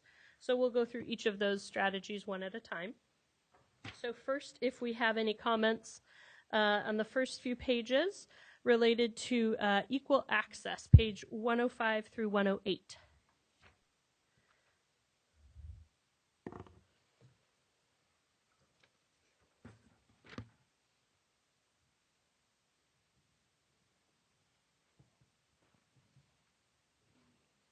And if someone can do a check for me of Member Rattray if he's got any signals. He's good? Are we doing okay, David? How's the Los Angeles? I'm fine, thank you. Okay, great, thank you. Yes, Member Ortiz-Licon. I think once we put some performance levels and standards, and maybe reaching back to this section, because again, I'm having issues with equal access where we don't know, well, how unequal is it right now, right? We don't have the data. to sort of, because if we see that there's these huge disparities in access, and we could go back and really strengthen this. But right now it's more like, I agree, I think this is all in a positive direction, but we won't know how much this needs to be beefed up until we see where the disparities are. Just another small thing, there's back and forth with English learners and English language learners. So both are used, and now it's just English learners. So if we could just, I think that there's pieces of Perkins 4 and Perkins 5. Just to comment, just to follow up on a comment, one of the things that, and this is historical, for some reason, when the OCR, or the Office of Civil Rights, wanted states to go out and look at accessibility and all of the issues involved in that, it fell upon this legislation to actually have and state offices that were dealing directly with CTE, both at the secondary and post-secondary. I'd have to confess that I don't know whether that's the case in California. I know in several states that was, and it has been an issue in terms because funds from Perkins have to be allocated to go out and do that, even though the individuals that are doing that may not be CTE staff. They may be actually people within what I'd call the state civil rights to go out. Now that's where the access part of that comes, and I think we did mention that in here about the Office of Civil Rights, but that's something that in addition to what you suggested, we may want to look at to see that. But I would frankly say among that has been a bone of contention from states in terms of bone of contention is why is it only CTE that has to come up with the funds to do this when there are other federal programs there that are also involved in accessibility, and I think that's something we have to look at. Yes. Based on what you said, I feel like we're speaking about physical accessibility, and then there's, which is for students with disabilities. Is that what you're saying? Well, that they're monitoring for now access? it applies to all of the special populations. It was, because it really was students with disabilities. I mean, that was really in terms of the access to making sure. I remember going on visits to community colleges where we had to make sure that the heights of certain things were correct and things like that. So clearly it is with, so access is looked at in a physical sense, but it's also in terms of making sure that essentially within a classroom, the students have access. They can go approach their teacher or faculty that they need some extra services. And that's essentially in terms of access, whereas equity talks, if you recall that slide presentation where you had people three blocks and how do you raise the one block in some sense? And that, for me, in my mind, is what we look at equity. And to answer that goes back to your question on performance gaps. Yeah. So fun fact, we don't like that graphic anymore because there's still a barrier. And so you're still in the outside being a spectator. Okay. So equity's being in the game. So I do think that it is important for us to also make that very clear what we mean by access, because you're right. I think for me, I'm thinking language access to courses, making sure there is racial diversity of special populations, or looking at different special populations where others may think physical access of the space. And then there's a host of other ways that we need to discuss access, but I do think that maybe clarifying that a little bit more would also be beneficial. Vice Chair Sun? I just want to repeat again on page 107, there's a lot around the stakeholders and what they want to see and around data and all that. And it would just be, I think, again, addressing that we are working on data systems, mentioning the matrix of metrics that we're working on to provide that information to ensure equity, et cetera. So I want to do a process check. I was originally going to try to march us up to Section C, which is fiscal responsibility, but which means we would need to get through special pops and preparing teachers and faculty. I'm wondering how much steam you all have left, if you would prefer to take the pause now, or if you want to try to get to Section C.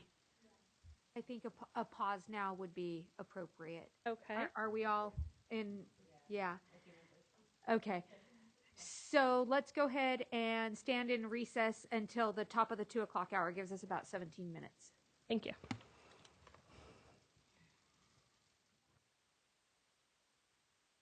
Sure. We are looking at pages 105 through 115. That's section B3, meeting the needs of special populations, program strategies. We reviewed equal access so far, and the last conversation was related to data. And so I think we are somewhere around 105, 108 area.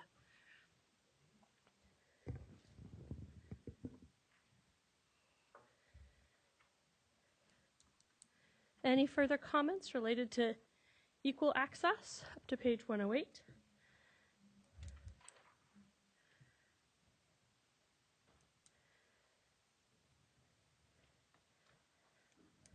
Non-discrimination, page 108 and 109.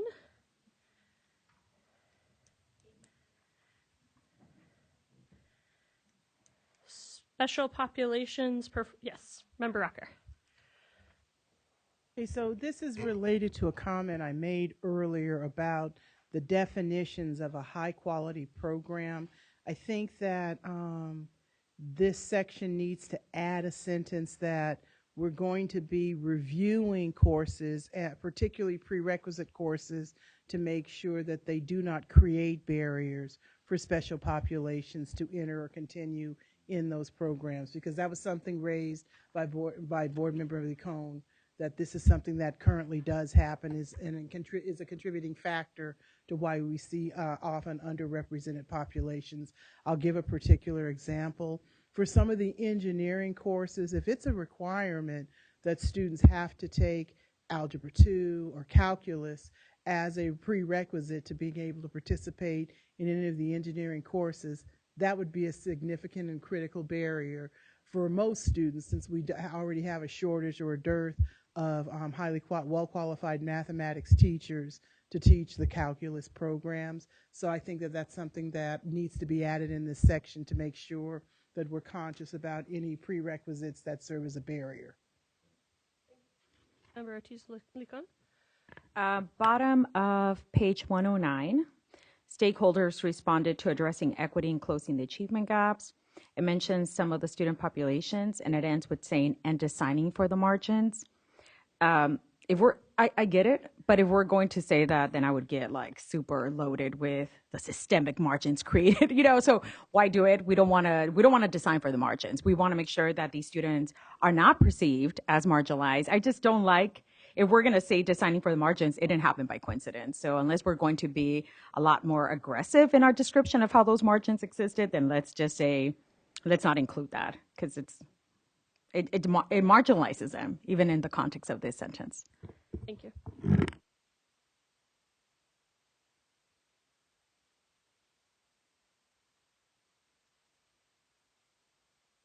Further comments on non-discrimination? Okay. Special population performance levels, 110 through 112.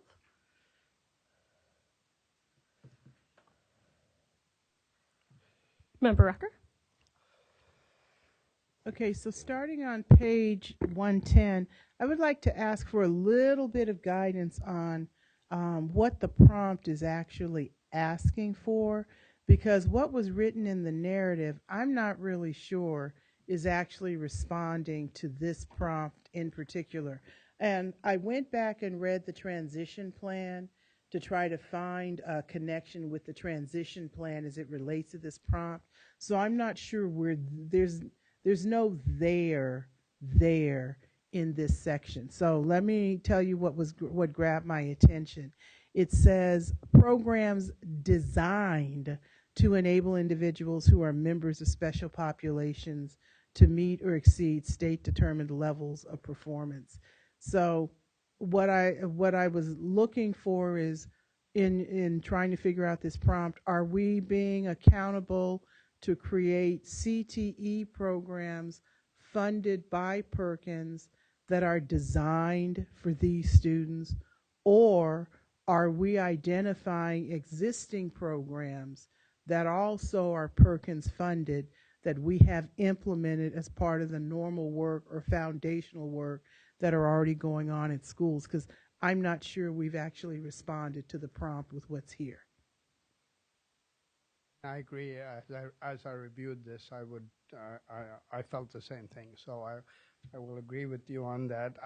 What I was thinking was, because I think it's the programs, and I think it's your second point, because then it goes to the whole discussion, as you know, in this area about tracking, and the comment you made just earlier about, you know, putting in barriers into courses that they do not have access into. So the question here is really relating to what are they doing to ensure that second piece, to make sure the programs, are they doing, is there some additional support that is given to that? And I think we need to spell that out. I think the two areas that I think there's, of course, the discussion of SELPA that's in there, but the two areas I was thinking about, one is essentially, or is on the, from the community college side, was the guided pathways, because that's essentially looking at data, and I'll defer to Jeff to add more color to that, but basically it's looking at data and then trying to come up with support services that enables every student to get into those courses. Anything you want to add, Jeff?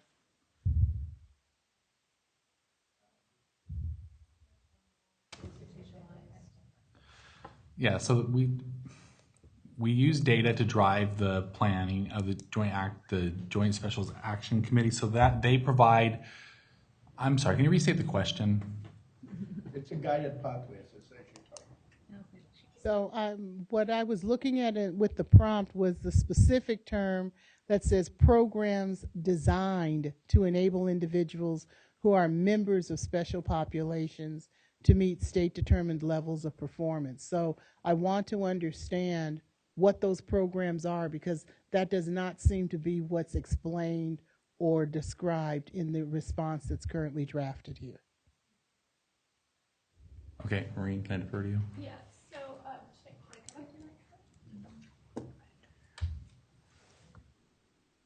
So, Dr. Maureen White, Workforce Division, Community Colleges.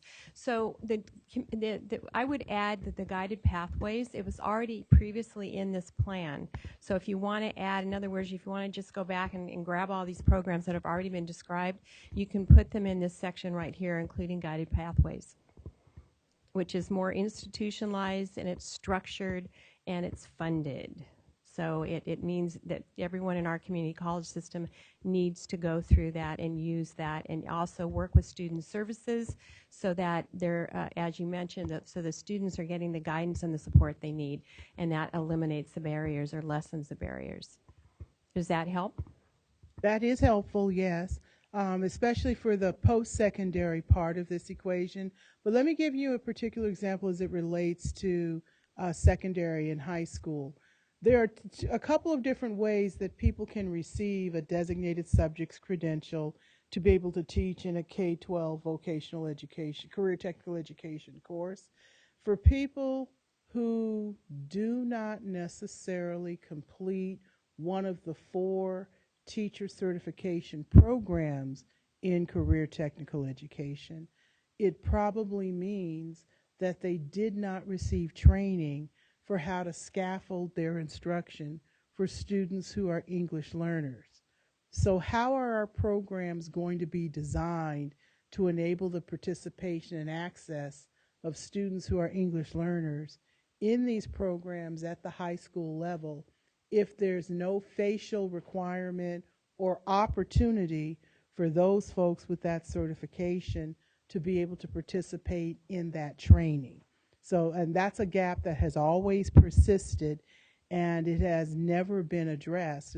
In fact, it was several years ago, long before the current administration, when this was brought up in a legislative meeting, the statement was made, well, those students don't take these courses anyway. So there has been an explicit requirement in the change in Perkins that we have to be purposeful in thinking about what are we doing to change the programs and to change the design of the programs to create that access. So I think that that's what I was looking for in the question, and I'm asking you to tell me, am I reading the prompt in the wrong way, or is that what we're supposed to be looking for? I think in this area, I think there was some very valuable comments from the stakeholders that really may be useful to include in that, going back to Member Son's comment and saying what are we going to do with that as we go through. I think in this section and the following section on the teacher side is maybe we might want to stress or highlight the stakeholder comments and then sort of build a story around that in some sense. Member Ortiz-Licon? Yes, and I'm glad that you went back to Board Member Sun's comment, because when I started looking at some of the comments by the stakeholders, I thought this is great. We're actually calling out the LGBTQ plus community here and creating safe zones, but we don't say how, right? It's just, this is what they inquired about. The other student population, and it doesn't fall under special populations as defined by Perkins 5, but I think that we need to definitely consider is DACA students. So our DACA recipients, right now they're DACA, so they're authorized to work. There may be hopefully some policy changes that would make that a permanent status for them, but they're in that space where we know of employers who have rejected DACA students because they don't know how to work with the DACA permit. And so we want to make sure that folks who are DACA recipients are also considered in this, because there's overlap definitely with the special populations. But it's important for us to acknowledge that the students, though not called out by the Perkins 5, are a special population. We need to know how to serve them better. And to that point, I think that because there's been a lot of legislation concerning DACA students, particularly at the community colleges and in the programs they participate in, it might be a good idea to enumerate some of the explicit policy changes that California has authorized and signed into law related to those access points for DACA students. This might be a good area to identify some of those enumerated things, particularly as it relates to job skills and job placement opportunities that have been afforded to them. Thank you. Vice Chair Sun? Yeah, so based on the conversation, it sounds like this section just needs some rewriting, because it focused really narrowly on SELPA special education students, and we're really talking about special populations as being much broader. And this is another area where I think you can contextualize, on the K-12 side, especially our accountability system is inclusive of many special populations in ensuring that these special populations are meeting state standards as well. So I think contextualizing it and then maybe taking the stakeholders' feedback, as you said, and reworking it a little bit so that you're addressing what the stakeholders have said. Thank you. Other comments on this section? Okay, seeing none, we'll move to appropriate accommodations, pages 12 through 14.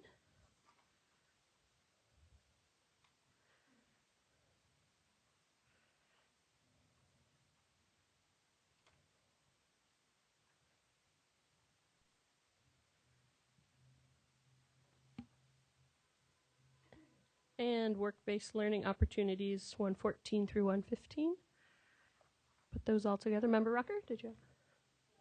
As it relates to appropriate accommodations, I think it's important to reference the fact that for all of our curriculum frameworks, there is a specific chapter on universal designs for learning, as well as specific supports that address this issue. I think it would be important to reference that. I think it's also important to identify that while we don't have guidance concerning assistive devices that would address these particular needs for students, as we continue, this is an evolving program for us, particularly as California continues to go more to computer-based assessments. We're learning more about the types of assistive devices as well as accommodations that are required for students. I would also reference the fact that we currently have I think it's in the Seaford division, a separate department that provides or develops curriculum for it's for the adoptions that we have. They actually do have some curriculum that has been prepared for students who have those particular needs in the K-12 side of the program. But I think that, again, this is an evolving program and evolving work for the state that I think should be admitted to, because I don't believe we have done everything that would be done to create that universal access, particularly as it relates to these courses.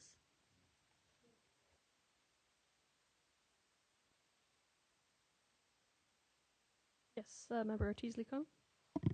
I'm wondering, when we're looking at stakeholder comment, the comments that we as an SEA or as these two bodies, those that we could incorporate, I think we should address.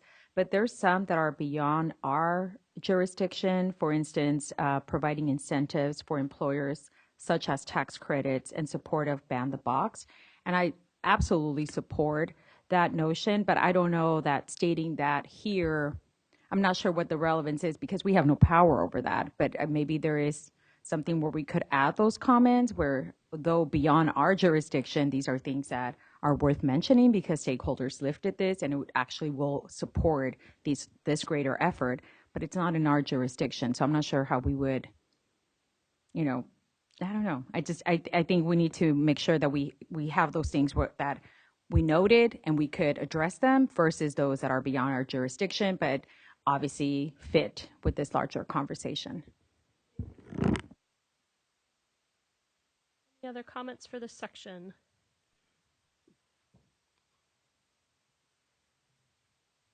Okay, seeing none, that brings us to B4, preparing teachers and faculty, and in particular focusing on teacher recruitment and retention.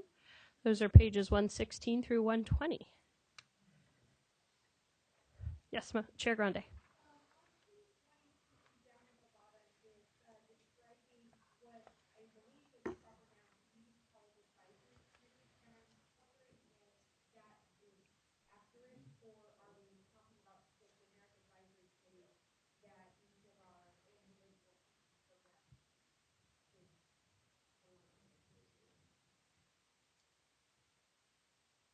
We can clarify that there are both local advisories and statewide advisories, like the Workforce Economic Development. Right, but are we looking at is there a thing called the Community College Advisory Committees? Or is that Not that I'm proper aware noun? of. I think that, Okay. no. So the notion being to lowercase that A and C, right? So we're going. Thank you. Member Rucker. I'd also like to suggest a little bit of ways of considering how to structure this narrative, because there's really 4 primary concerns: the pipeline itself, the certification, the training and professional development and support, and then also the financial consideration. So, for example, under the credentialing has there's a long arc in the story about teacher credentialing as it relates to career technical education. And I think it's worthwhile to make sure, whether we do it, that we identify how we have streamlined credentialing from over 100 different authorizations to alignment to the 16 industry sectors, and why that alignment in credentialing is important. I think the second piece to that is to talk about the intent of creating multiple pathways to certification, again, as an important recruitment tool. And then talk about the contemporaneous work underway by our state licensure board to look at not only adult education licensing, but to understand what are the licensing and continuing education requirements for CTE teachers. The reason why that's important is because one of the concerns, and this is what Board Member Sun was talking about earlier, that we've heard from a lot of non-CTE certified teachers, is the current clock requirement for them to do industry observation or internship that seems to be difficult for them, so that they can earn that additional authorization. So what are some of those constraints or requirements? I think it's important to take a look at that in one vein. The second thing that's talked about here is related to, at the top of page 118, the issue about recruitment, particularly of people from industry, and the significant financial concerns. While we can talk about this with an informal register when we're sitting around the coffee table, I think for purposes of this application, since it is a federal application, we actually need to name the problem, the government pension offset issue, rather than in the very generic way it's explained here, because it doesn't apply uniformly to every single state in the union, and it applies uniquely in California because we have a state teachers retirement system. I think that paragraph needs to explicitly reference what the impact of people who leave the career with a Social Security benefit and the requirements under the government pension offset when they then become a member of the state teachers retirement system.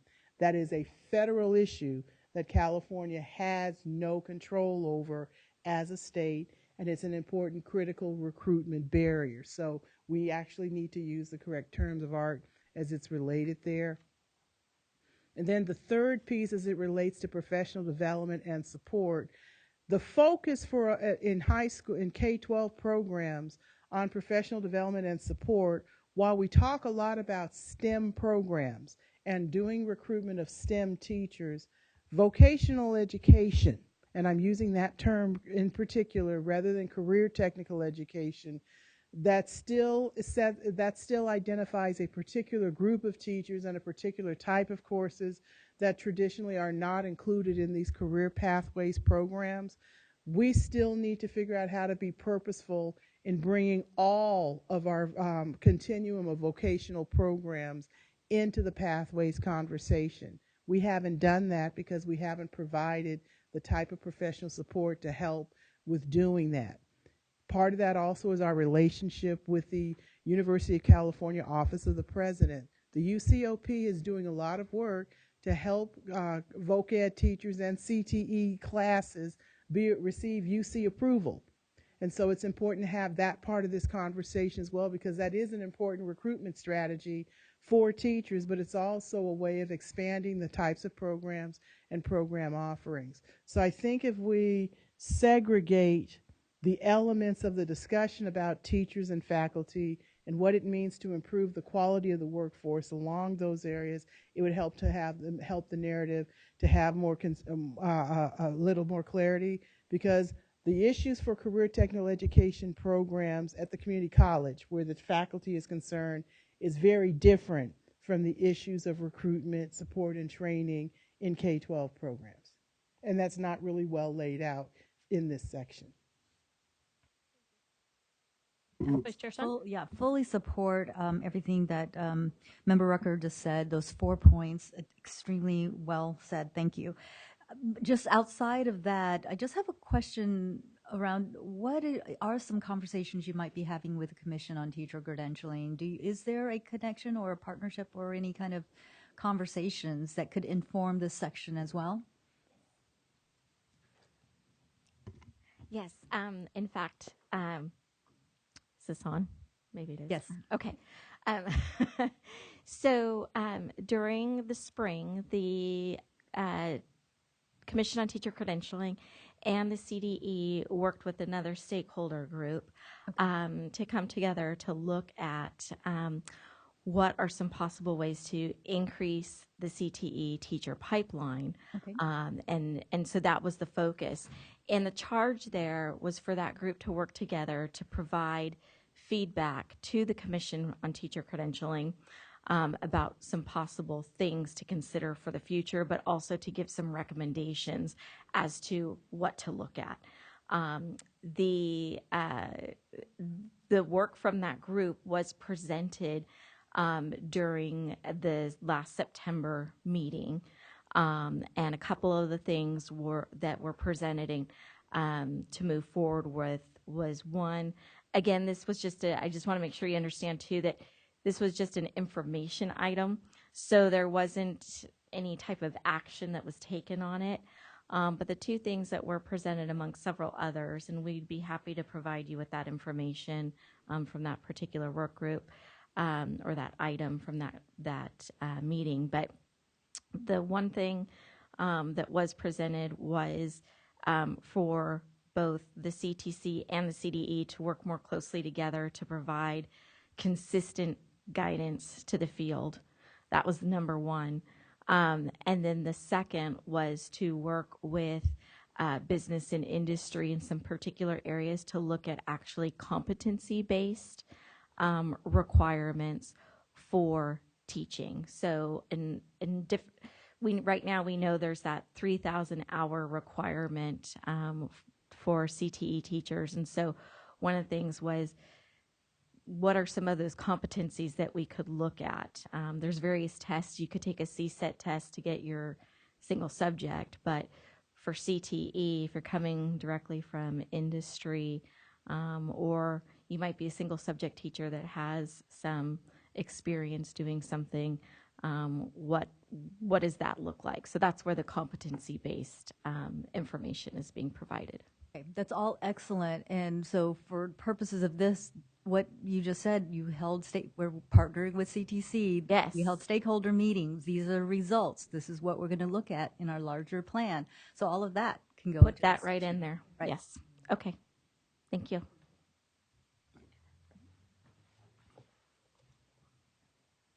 Additional comments relating to teacher recruitment and retention? Okay. So that takes us to the next major section, C, fiscal responsibility, starting on page 120. And the section here, the first section, which runs from about 120 to 122, criteria and process for approving funds for eligible recipients. Any comments on 120 through 122?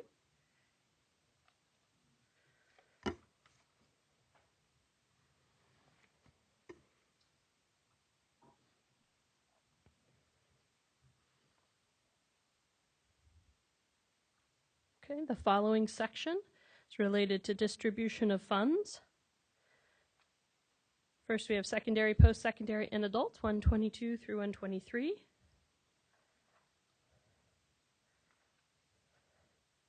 Yes, Vice Chair Sun? Yeah, so in this fiscal section, the numbers that are being proposed, are they the same formula that we've been using, essentially? Is that Essentially the same, except reserve funds have gone up from 10% to 15%. okay? That's one of the criteria. So it's basically broken down 85 local, 15 at the state. But in that 85, the state has the prerogative to keep back 15% if they want to use it for reserve funds. For it still goes back to them, but it can go back as a competitive grant. It can go back in different ways that have projects that have more regional or statewide impact than simply at one recipient level. But otherwise, the other thing that they have increased is the dollar amounts to special populations. That's the other piece that is included in that we have to address and include within that. I don't have an opinion one way or other, but how will this part be rolled out to stakeholders for input? Someone who's more involved in the funding aspect, or I don't know, how will they be able to provide input on this particular section as far as what we're proposing as splits and? Actually, this is probably one of the more prescriptive sections within the federal legislation. There is formulas that you have to use at the secondary level and at the post-secondary level, and that's why we've talked about the exception that we have at the community college level, because, as I said before, typically you end up using CTE students having Pell Grants. But in California, that has been expanded a lot more to include many more students within that. So basically in this section, there's not that much wiggle room anyway. You're just following what the formula is going to be. Okay. All right. Thank you. Further questions or comments? The following pages on consortia, 123 and 124. Yes, Chair Grande. Just a clarification on that first line under the response. The minimum grant award for Perkins 5 Section 131 funds is that supposed to be 15,000? Is it supposed to be 15,000? Okay, thank you. Thank you. One other thing I should point out in California, if you're below 15,000, the law requires you to form a consortium, but the school district does have an opportunity to not belong to a consortium and have to provide valid reasons for that. And it's the same application at the community college. They can do. I'm assuming it's the same way. The following sections, I'm going to lump them together just because of the page spans. The allocation criteria for secondary local eligible recipients, allocation criteria for post-secondary LEAs, describing year-to-year adjustments and allocation. So that's pages 124 through 126.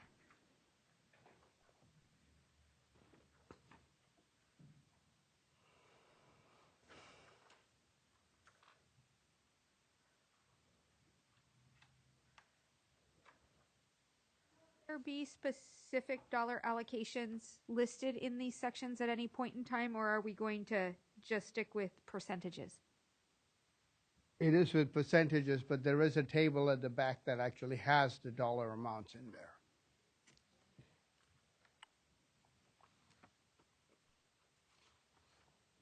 Okay. The next section is the go ahead. Sorry, I could, at the bottom of page 127 and 128, you can look at the different criteria that the community colleges have used to include for their waiver. So you can look at that. Yes, so let's go ahead and take a look at pages 126 to 129, the application for a waiver to secondary allocation formula, as well as the application for a waiver to post-secondary allocation formula. Any comments through 129?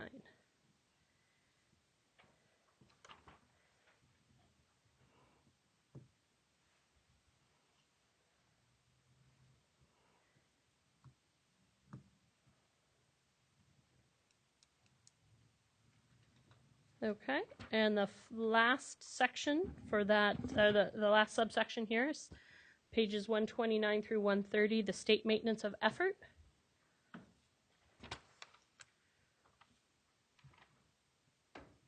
And I'll just pause for a check-in for Member Rattray. If he's got a thumbs up for us. How's he doing? Got a thumbs up. All right. Very good. Thank you. Okay, that would take us. Are there any further comments on section C? Can I just add one comment on this? This is the comment I was making earlier about maintenance of effort and trying to make sure that we recession-proof ourselves. So use a word that Member Salazar has used, because I think there is obviously, we don't want to be held hostage in some sense. I know there are provisions for hold harmless within the law, but just to be safe, I think this is something we need to sort of have a discussion about, is which state programs that we want to include, because I think right now we're including programs like the California Partnership Academies, the Ag Incentive Grant, all the different programs, and so we may want to make a discussion. I think this is fine for now, but I think it's a discussion we need to have to make sure, CTAG would be, K-12 strong workforce, which really ties much more closely to this particular grant. Have that discussion. When would you need us to have that discussion? I think we need to have a discussion when we revise the plan again. We probably, because we have to look at enrollments again in terms of the allocation, the distribution of funds between secondary and post-secondary. So at that time, all of that discussion would be had. But it would be okay to add those kinds of the extra other programs. Right now, I think, I'm just thinking that we won't hit a recession within the next year. I mean, that's my so I'm just, so I think we'd be will be at least even, because the plan is supposed to be revised in 2 years. Okay. So we can come back to that. And this is a quite intensive discussion we need to have on the distribution of funds.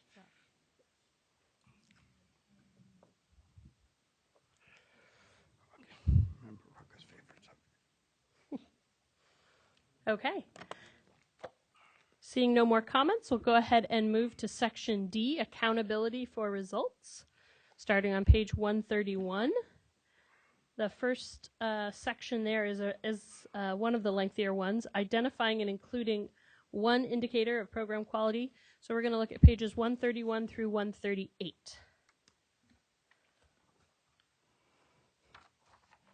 Yes, Member Ortiz-Licon.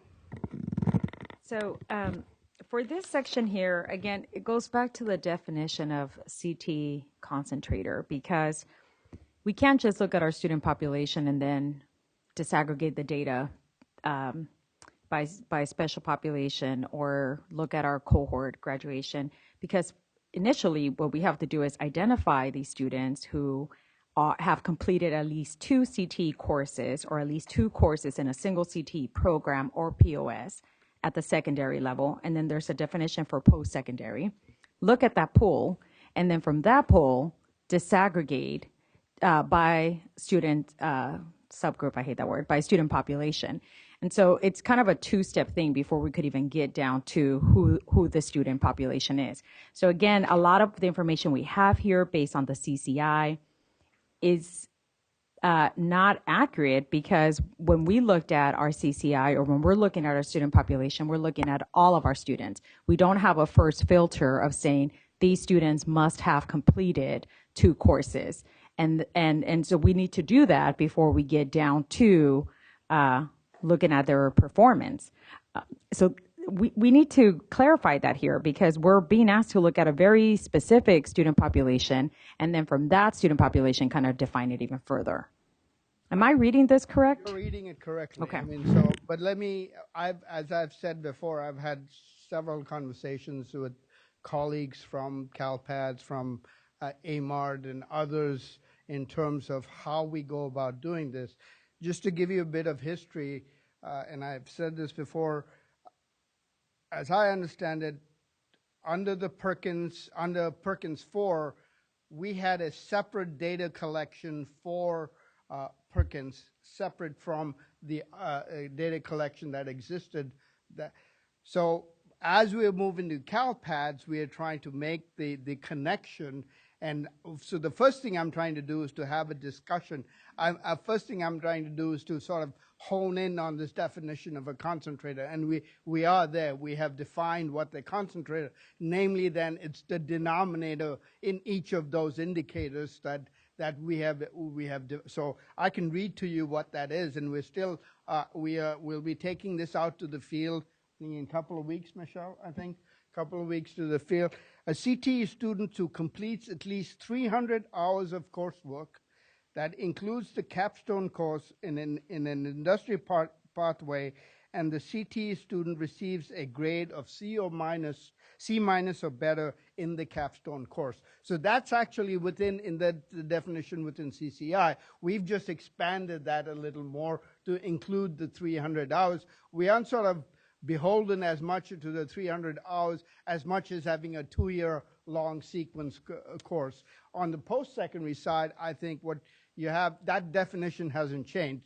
It is still meeting in a longer program of 72 credits, it's still meeting up to 24 credits in a CTE program, or a 12-credit short program that they actually get a certificate. That definition hasn't changed on the post-secondary side. Sorry, I just wanted to get this definition.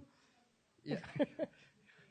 But essentially what we're saying is that as we're looking at these metrics, we're still looking at a specific student population to then say this student population graduated, for us it's 5 years, or this student population completed a work-based learning. It's not the universal population of high school students, it is the population within. And so for us, as we're looking at this, we're still talking about a global accountability system, which is designed for all of our students, Right. when in fact, we're looking at a subpopulation of that global population. Right. And then the one thing I should point out here is we do not have to report performance measures or performance measures for all of the indicators till December of 2021. So we have so now that I know what the concentrate is, I now need to go and have a discussion of what those both the quality indicators, I'm talking on secondary side, what the different some of them are easily gettable in some sense, but others require some, like in the quality indicator. The reason we ended up using the college credit courses was that's within our shop, and we can actually do that. We have that within CalPAD. If we were doing things like work-based learning, which we don't have currently, but will be having, or industry certification or awards, we need to have additional steps to that. Thank you. Yeah, please do. Yeah.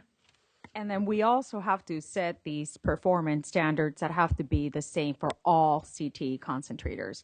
And we have to do it on the secondary and the post-secondary. But obviously in the post-secondary, it's going to be the same standard for all of their CTE concentrators because they have different metrics. And for us, it would be based on our 5 metrics. Okay. And the one thing, as you will see in the table at the back, the 2 areas that we haven't provided any data is really the science, because we don't have that in terms of projections.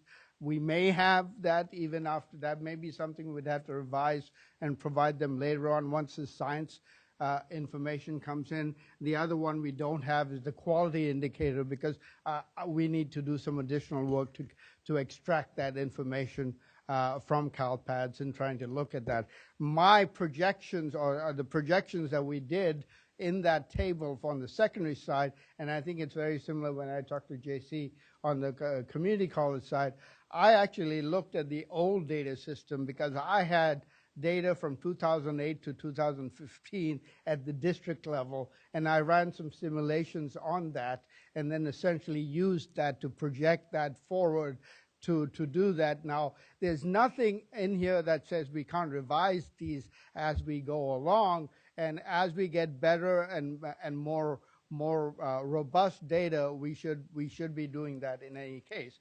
But there is a proviso to that I would like to add, that essentially I think there is some criteria that if you fall below the suggested projected levels, we then have to go through a process of coming up with an improvement plan that has to be approved by the state stakeholder group. Is it follow up to the, yes, go ahead. It is 90% if we fall below that. And important to mention that, yes, we can change it, but only to increase. Correct. We can never lower the performance standard. Yeah, well, but I think part of that issue is because previously we were always in a year-to-year negotiation with the U.S. Department of Education. So at times we could go lower. But now that we don't have that, it's always looking at making sure. So we have to be, I think, more cognizant about that data and work with it. We just can't put it there. It's more a continuous improvement process that we have to get through this. And since this is a topic I have a lot of passion about, I will, and pardon. Yeah. So let me say this. We have 3 sets of information. We have the college and career indicator information out there. We have the requirements under CTIG and K-12 strong workforce, and we have the requirements under Perkins. And Perkins is the only one that is really prescriptive, although CCI is pretty close. But CTIG isn't that prescriptive, although we have the matrix of metrics that we have to do that. So one of the work that we have to do is to make sure that we align all those 3 so we have the same source to go to. So even when you were talking about leading and lagging, we might want to sort of reduce the number of lagging indicators if we can get that from CalPADS. But the follow-up data, for example, we still have to do a survey, and I suggested to people in AMART Maybe if we're doing a survey and the follow-up, we could do that on the other indicators like work-based learning and others, but that's a conversation we're still having about that. Okay, thank you. Member Rucker. Okay, so this is one of those elements and one of those sections of the plan where if California were to get extra credit, this would be an opportunity for the state to get a little extra credit. So this indicator, the prompt is asking for it. I'm not sure if it's punctuated correctly, but it said one of the following indicators. So there are 4 indicators on this list. 3 of them are enumerated A, B, and C. And then the 4th indicator is why the CCI is included in the narrative. The 4th indicator says any other measure of student success in career and technical education that are valid, reliable, statewide, and comparable across the state. So that's part of the reason I believe the college and career indicator was included in this part of the narrative, because it meets that requirement. It also is something that will, with our intent, grow in scope and aspect over time. It's very heavily weighted to include a number of metrics that are more about college than career readiness, but it is going to grow in aspect over time. So it meets that 4th indicator, and it says inclusion of those other program quality measures is optional for states. So choosing to include the CCI, while it is optional, it does meet the 4th requirement. As it relates to A, B, and C under point 1, when we go back to, again, item 1, or whichever item this was, from this morning's conversation about the CTIG and the Strong Workforce Grant, it's from the matrix of metrics, from the metrics of matrix, from the MOM. From the MOM, in rows 3, 4, and 5, in column D and column I, it specifically lists data points that are directly related to item A, item B, and item C.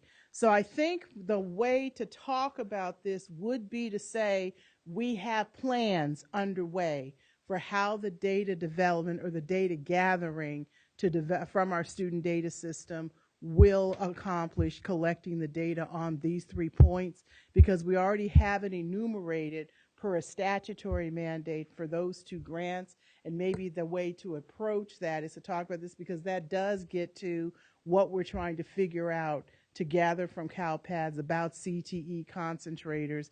It's directly related to A, B, and C from those 3 rows in the plan. So maybe open the section by saying, this is how we're going. We believe we can actually and accurately collect data for all 3 points that are listed here.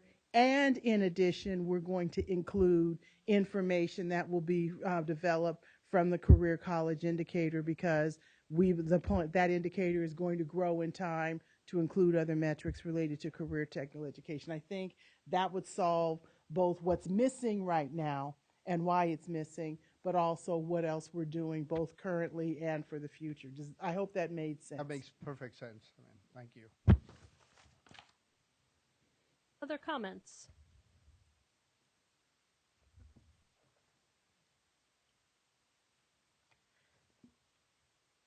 Okay. The next few all align on this page together because it's see this, see that.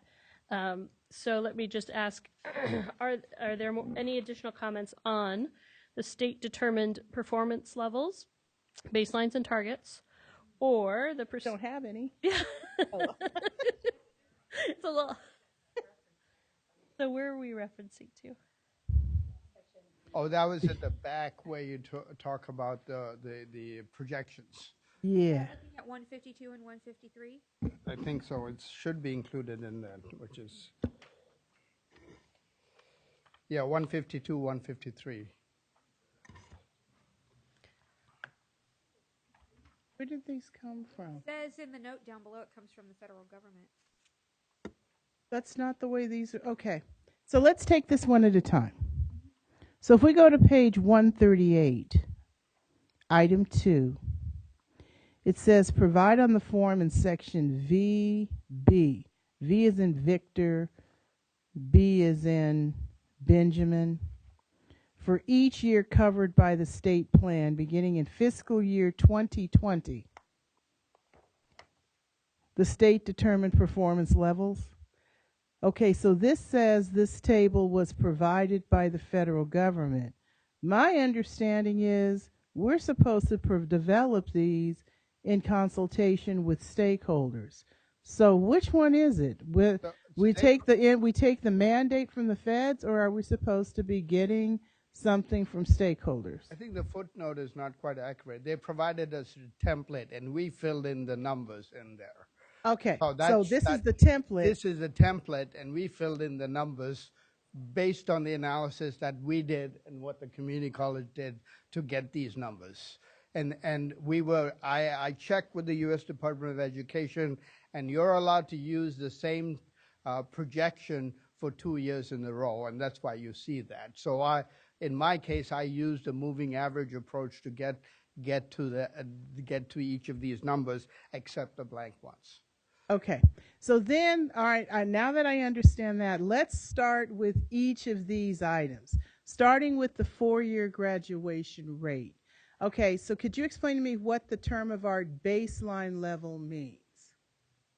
So the baseline level that I chose, I basically looked at, essentially looking at, because I was looking at a 2008 to 2015, so I used essentially looked at moving averages, and I have to go back. It's been about a couple of months before that I did this, so I have to go back. So basically created for each of these indicators, values for 2008 to 2015 for this, and then basically projected them out in some to get a baseline, and then further projecting out using moving averages.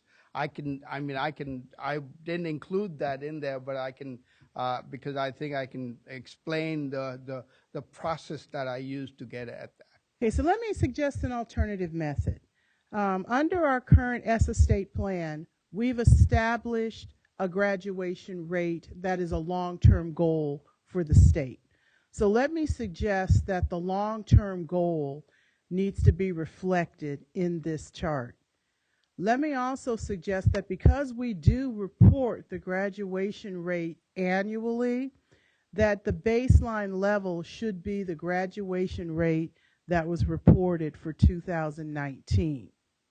And then from that, for columns 3, 4, 5, and 6, there is determined between the current graduation baseline rate that was reported for 2019, that the ending long-term goal could be the long-term graduation. It's 90.5 now?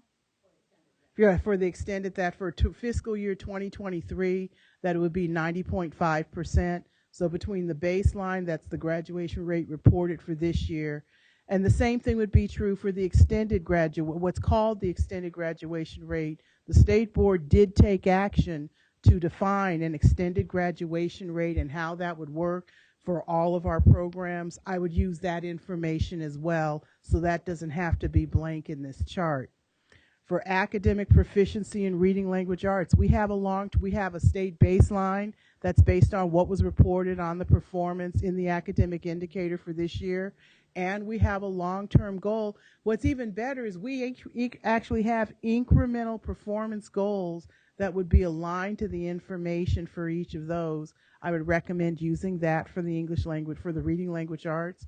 And the same thing would be true for math. The state is currently over 30 points below the proficiency bar for math, for performance in mathematics. So we have a very clear baseline on what that is.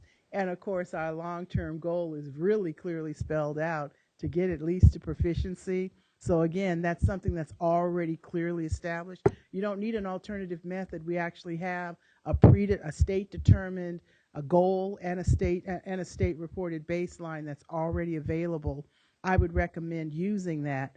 For the science proficiency, we're just now doing that work.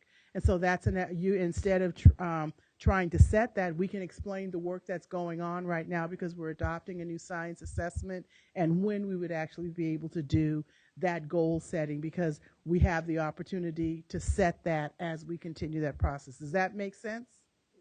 Well, let me add, these numbers that I got are essentially going back to the point you made earlier, is basically looking at a definition of a CTE concentrator. So this reflects only CTE students and not all students. It reflects a CTE concentrator, which is what we're supposed to project on. And that's what so it would be different from that. One thing we could do is probably put that chart as context within the text of that and make a reference in some sense to that. I think, so the number that you see here is for CTE concentrators, that the definition that we currently have, not the one that I just read. I understand what you're saying. I agree that this is probably the state determined performance goals is supposed to be related to CTE concentrators, and when we developed this work, we did not have identified CTE concentrators as a student subgroup. But let me suggest that the data you are seeking still needs to be based on the state-determined long-term graduation goals that are articulated in the ESSA state plan. And since the students who are CTE concentrators come from those targeted groups of students who are identified as underrepresented, we do have data about currently the graduation rates for those students. So if you want to use some other way of determining the baseline, it should be based on the graduation information we currently have about those students, and there should be some clear alignment about the way that data is reported and how you want to set the baseline level for the 4-year graduation rate and the extended graduation rate. I would even suggest that that we need to consult with our technical design team that has done a lot of work on this, on the calculation of this, to inform this, to make sure we're doing it in a uniformed and aligned way. Member Ortiz-Licon? I want to co-sign. I think that it gets dangerous when we say CTE concentrators will have these long-term goals, but ESSA states these because, again, it goes back to the hierarchy. When we're saying that this is something we want all students and it's quality, but we have lower targets for them, then as a parent, I'm saying, okay, so if this is so high quality, why is the target lower for a CTA concentrator versus a student who is college and career ready? We would send a dangerous message if we show different targets or lower the target than what we have already outlined in ESSA.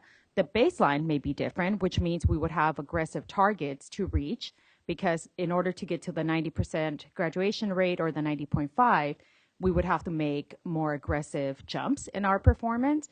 But lowering the target would send a dangerous message that we do, in fact, have a tier system. And I agree with all of my colleagues here as well. And for the state board has established college and career, so this is to bifurcate that, I think takes away from where we want to go policy-wise.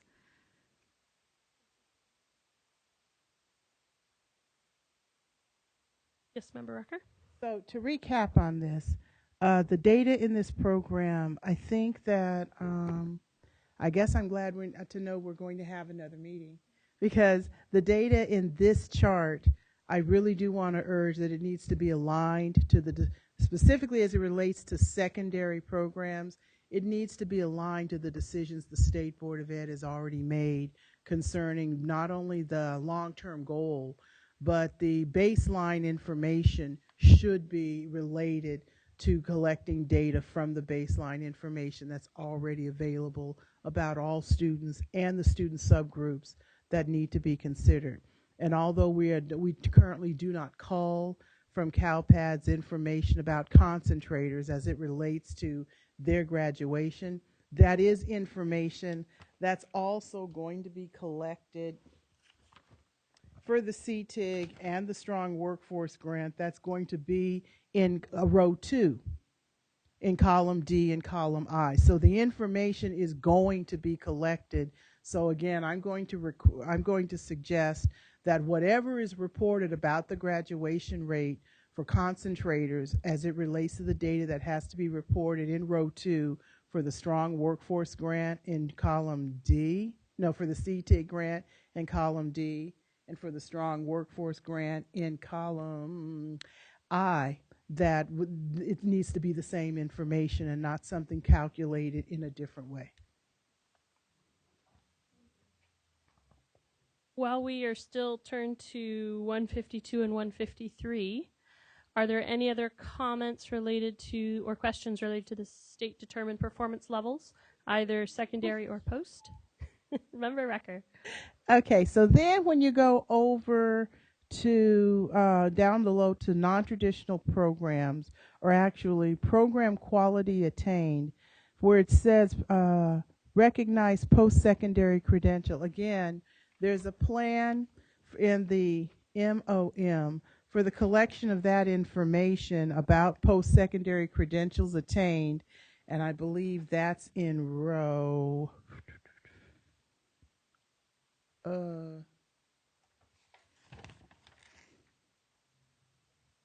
that's in row 5 of the matrix. So that's directly related to that. So again, that needs to be, we need to explain why that would be reported based on this development survey. And the same thing is true for program quality attained post-secondary credits. From this matrix, the post-secondary credits is in row 6. Is that correct? Yeah, I believe that's row 6. And participating in work-based learning programs, that's also information that's being collected in the matrix. So for each of those items, I would specifically refer to the matrix as the source of where this information is going to be collected from, because then that means we're not reinventing the wheel and we're using the same pool of data. On page 153, where it talks about post-program placement, that's also information that there is a plan for collecting, and that's identified in the matrix, as well as the post-secondary credential that's also recognized in the matrix. So in other words, this chart relies on data that is that there's already a plan for collecting from the Strong Workforce and the CTIG grant. So we've spent a great deal of time with each successive meeting we've had leading up to today, developing and filling in and discussing this matrix, working with the Department of Finance, and developing budget principles to address how this matrix would work for accountability purposes for those programs. So it's important for us to allow that work to inform the content of this chart as well. I think that would be a good way to go. Thank you. Just to clarify, so looking at that information, this is to be done for CTE concentrators? Yeah, no, I'm just asking you that question in terms, because right now in CalPADS, we actually, for some of these indicators, while we don't have the post-program placement right now, because that was done separately, we have some of the other information, but all we have is a couple of years.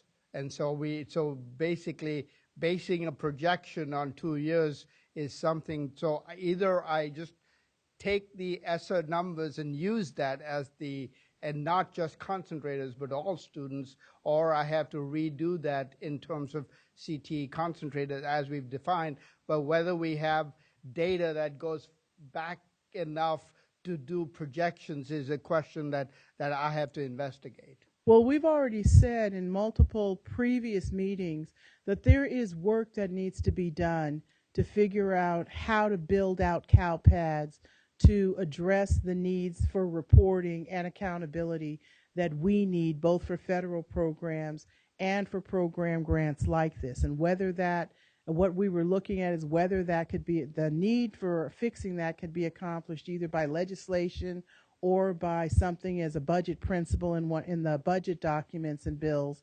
That was a separate conversation that we never looked at, but we have always said that CalPads has to be revised, and the data fields in CalPads either have to be updated or some new fields have to be added in order for us to collect this information anyway. So I'm not surprised to know that CalPads is insufficient to the task. We knew that already. We knew that a year ago, but and our solution was, we'll fix CalPads. But we never came up with what it means to fix CalPads. So either way, some data system is going to have to give you information about CTE concentrators. Whatever that information is, or wherever that source is going to be the same source that informs how we report this information for the CTIG program as well as for the Strong Workforce program. So what I'm saying is, whatever that new source is, that we get that information about career technical education concentrators, that we make sure that it's available for this purpose as well. So the choice that what you're asking us to decide, do we want to report the information we currently have for all students in this chart, or do we want to report the information just for CTE concentrators? If we have to wait until CalPads can give us information about concentrators, I would say let's go with the information we already have. We know what that is. The calculation and the projections were developed based on very statistically valid and reliable methods from our technical design team. So if you want us to make that decision, I'm ready to propose that we use the data points we already have that have already been developed for ESSA, and then since you said we can revise this going down the road, when the data about two-year concentrators is available, two-course concentrators is available, that we add it as a supplement. That would be, if that's something that you need us to say, that would be the recommendation I'd be ready to make. I also had a comment from Patricia DeCosta. Did you want to? Yes, thank you. So I appreciate your input and your feedback regarding these state-determined performance levels. The one question I have, as we're thinking about Perkins, again, as supplementing our work going forward, our state work, the reference back to the matrix that we discussed earlier this morning in item 1, the matrix of metrics for these two state programs, it's a question really. That is for two of our state programs. That's not all of our state programs. And so it's a question of whether or not we feel comfortable that those that information should also be driving other state programs that are not on this chart. So that's just a question that I want us to be aware of and thinking about as we're putting this together, because again, this is an application to the federal government regarding our state programs as well. So as we think about, the K-12 Strong Workforce program doesn't include the community college component per se of the Strong Workforce program. So there are other state programs is what I'm trying to say here. But I think the point that we're trying to make is these indicators cannot be lower than something that's already been established. And that seems to be the direction that the current calculations are going. So we're saying, what we are saying is whatever is adopted, if it's not going to be the existing indicators, they have to be parallel in rigor and in expectation. They cannot be lower. I agree with that. Thank you. Thank you. Member Ortiz-Licon? In terms of what data sets to use now, I'm okay. If we use the information we have right now, my caveat would be this.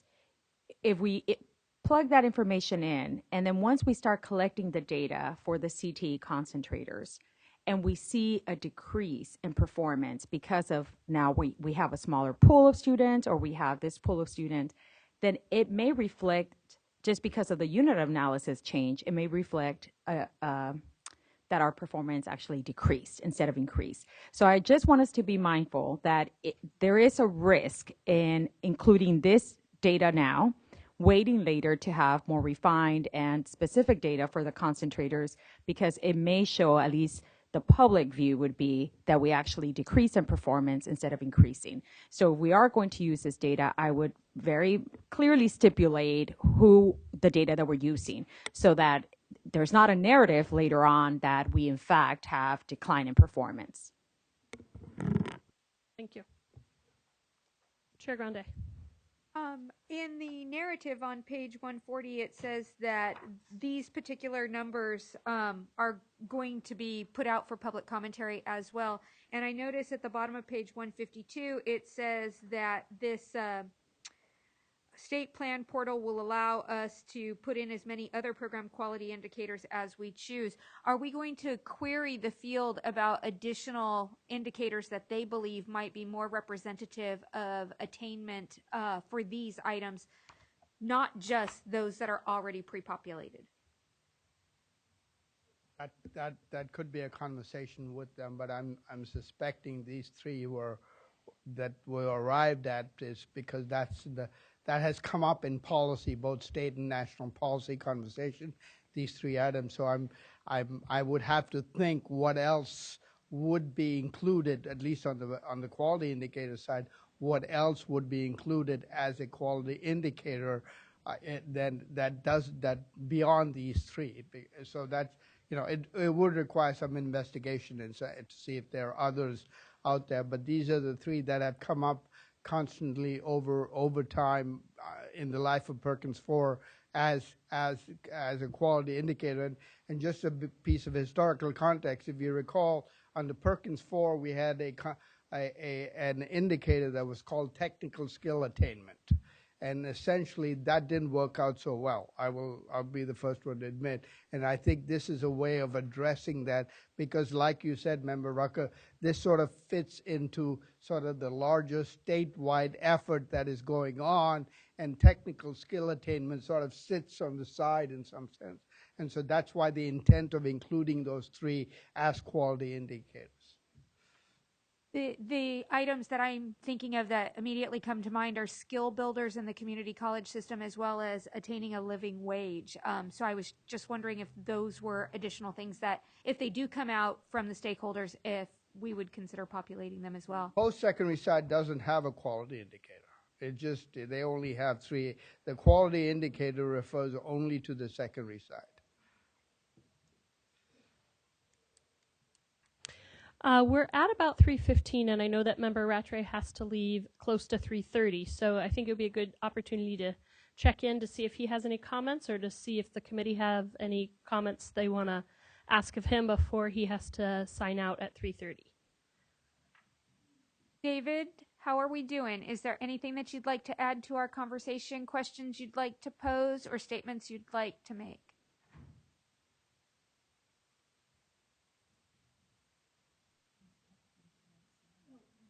I don't think we can hear you if you're speaking. Are you on mute?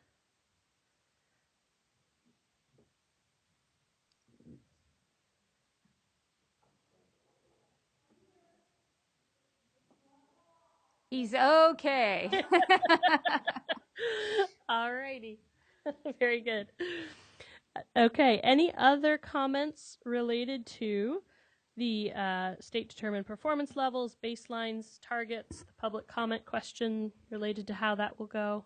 Any other things within that area? Yes, Member Rucker. I want to make sure we're clear on where we landed on the development of this information. What did we decide that we're going to do? I would have to have a conversation with the CalPATS people to see whether. I mean, I know that we have 2 years. We may have 2 years, maybe 3 years of information for those indicators. We have to sort of make sure they can extract the concentrator information for that to get these, so that we can make the projections. And that was when I started doing this work. I was just beginning to have conversations with CalPAT, and I did put in a data request to get that information, and so I will try to sort of go back to that and see if that's. Okay, so we settled on the work that you're going to attempt to do on using an identified data source to see if you can cull out what information is available for CTE concentrators to use to populate the data points that are required in this chart. So then the second question is, and the point that we have made here, and I believe that there's some consensus, because there's already an established statewide goal for graduation, we're saying that the long-term goals and the projections that you're making cannot be lower.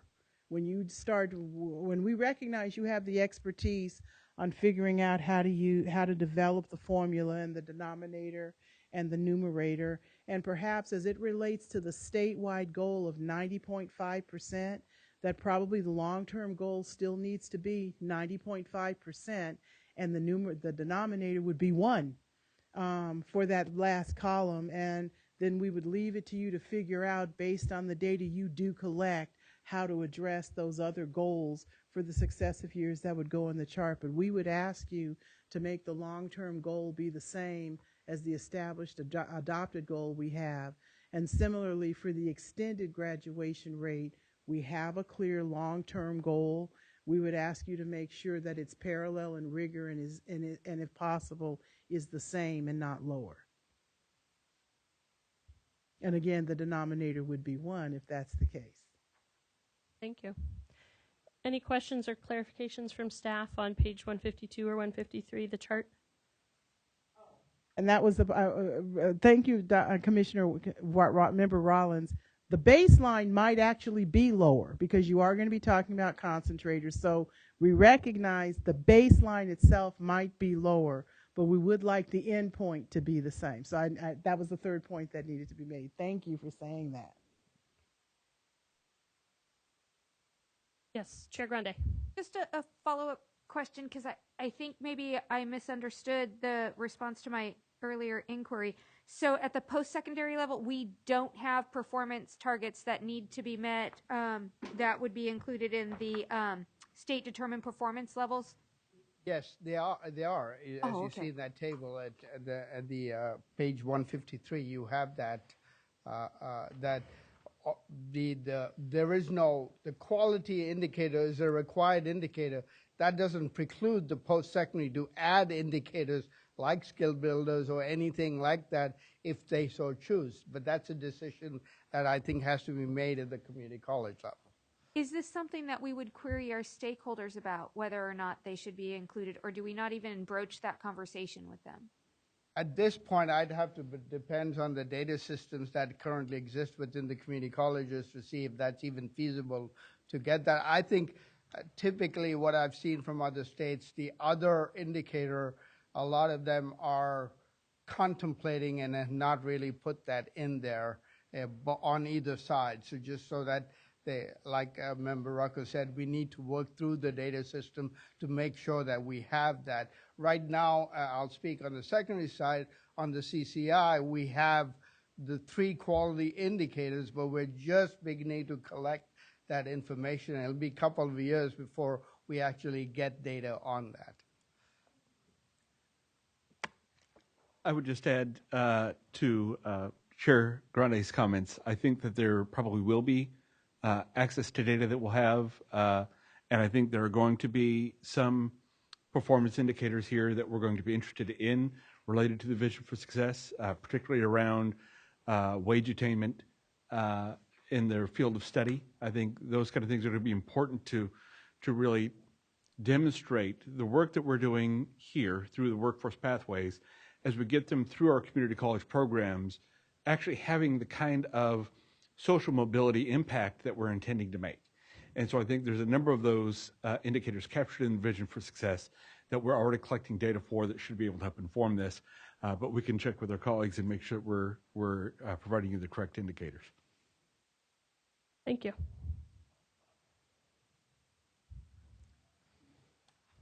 Any further questions or comments? Okay, that brings us to pages 143 through 147, addressing disparities and gaps in performance. Any questions or comments?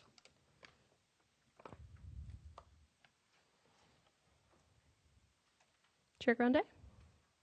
I I would really, really like to know how we managed with Perkins 4 to make any gains or improvements. I would really, really like to know what our levels were when we started Perkins 4 and what levels we're at now as we're going into Perkins 5 to see if we really did do a great job with the investment that was given to us. I would really like that because it would make this one so much easier to identify the gaps. We did an adequate job. Thank you. I am satisfied. Member Ortiz-Licon. I do think, though, that would be very helpful because then we could sort of use those lessons learned to approach this in a way that's a lot more realistic and proactive and trying to figure out, well, where are the gaps, right? And where do we need to pay more attention to? So it would be great. I think, have we asked that before? I feel like we have. Okay, we have. We have that. Okay. Well, dueling hands here. Member Sun, I was just going to say, we have asked that before, and I think the response was we do have a report, but I'm not sure that the report says much. We have a report of numbers that we've provided to the feds, but we don't really know what that means. Member Rucker, did you want to add one thing before we? Yeah, so what I was going to say is there is a report, but we do need to remember this is a very different authorization asking for very different things for the program to be accountable for. So the things that we want to ask questions about concerning lessons learned would not be in any review of Perkins 4 and about the implementation of Perkins 4. I think, and I'm going to borrow from what we've previously heard from community college staff as well as Department of Ed staff. You know, one of the big transitions about what we're trying to do in this room is move from the plan being a transactional document to apply to get the funds to being a plan that articulates a specific vision as well as a plan of action, but also a frame of accountability. We didn't have that under Perkins 4, so it would be very difficult as it relates to what we're trying to figure out to read that from an evaluation of the Perkins 4 plan. Yes, at the same time, this body has done a needs analysis. We spent a year and a half looking at what programs exist, and as a result of that, we came up with our guiding principles. So the guiding principles was a way to address what we were seeing was not happening in the state. And so I don't know if we kind of come a little bit full circle here. This seems like it's come, that the needs analysis piece we've done some of that preliminarily. And I don't know if that's where you would fit some of our findings from our committee in this section. I don't know if that might be appropriate or that we have really clearly documented that.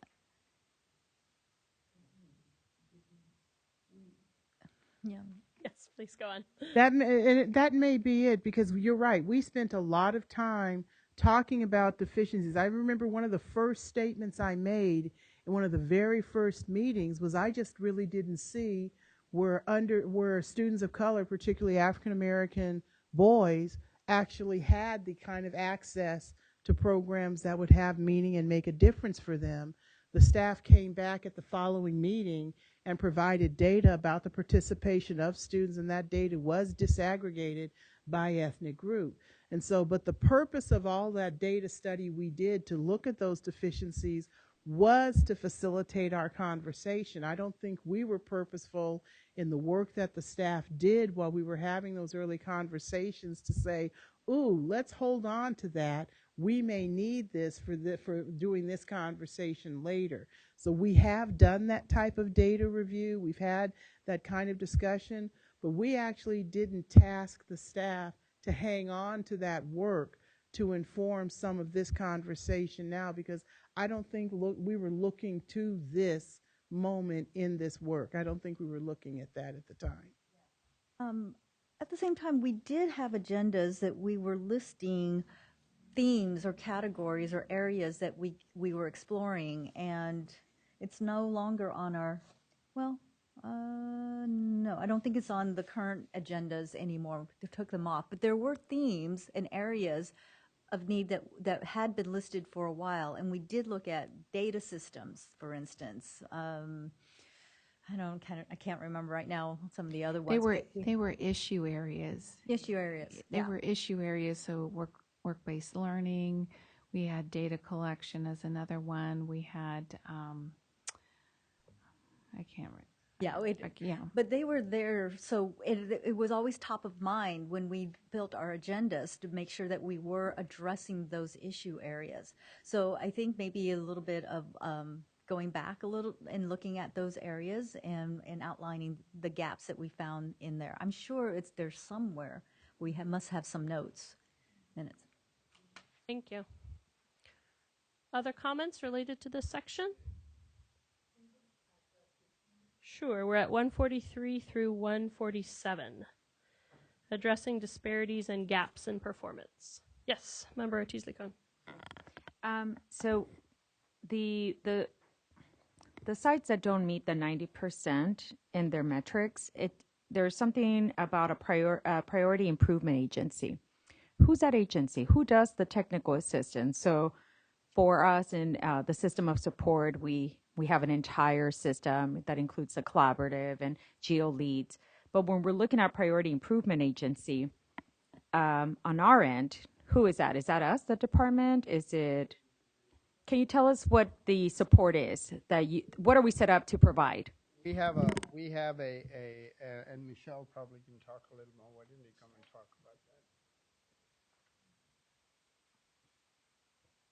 Yes, so my particular unit is responsible for administering the Perkins funds and then providing the technical assistance to the field. And so what that technical assistance includes and entails is they do workshops throughout the year, specifically at the beginning of the year for new and also our seasoned folks that have applied for the dollars.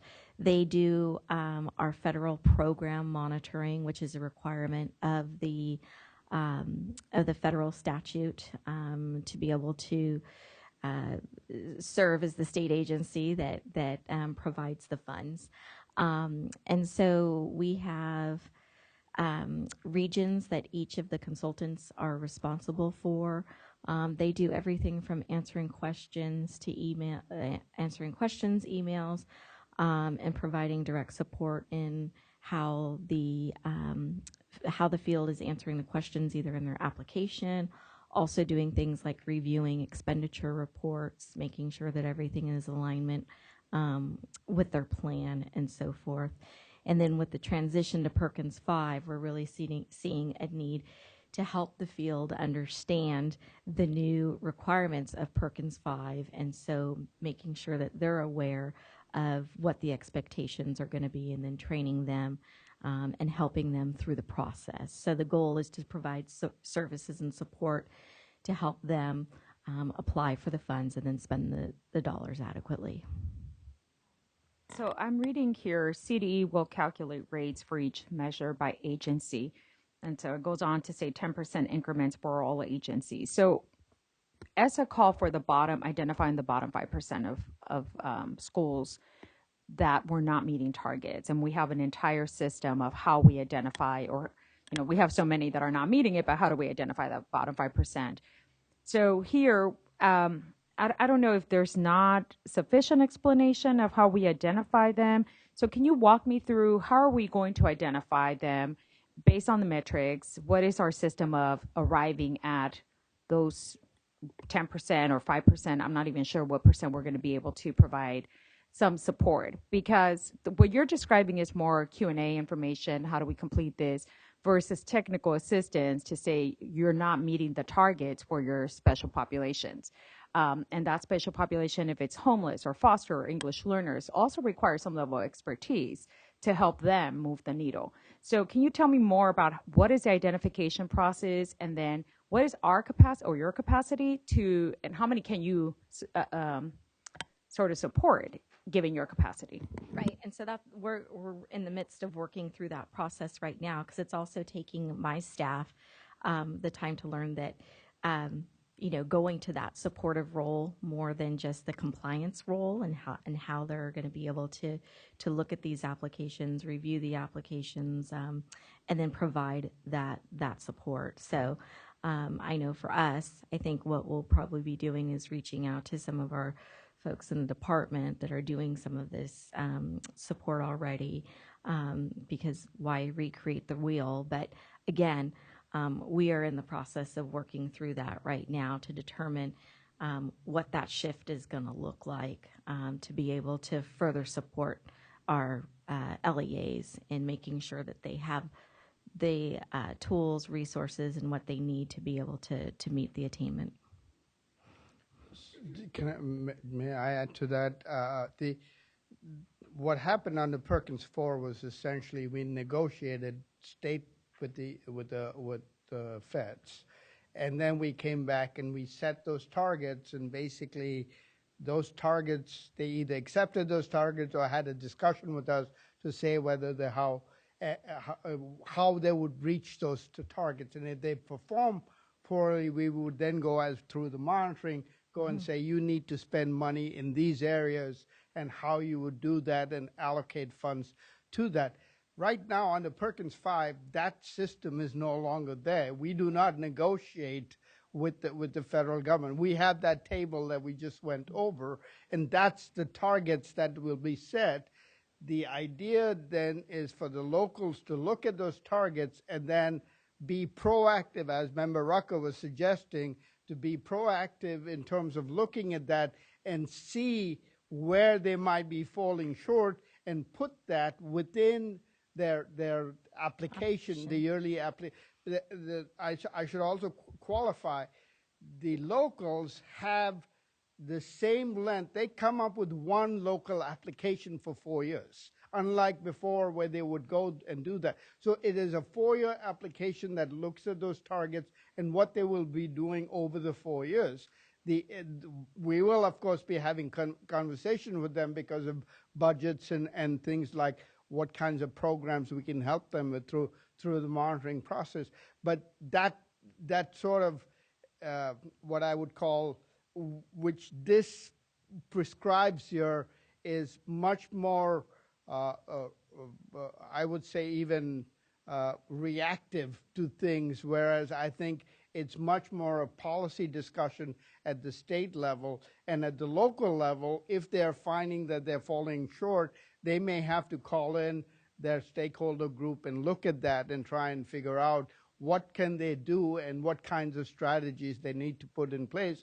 And then obviously, since they have to do a comprehensive local needs assessment every 2 years, that information should be more ongoing and coming. So a lot of the onus is put on the locals to do exactly what you're suggesting. We're essentially going to guide them through the process, and that's the intent with under Perkins 5, which is not the case under Perkins 4.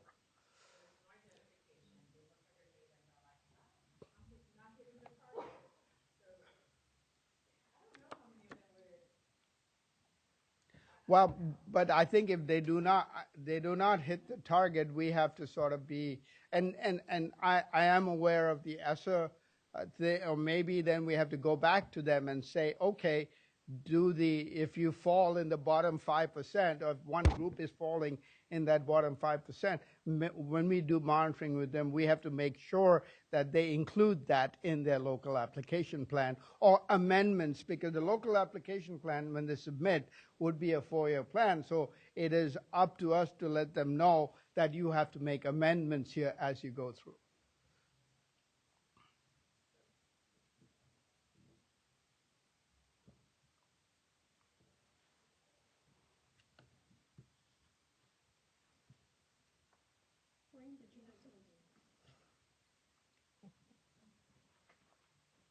So there's a couple of things. One is the question, about what you've looked at, your board has been looking at for quite a while, and it's been pretty intense study, is my first question to you, is this quantitative data only, or is it qualitative? And meaning, are you looking at data and then having a conversation about interpreting it, and or are you looking at narrative responses that would be more qualitative data? And before you respond to that, the reason I'm asking is because if you look at our system, I'm just talking from the community college's point of view, and as an education consultant, my job is to monitor what they're doing online and to ask questions and to provide technical expertise or technical support, however you want to phrase it. So in our online system, we do have, and we have the application and also the final report, and then there's quarterly reports, probably just like you. Tell us about your core indicator data. And my question always is, who's not in your classroom or your program? Why not? What strategies are you going to implement to improve this core indicator data? Tell me a story. And I don't want to just hear that technical skills attainment is down in general. I want to hear what population, what specific population that is. So those conversations take a while, and one of the questions or concerns is do we have the capacity to do all that?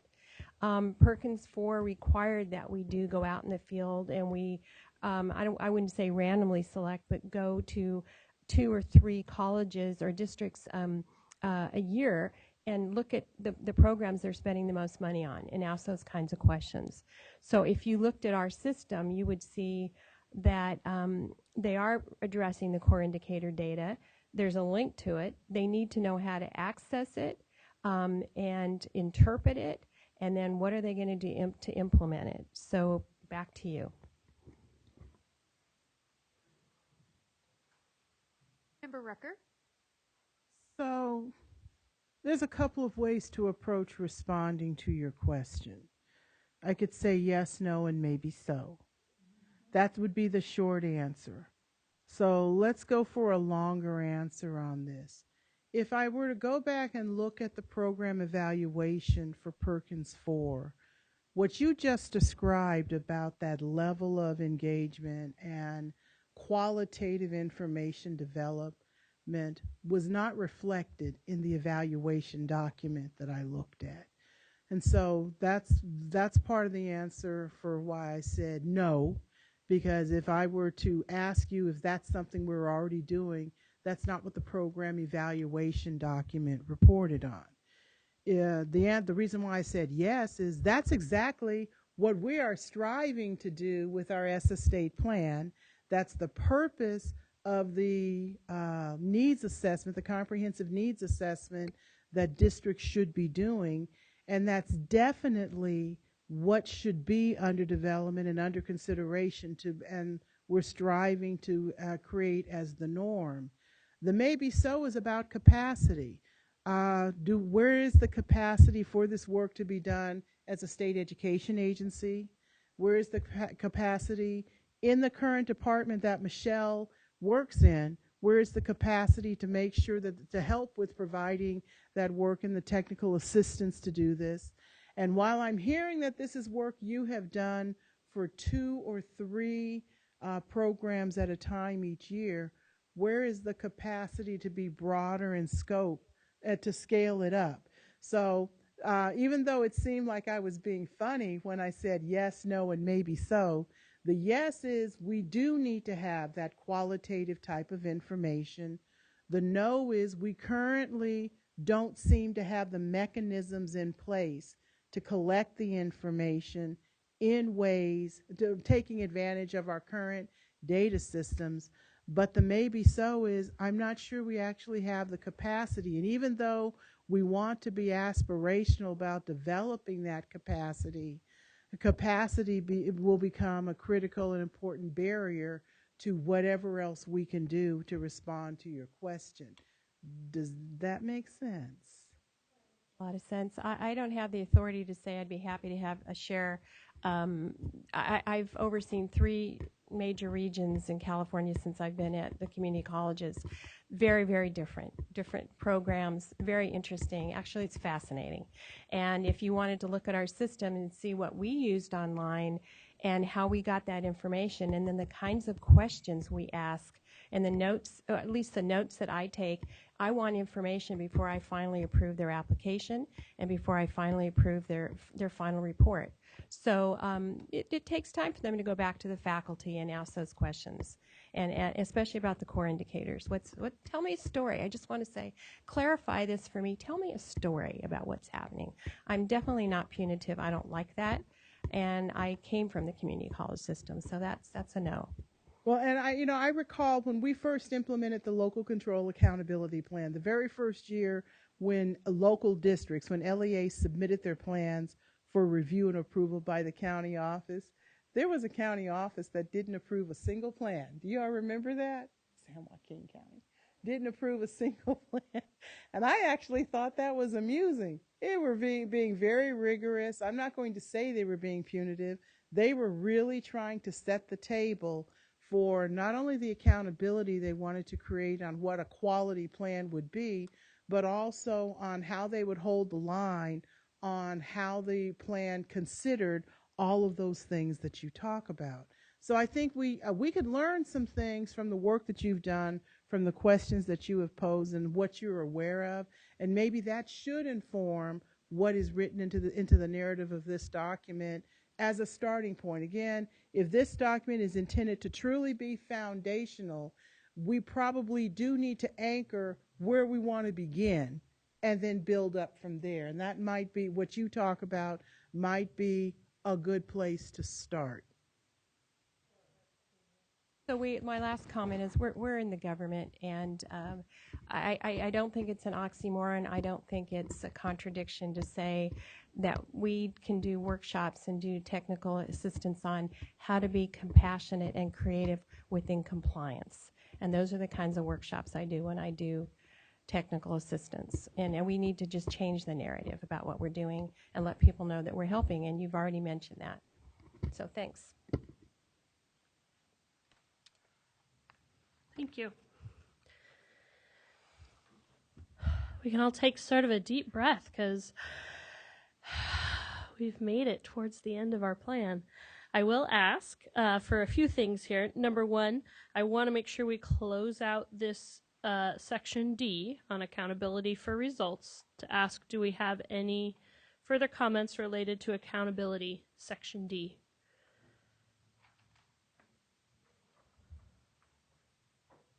Okay.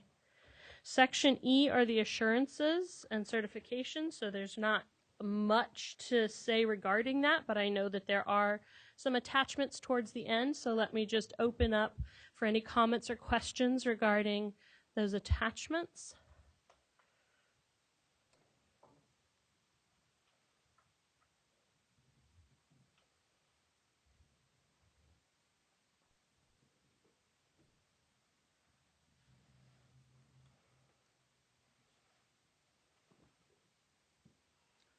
I would say that some of the assurances are, it's not a complete list because some of them you have to actually download from the portal to actually finish. So some of them are just writing the top and then providing text that you've seen there, but the others are essentially like the construction one, for example, I remember are from, you download it from the portal and get someone to sign that in some sense that we are not using these funds for construction activity. So until we get to the portal and download that, we've already done that, but we have to update the date. We did that in the transition plan. We have to update the date for the full plan.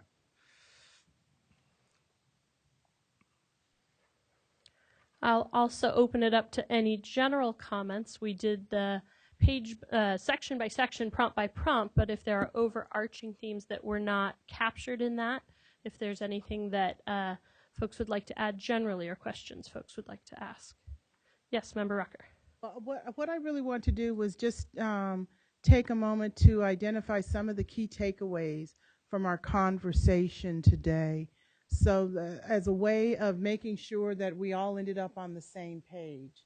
One of the most important things we looked at is using this document to identify what we want to accomplish with this.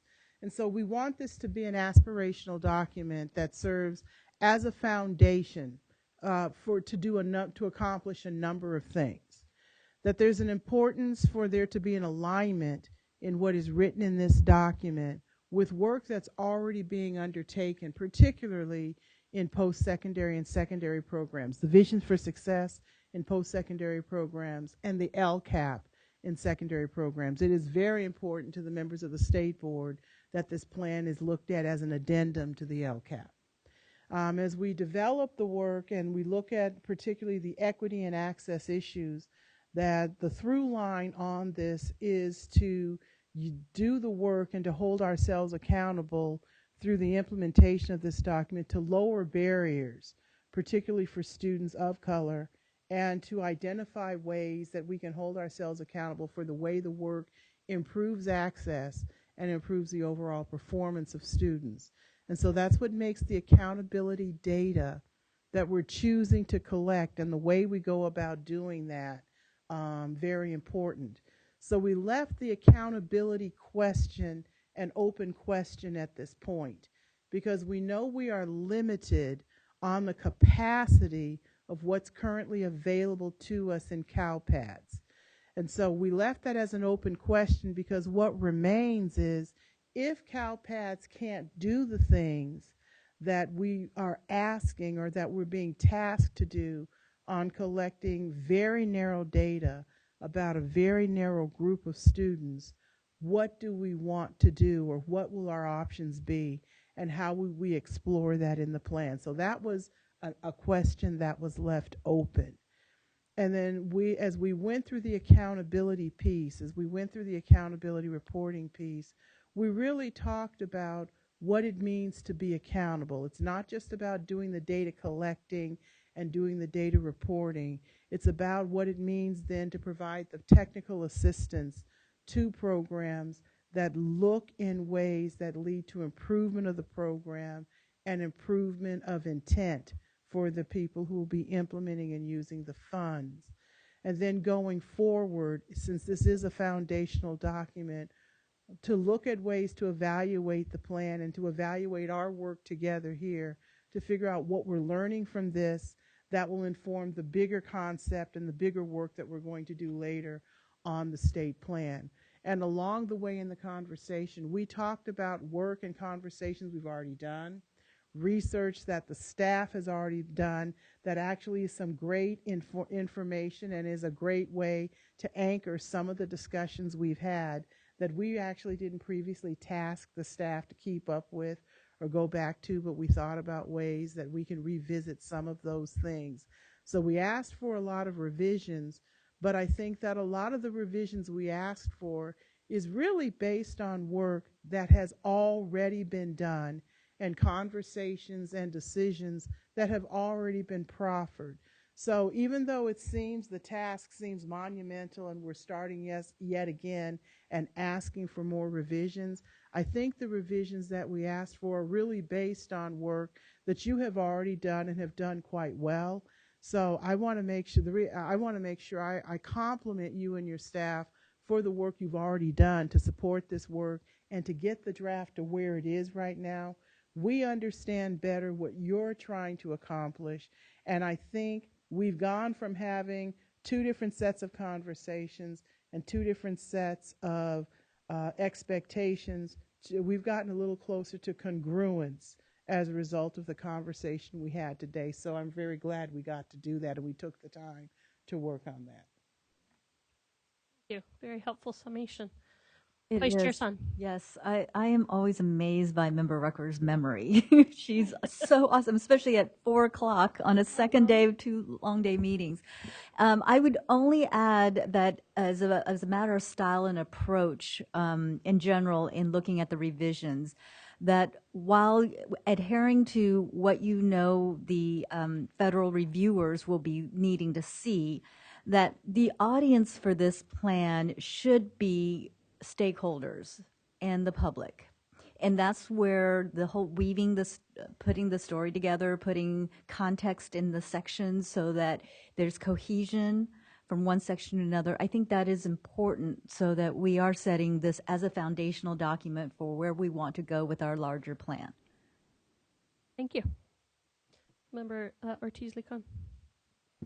I know I'm running on low, so I just want to make sure we have a sense of next steps. I am hearing conversations about an immediate next meeting, possibly even November. That's not going to work for me per se, but if that's the case, I want to know that, or December.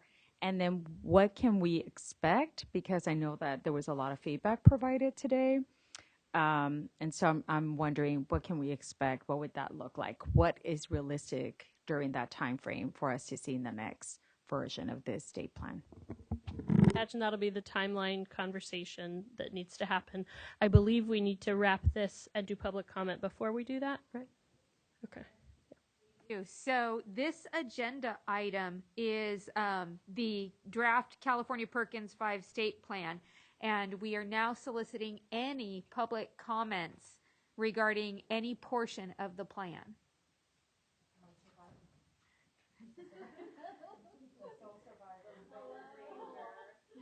Welcome. Please state your name and where you're from.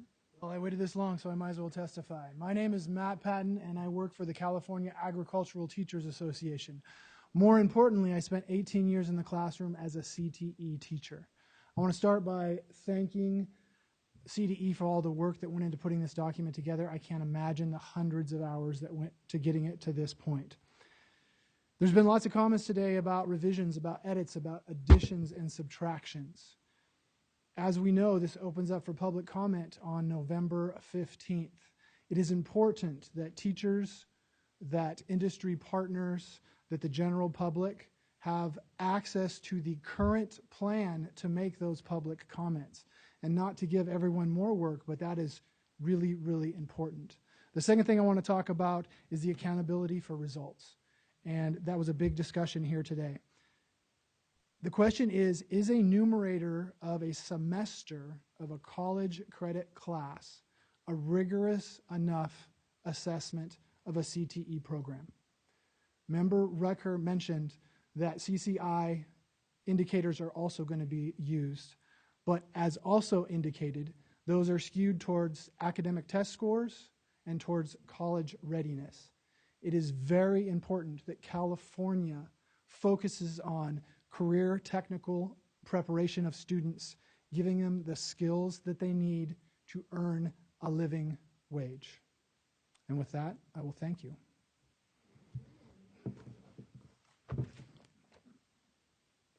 Are there any other members of the public that would like to? That's okay. Oh, well, thank you for pointing that out. This particular agenda item is asking us, as members of the Joint Advisory Committee, to make a motion to approve the draft moving forward for public comment. So, is there anyone that would be willing to make the motion that we send this draft forward for public comment?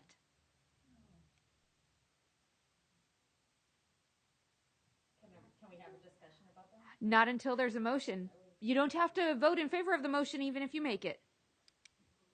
I would, at this point, not be in favor. Well, we need to make a motion. So have discussion. So is there anyone that is willing to make a motion? You don't have to vote in favor of it, but we need a motion and a second to open the discussion. I'm going to move that we post the draft for public comment. Is there a second? I'll second so we can have our discussion. Thank you very much. Very well. I know it's kind of painful because we're all in that situation right now. Where are we? So, yeah. Madam Maker of the motion, you have the right of first debate. Okay. This is not ready for prime time. We have, in the course of the conversation today, we have asked the staff to make a number of significant and substantive content changes. And I don't believe that can be ready in time to post it for public comment on November 15th, because we also need to see it again before it's posted for public comment on November 15th. And I just don't see how the timeline works in our favor to do that. So I made the motion because it was important for us to be able to have the conversation, and it was important for us to have the conversation. But I think I knew even at our last meeting that we probably weren't going to be ready. And it's not that I'm clairvoyant. I'm just looking at the work that needed to be done and how far apart we were from our goal. We're closer today, but the draft itself, I don't believe, with the substantive changes we've already requested today, I don't believe it's ready. Member Ortiz-Lincoln. So in terms of timeline, and we do need to put this out for a 30-day public comment. I think we said we had 35. 5 days does not buy us much time. In terms of timeline, what does that mean?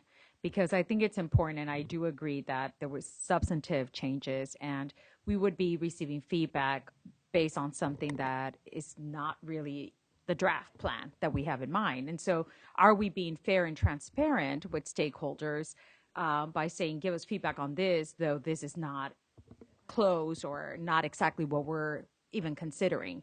So I think about, as a stakeholder, if I take the time to provide feedback on something that is completely inaccurate or something that's going to change drastically, is that fair to the stakeholder?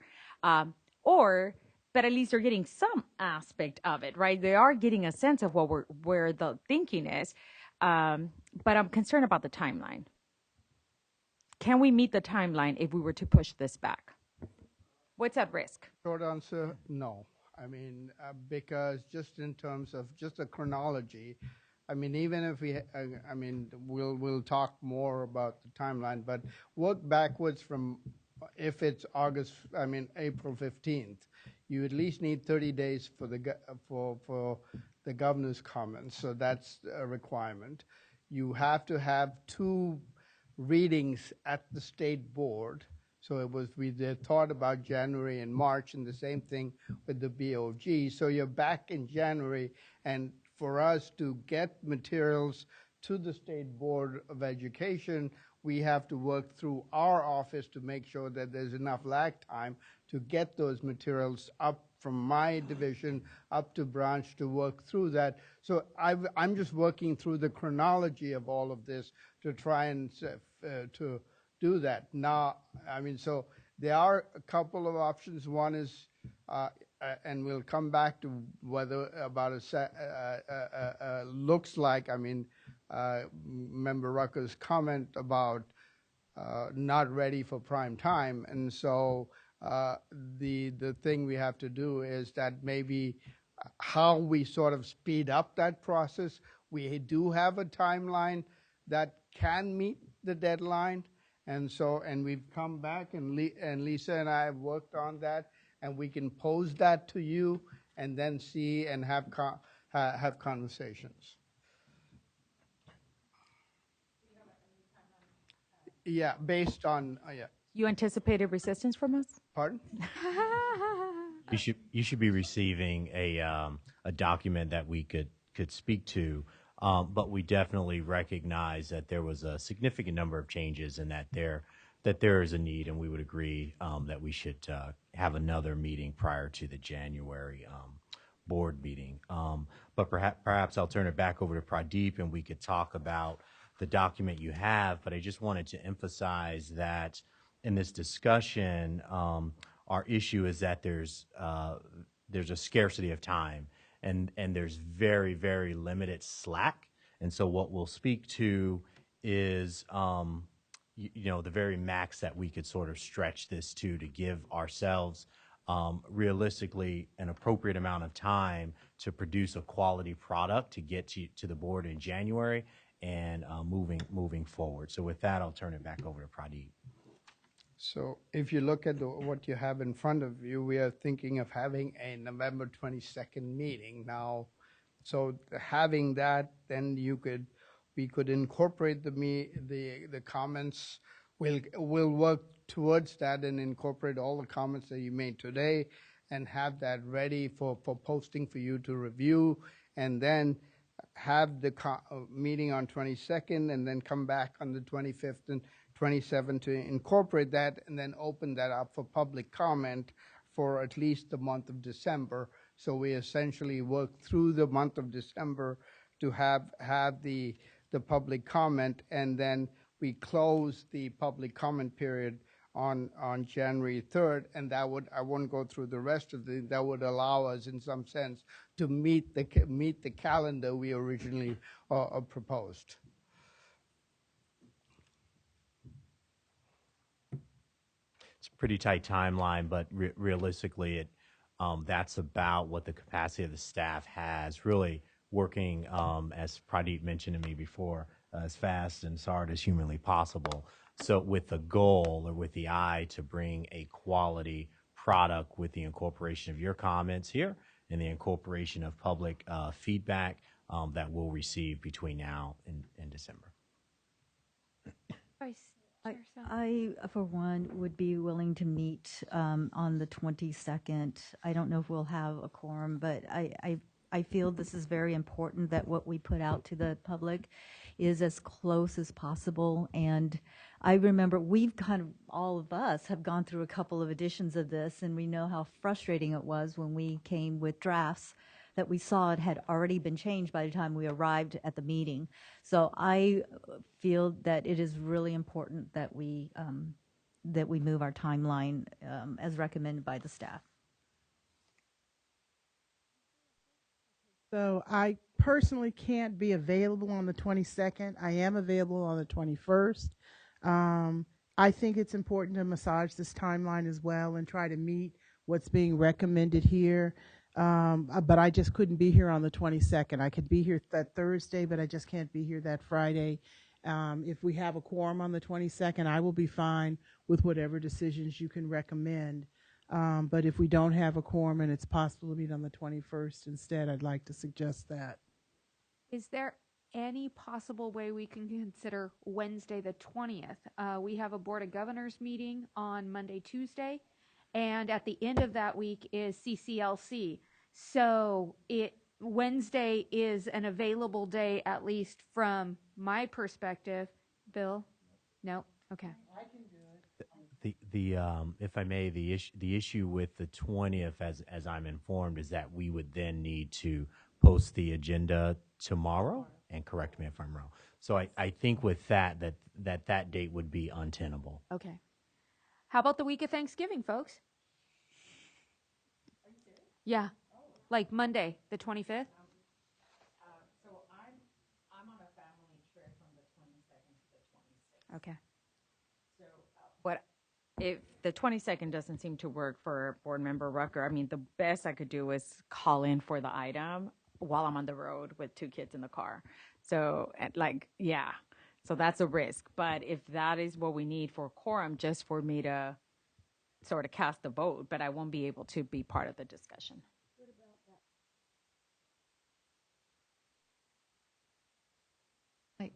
I would just, in terms of Bagley Keene, we can't have a moving target car. Yeah, you need to post a location. Yeah.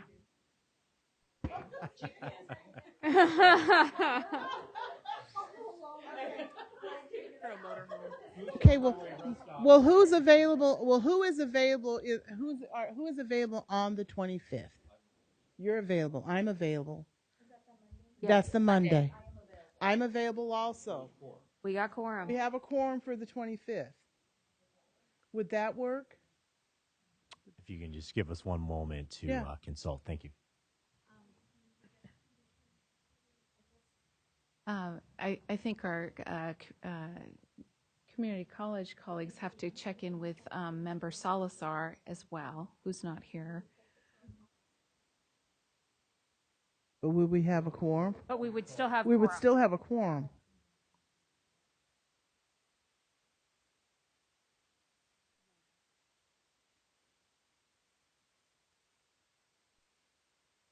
Apologize for the delay. We just want to Okay.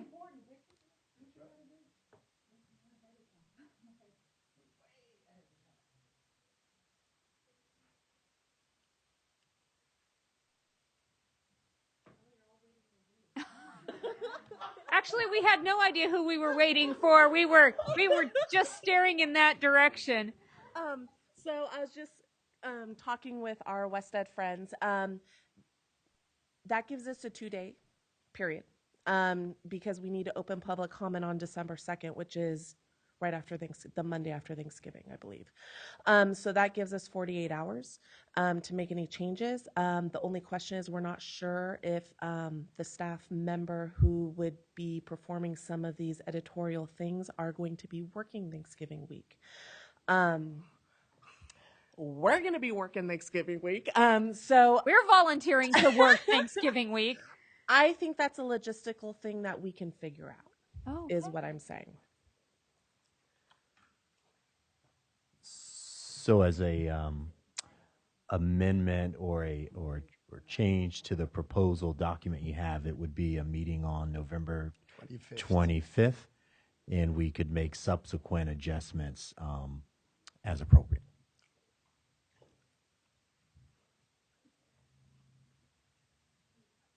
So that, so that means on the 20th, the Association of Career and College Readiness Organization conference, you will not be able to do your feedback at that conference. We will just present to talk about we won't actually have a document for them. We'll just basically talk about the process that we've gone through and and basically talk about the amended timeline and the public comment period. So we won't actually have, and that the intent of that meeting was not actually go through the document, but just give them a summary of the information.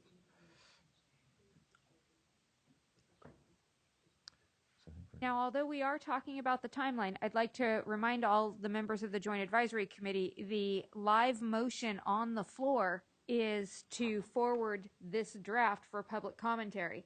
So, I'd like to offer a substitute motion. Or you could offer a substitute motion, or we can vote the motion down, vote it down and say, absolutely not, we're not ready to put this out there.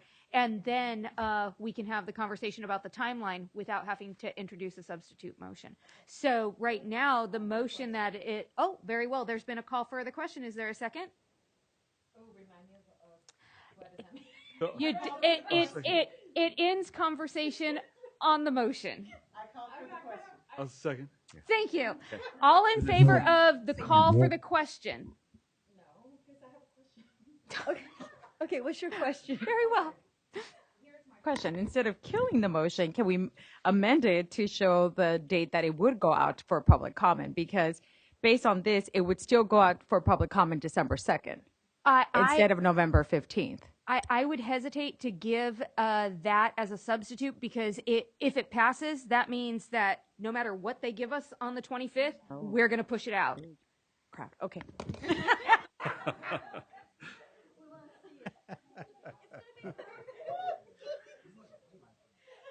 Yeah. So, can we go back to the call for the question? Okay, so there has been a call and a second. All those in favor of ending debate on this motion, say aye. Aye. Any opposed? Any abstentions? Therefore, we are now ready to vote on the main motion. All of those in favor of pushing out this draft version of the California Perkins 5-state plan, say aye.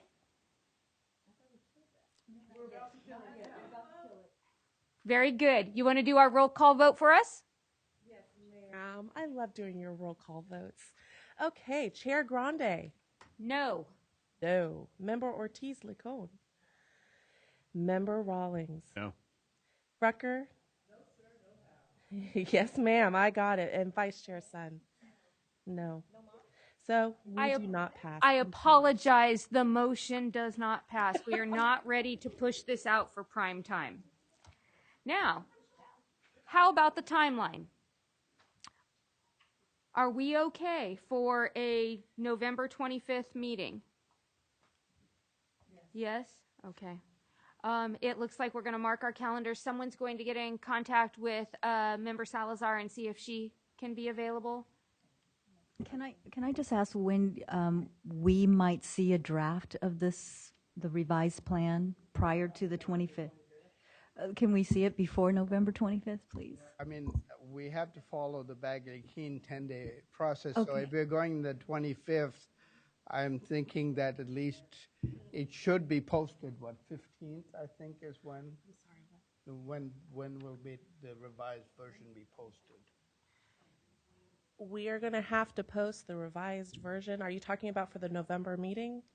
As soon as humanly possible next week. It will have to be posted no later than the 15th. So, was that Thursday? Something like that. Next Friday. Well, make sure that whatever is publicly posted is the draft that we will be reviewing and commenting on the 25th. Yes, just like for this meeting. Just for this meeting, you got the draft that was posted. And also what we will do for that posting is I'll do the track changes where we highlight in blue for the stuff we're taking out, and we'll highlight in yellow for the stuff we're putting in. So hopefully the November meeting will run a little smoother. I do have one question for the committee. For November 25th, what's our time? Are we going to do a 10 to 3, a 10 to 2?